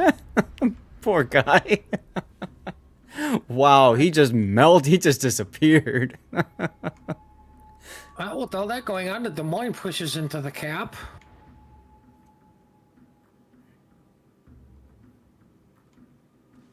There goes... What, Colombo shots in on him? What? Oh, Jesus. What? Well, the Des Moines took a beating from, I believe, Snackman. I think like 1 shell, maybe? Not Yeah, 100% sure. Yeah, I don't know. The decision to have him move forward and go into the B cap and then come out of the B cap, it just... I have so many questions. Ironically, the Conde is actually in prime Conde spot. He's got, like, he's on Yeah. everybody's flank. Yeah, but the problem is, Reserve 5 pushed away, doesn't have the Hydro range to spot anything anymore. So that feels bad. Well, I don't know if it feels bad or worse. And that is an interesting smoke cloud, to say the least. It's the frown or the smiley face, depending on how you want to look at it. It could be both. Like, we're not going to limit ourselves to one. Oh, Mike, was that a blind shot on the gearing? You might as well. 30 seconds to go. You might as well take blind shots, because otherwise you lose, and then we have to find out if we're doing a game 5 or if we're just letting it stay here with the rule violation. Either way feels bad, but, you know. Time extension. Oh, Conde's out of hydros, but it looks like he anticipated these torpedoes. Yeah, but still not going to anticipate enough, unfortunately. So down he goes. 30 seconds to go. Des Moines shots on the gearing. Gets the kill. Time extension. And then dies. Not time extension, because he died. All right, so all we need now is a Columbo to ran Columbo. It's not going to happen. Snackman is going on the other side of the island. They're going to stare at each other angrily and raise their fists and yell at each other in Italian. Well, stupid spotter plane is doing its job spotting. Mm-hmm.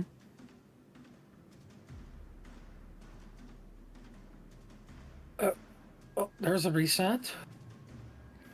I mean, he's there mostly just to slow the point gain down and try to get something happening in 12 seconds, but It's a one cap win because there's literally nothing close to A. So just like let them have it go dark and live. Mm-hmm. Like you don't want to get detonated.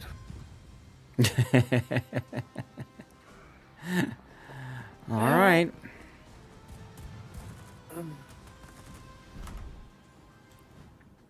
To find out there's what our death happens pick. here.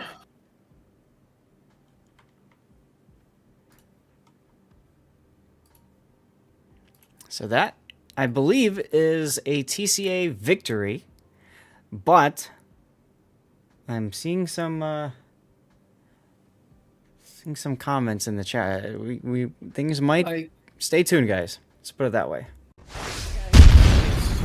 Yeah, you know, it's not over. We have something to investigate. Exactly. Like,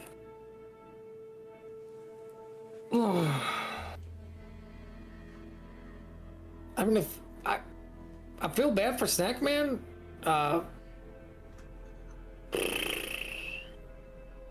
You know, the crazy thing is, before we had this build viewer, there'd be no way of knowing. Mm-mm. You know what I mean? Oh, right. But I mean, like I said, like, ironically, the fastest and easiest way is somebody watching the streamers. Like, no, yeah, it's clearly her. Here's the clip. Mm-hmm. You know what?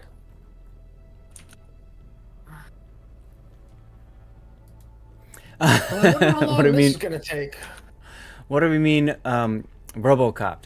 So, Fluffy, Robocopped means, if you've seen the movie Robocop, in the first 5 minutes of that battle, you have poor officer, detective, whatever, Murphy, just getting hammered by, 5, 6, 7, 8 guys, like, just laying into him with shotguns, assault rifles, pistols, whatever.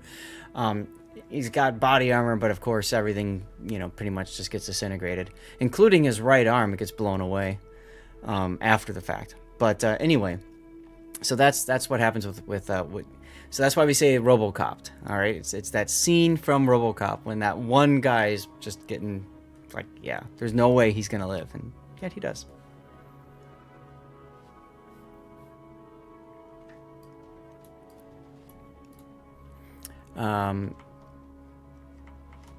So anyways, I'm going to run a commercial break now. We're going to have to figure out what's going on. I could use it to stand up and walk away for a minute. Anyways, so I'm just going to go ahead and hit the commercial break button. That was a wild game, though, because actually, I'm going to hold on. I want to talk about that game. That game, I felt like Shots had the game, right? Like, they had a 2-ship advantage, and then they just made questionable decisions that caused a number of their ships to blow up, right? You had that Smalland that, for whatever reason, didn't think that TCA was going to push out of Alpha. and literally just sat there and then died. Like, that felt bad. And then you had the other Smalland that got way too close and then just got owned immediately. Like, wow.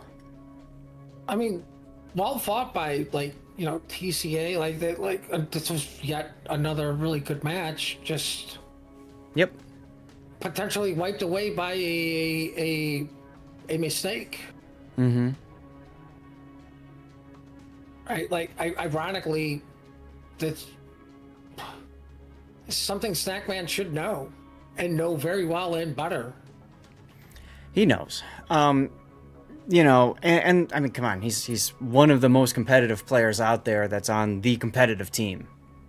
He And knows. it's not like he wasn't in that particular CODS where it happened too. Right?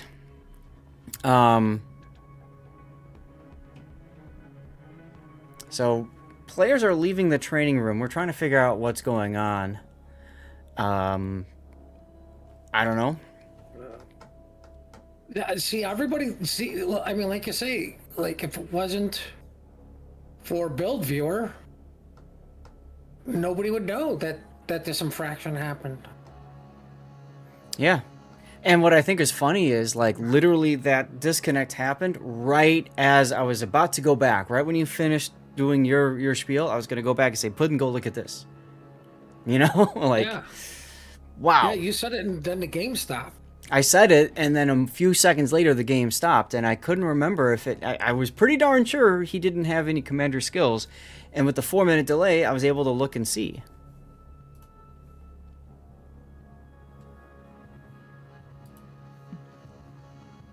But I mean, like, you know, you have the other two streamers too that, you know, were, I think, would be looking at it. Mm-hmm. I'll figure it out. I mean, if they do rule it as a forfeit... That means game 5. Well, yes, but with the number of people leaving from TCA, I mean, if they say, sorry, we can't form a team, that... You know what I mean? Like, that feels bad too. I do know that in King of the Sea, because not build viewer, but you know the module viewer, the one that shows you your torpedo hit point pool, Yeah. right?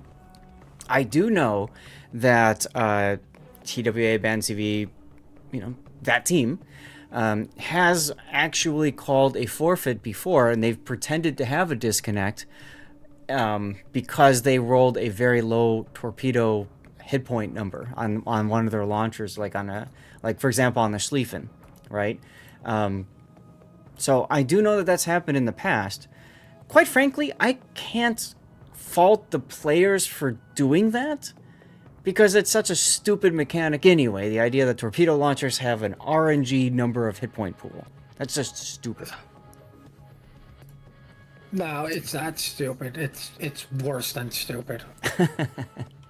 It really is. It literally makes no sense. You know, like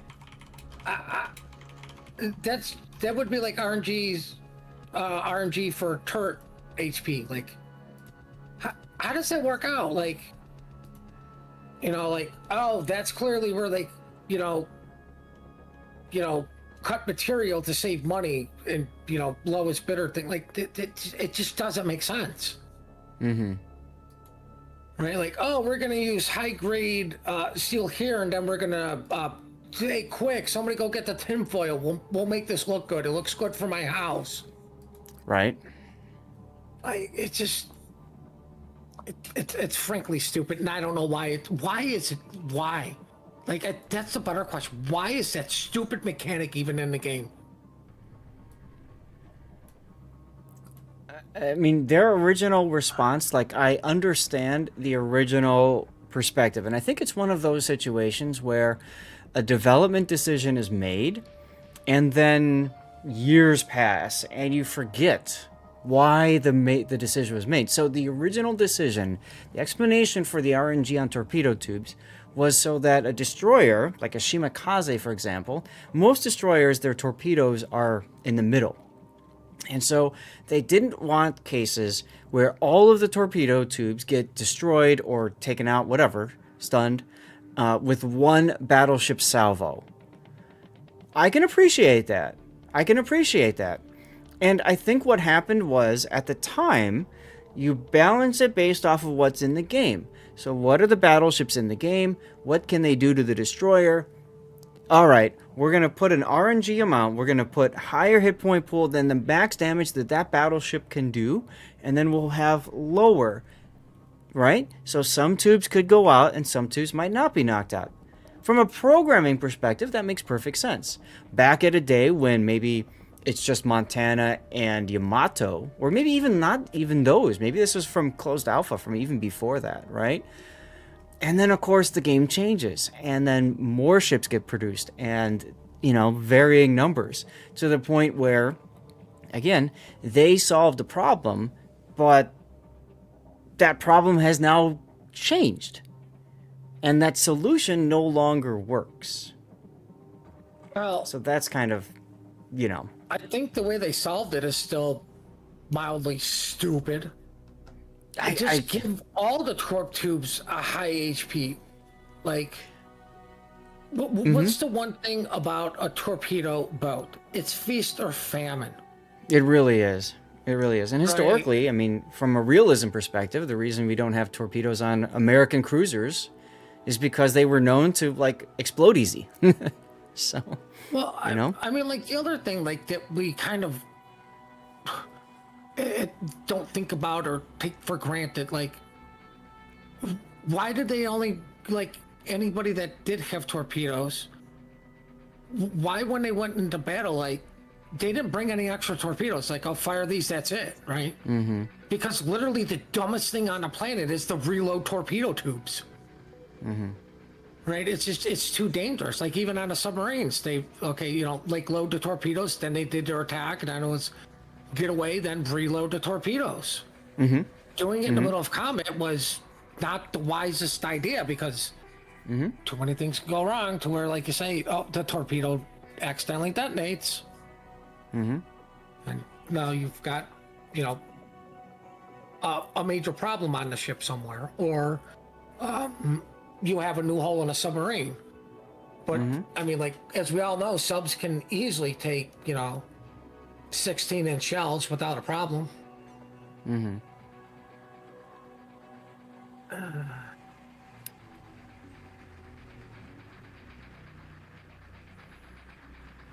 So, anyway, we're still waiting, y'all.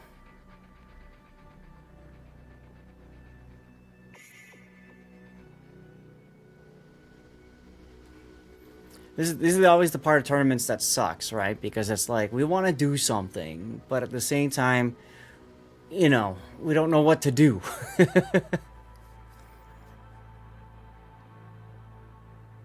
But I will tell you, this training room, nobody is left from TCA, and we have 8 players from Shots.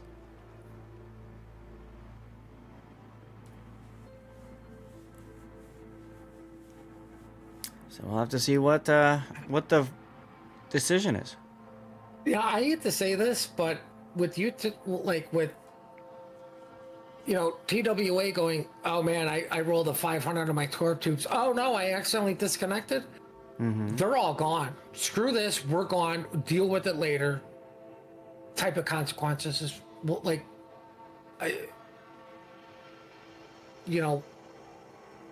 that's what it feels like they're doing.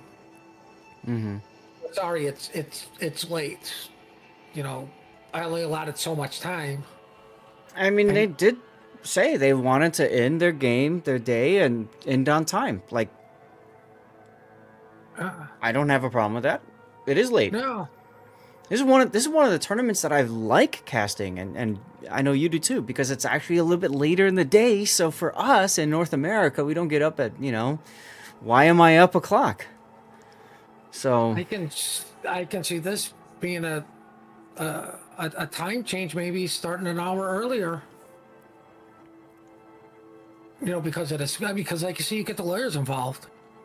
But the thing is, I mean, yeah, the thing is that we started this earlier. We started this. We started this tournament, this match, earlier than supposed to. We started about 5-10 minutes earlier than it was posted. We could have started even earlier than that, but whatever. But the point I'm getting at is, there's time allotted, and you have to allow allot the certain amount of time to do it. So I don't know. This is the first time to my knowledge that we've ever caught somebody changing their build from before and after. First time we've ever caught that. So what do you do about it? Read the rules. I got the rules up right there. I was gonna say I'm pretty sure nobody's ever read these part of the rules, but I mean, like, what do you do if one team just leaves? Like, there is just zero chance that Snackman does not know what he did. Of course, right? Sure. Like, so what do you do when, like, they all just leave? Be like, oh, sorry, yeah, we're done. We wanted to leave, and like quickly leave everything. Mm-hmm. Well, Like, I mean, and they even posted in the training room. It's not over yet. We're investigating. Yeah, and they still. I don't know if they left the Discord or something. Some Or of the them have. game, like we can't tell, but it's like. I hate to say this. What did the culprit do? Like, where is Snackman? Like, if he's gone, yeah, that's definitely like, yeah, he wants to get away from this situation as fast as possible. Mm-hmm. I mean, I don't blame him. And, by the way, guys, when it comes to sports, any sports event, American sports are rife with controversies, and that it's not just in the United States, of people doing things that maybe are a little bit sketchy. Questionable. People take try to take what they can get, and I don't blame anybody for doing that. If you watch American football, there's a reason why a lot of people suddenly started growing their hair out. Like, really long.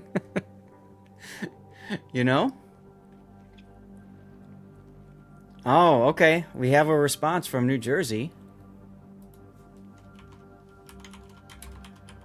You see forfeited on map north.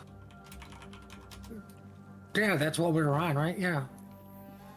So, okay.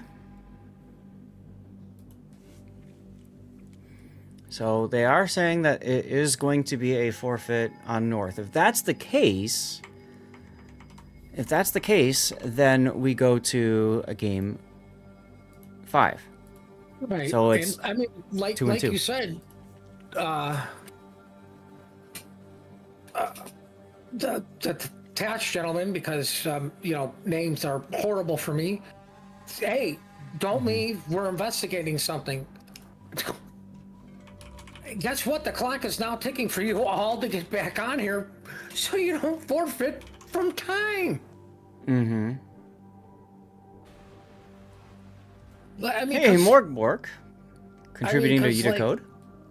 I was gonna say, because like all Shots has got to do is just, okay, give us a bot. Like at this point, yeah, we'll take the time forfeit. Just give us a bot. Like, we're good. Mm-hmm.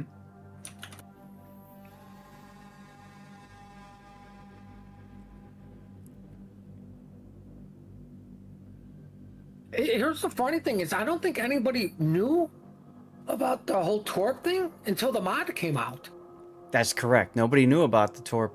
Yeah, and then the mod came out and everybody's all furious about it. But this has been part of the game for like 8 years. I thought it was hilarious how players responded. Like they've been hurt deeply, so bad, and like, guys, you've been playing this game for 8 years and this has been the case. Get over it. Yep. Like, okay, it's out there now. I mean, I'm with the furious players, right? Like, to me, that seems like a very deceptive practice, right? I'm going into this game thinking, well, if my turrets have 2,500 HP, my torpedo, and all my turrets have 25 100 HP, just as an example, throw out numbers, Yeah. right? Then Yeah. all my torp tubes are going to have a set value of HP also. Mm-hmm. Right? So it's like, no, my torpedoes tubes don't. Like I feel like I'm cheated. Yeah, and I can understand that, but what I'm saying is, like, it's clearly an oversight. It's clearly something that Wargaming did at one point, and nobody thought about it afterwards. People can make mistakes, guys. That's going to happen. But I think the bigger question is, what is Wargaming going to do with it now that that information is out there? Now that it's been reminded to the players and to the the developers themselves. You also have to remember too that this probably predates the server split, right? When Leicester Studios in St. Petersburg was making the decisions. Now this is World of Warships that's been, divorced, if you will, from Russia, right? From Leicester Studios. So I think that the ball is in Belgrade's court. Let's put it that way. The ball is in Belgrade's court to do something about this. I don't think they care. Because who are the people complaining about it per se? The very small minority that play comp that see this, let's just call it injustice. Mm-hmm. Right? But what do they get from literally everybody is how broken and stupid is carriers. Right? And I think that's their major concern now is what are they going to do with carriers? Yep. And like my response still has been, I'm so, when it comes to the carriers, I'm so tired of this. Oh, it's just minimap spotting. No. First of all, this is it's an arcade game, so whatever.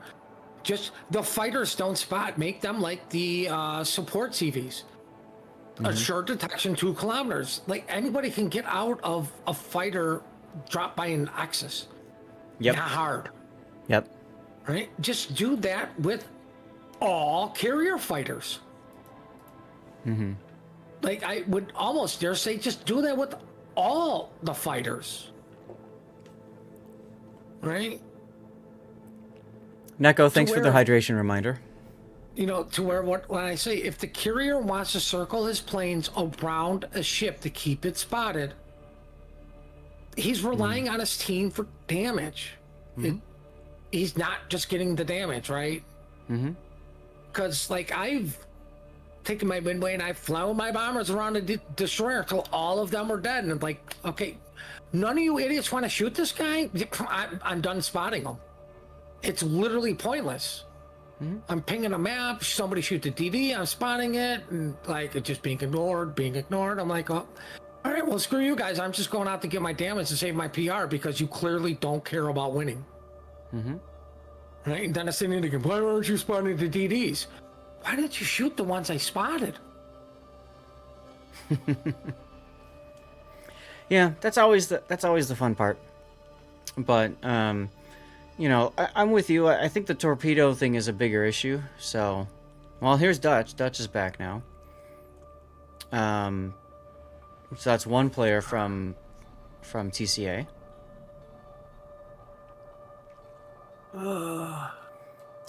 But he brings up a good point. It's clan battle time over in Europe, right?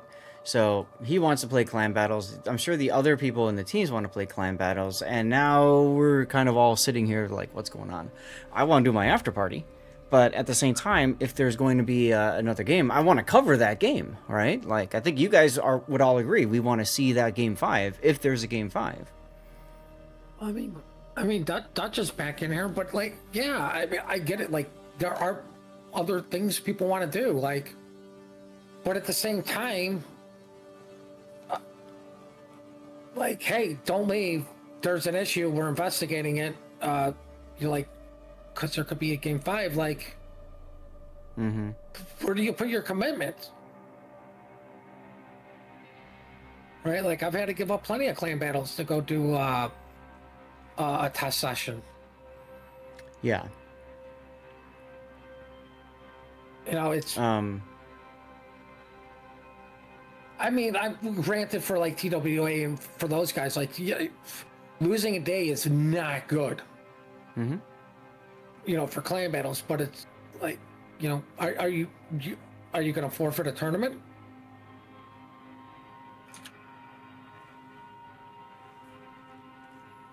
I don't know. We'll find out. Eventually.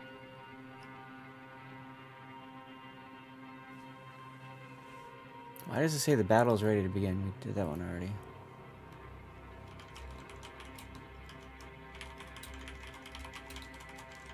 I'm a filler. Like, these were really good battles, too. Mm-hmm.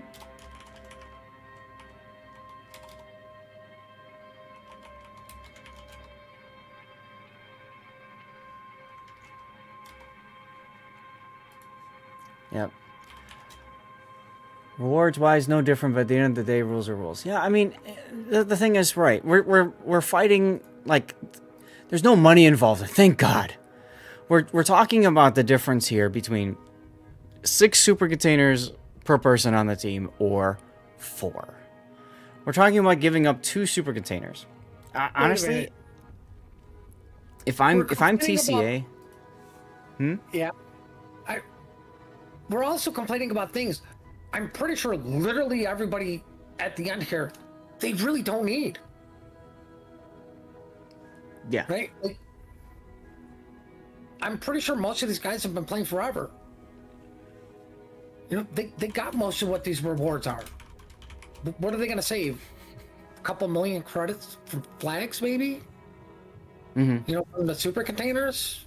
Yeah, I mean, the point is the prize is meaningless. The difference in prize is who the heck cares about. It's more of a you know, sportsmanship thing, I suppose you could say, and it's more of a, you know, bragging rights. And like you talk about all the time, it's about picking up the women and the drugs. Yep. All right, Chewie. What's up?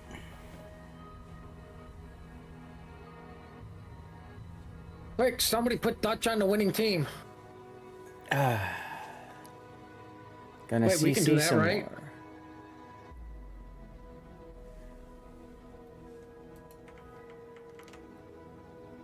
I'm sorry, what? It said, quick, somebody put Dutch on the winning team.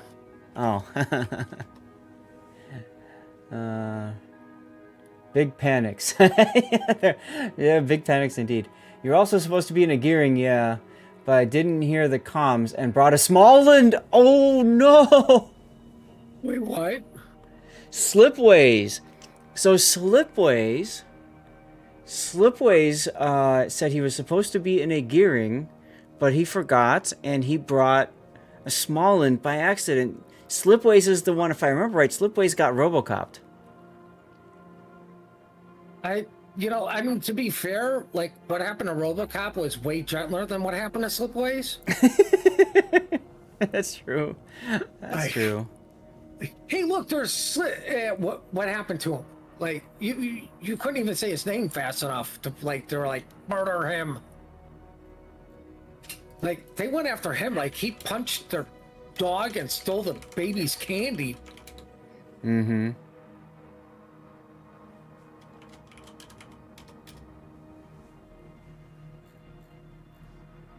Like, ironically, I don't think being in the carry would have been any different with the way he got caught. Well, he probably wouldn't have been in that position. But anyways, yeah, so if I'm TCI, I might say, okay, well, fine, we get it. And just say, okay, we forfeit, we'll take second. And go on with our lives, right?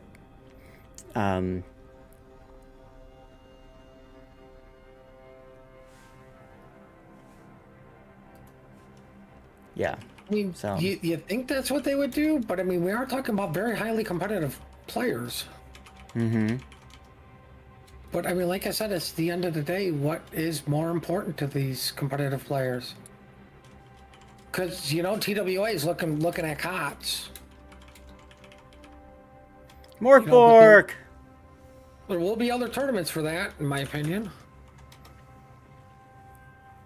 Yeah, absolutely there will be. So, you know, I mean, I don't know. I don't know what's going on here. You know what I would do if I was one of these enemy teams? Like it says within the first 2 minutes. Mm-hmm. I'd have my battleship pop a spotter plane and just shoot and pray hit somebody because oh nope, somebody took damage. Well, Commander build is difficult to catch because unless you're spectating and you've got the mod, you're not going to catch it. Now, we caught it. I don't know about the other streamers, and I don't know about any of the adjudicators that are in the spectating. I mean, that's the funny thing too. Like, even if they like, I mean, I wouldn't be surprised if they throw a rough in somebody's stream that is paying attention to, you know, that's got the build viewer on. Mm-hmm. That's a 4-minute delay, and it's Right. 2 minutes to call it. So, like, there's 2 minutes of them unaware of this, to where like it's just feel like they have to play the game out.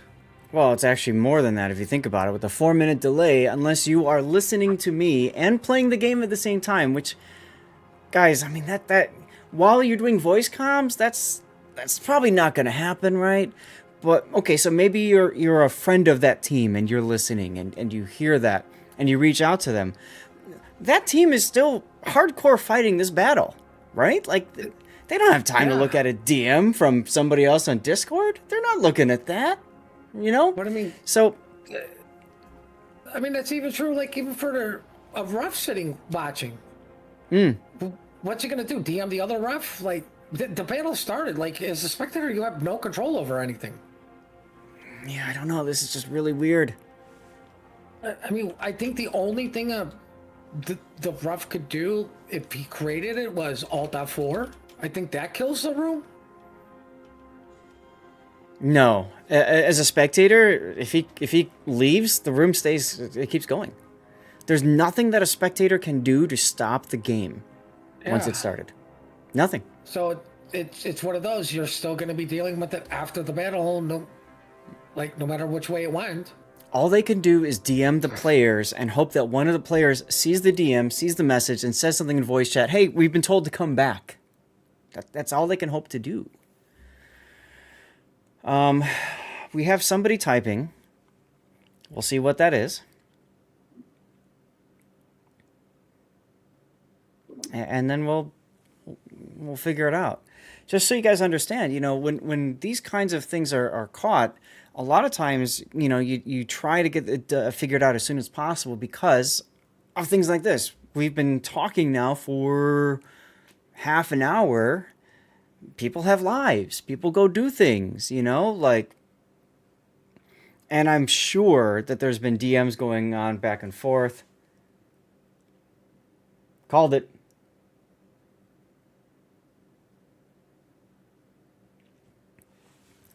I called it. All right. So, unfortunately, it looks to me like this is going to be the end of the tournament. It looks like, from what I can see, TCA has said, we acknowledge the violation. Obviously, it was not intended. Fine. Don't have any more players for the decider match. They're all gone, except for Dutch. So... Quick, put Dutch on the winning team. I don't think he's going to mind. Yeah. This is wild. This is a crazy way to. So, I'm gonna. I guess I have to. We have to make it official. Shots wins. 3-2. Has to be. Has to be. Chat. When I put this out on YouTube, should I include all this chatter back and forth? I mean. I don't know. Like, is it worth to go on for a half an hour for people watching this on YouTube in a month or two to go back and say... I think what you do is you cut out of the chitter chat and you come down to, okay, decision's been made, and the decision is shots wins. All right. Like, you know, because we discussed kind of early on the violation, and then... You know, hey, here's how it ended for people. Like, I'm saving you a half hour of your lives. Right, exactly. Okay. That's fine. That's fair. Chat, the rest of you guys. I mean, I appreciate you all putting the time in to sit through this and figure out what's going to happen. What we are going to do is we are going to move to our after party. We've got two and a half hours of stream time left in us. Gonna put it up as a vote for you guys. Once we get over to live play, what we're gonna do. We can do warships. We can do Steel Hunters, which is the new hotness Wargaming just announced. I looked at it yesterday. And then if we do warships, we can do whatever.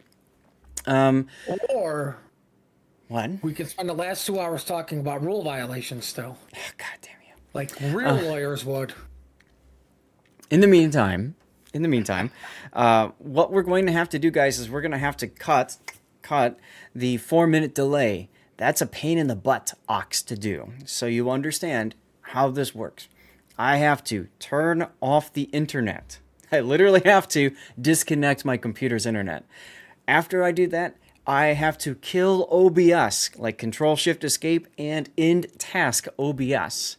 After I do that, I bring the internet back up again, and then I start OBS back up again. I pray to God that OBS loads properly without a problem, because it will complain that it didn't end properly last time. Once that's all done, once that's all said and done,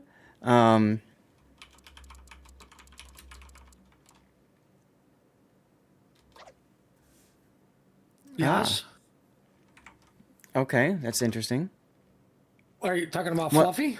No. I got a message I'm just looking at. So it looks to me like they're actually not considering it to be I think they're literally just going to consider it to be a draw, and that's it.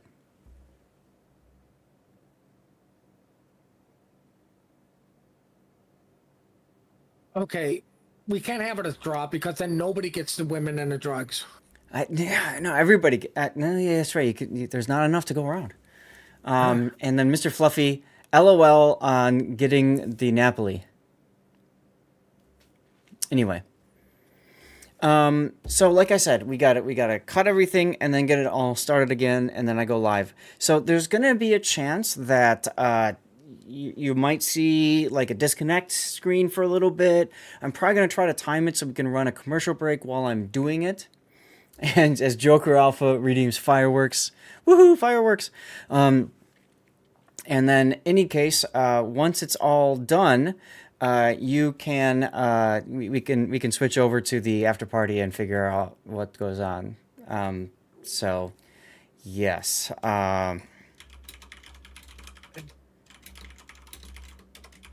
So, anyways, guys, thank you for tuning in. Hopefully you'll stick around for the after party. Hopefully I'll see you tomorrow for the replay analysis and stuff like that. But I want to get out of this and just party and have fun. So I'm going to go to the outro screen. We're going to make that happen. We have to wait a few minutes to get that going. And then we'll get the party going. All right, we'll get the party started. So see you in a few. Puddin', thank you again for joining me for yet another tournament.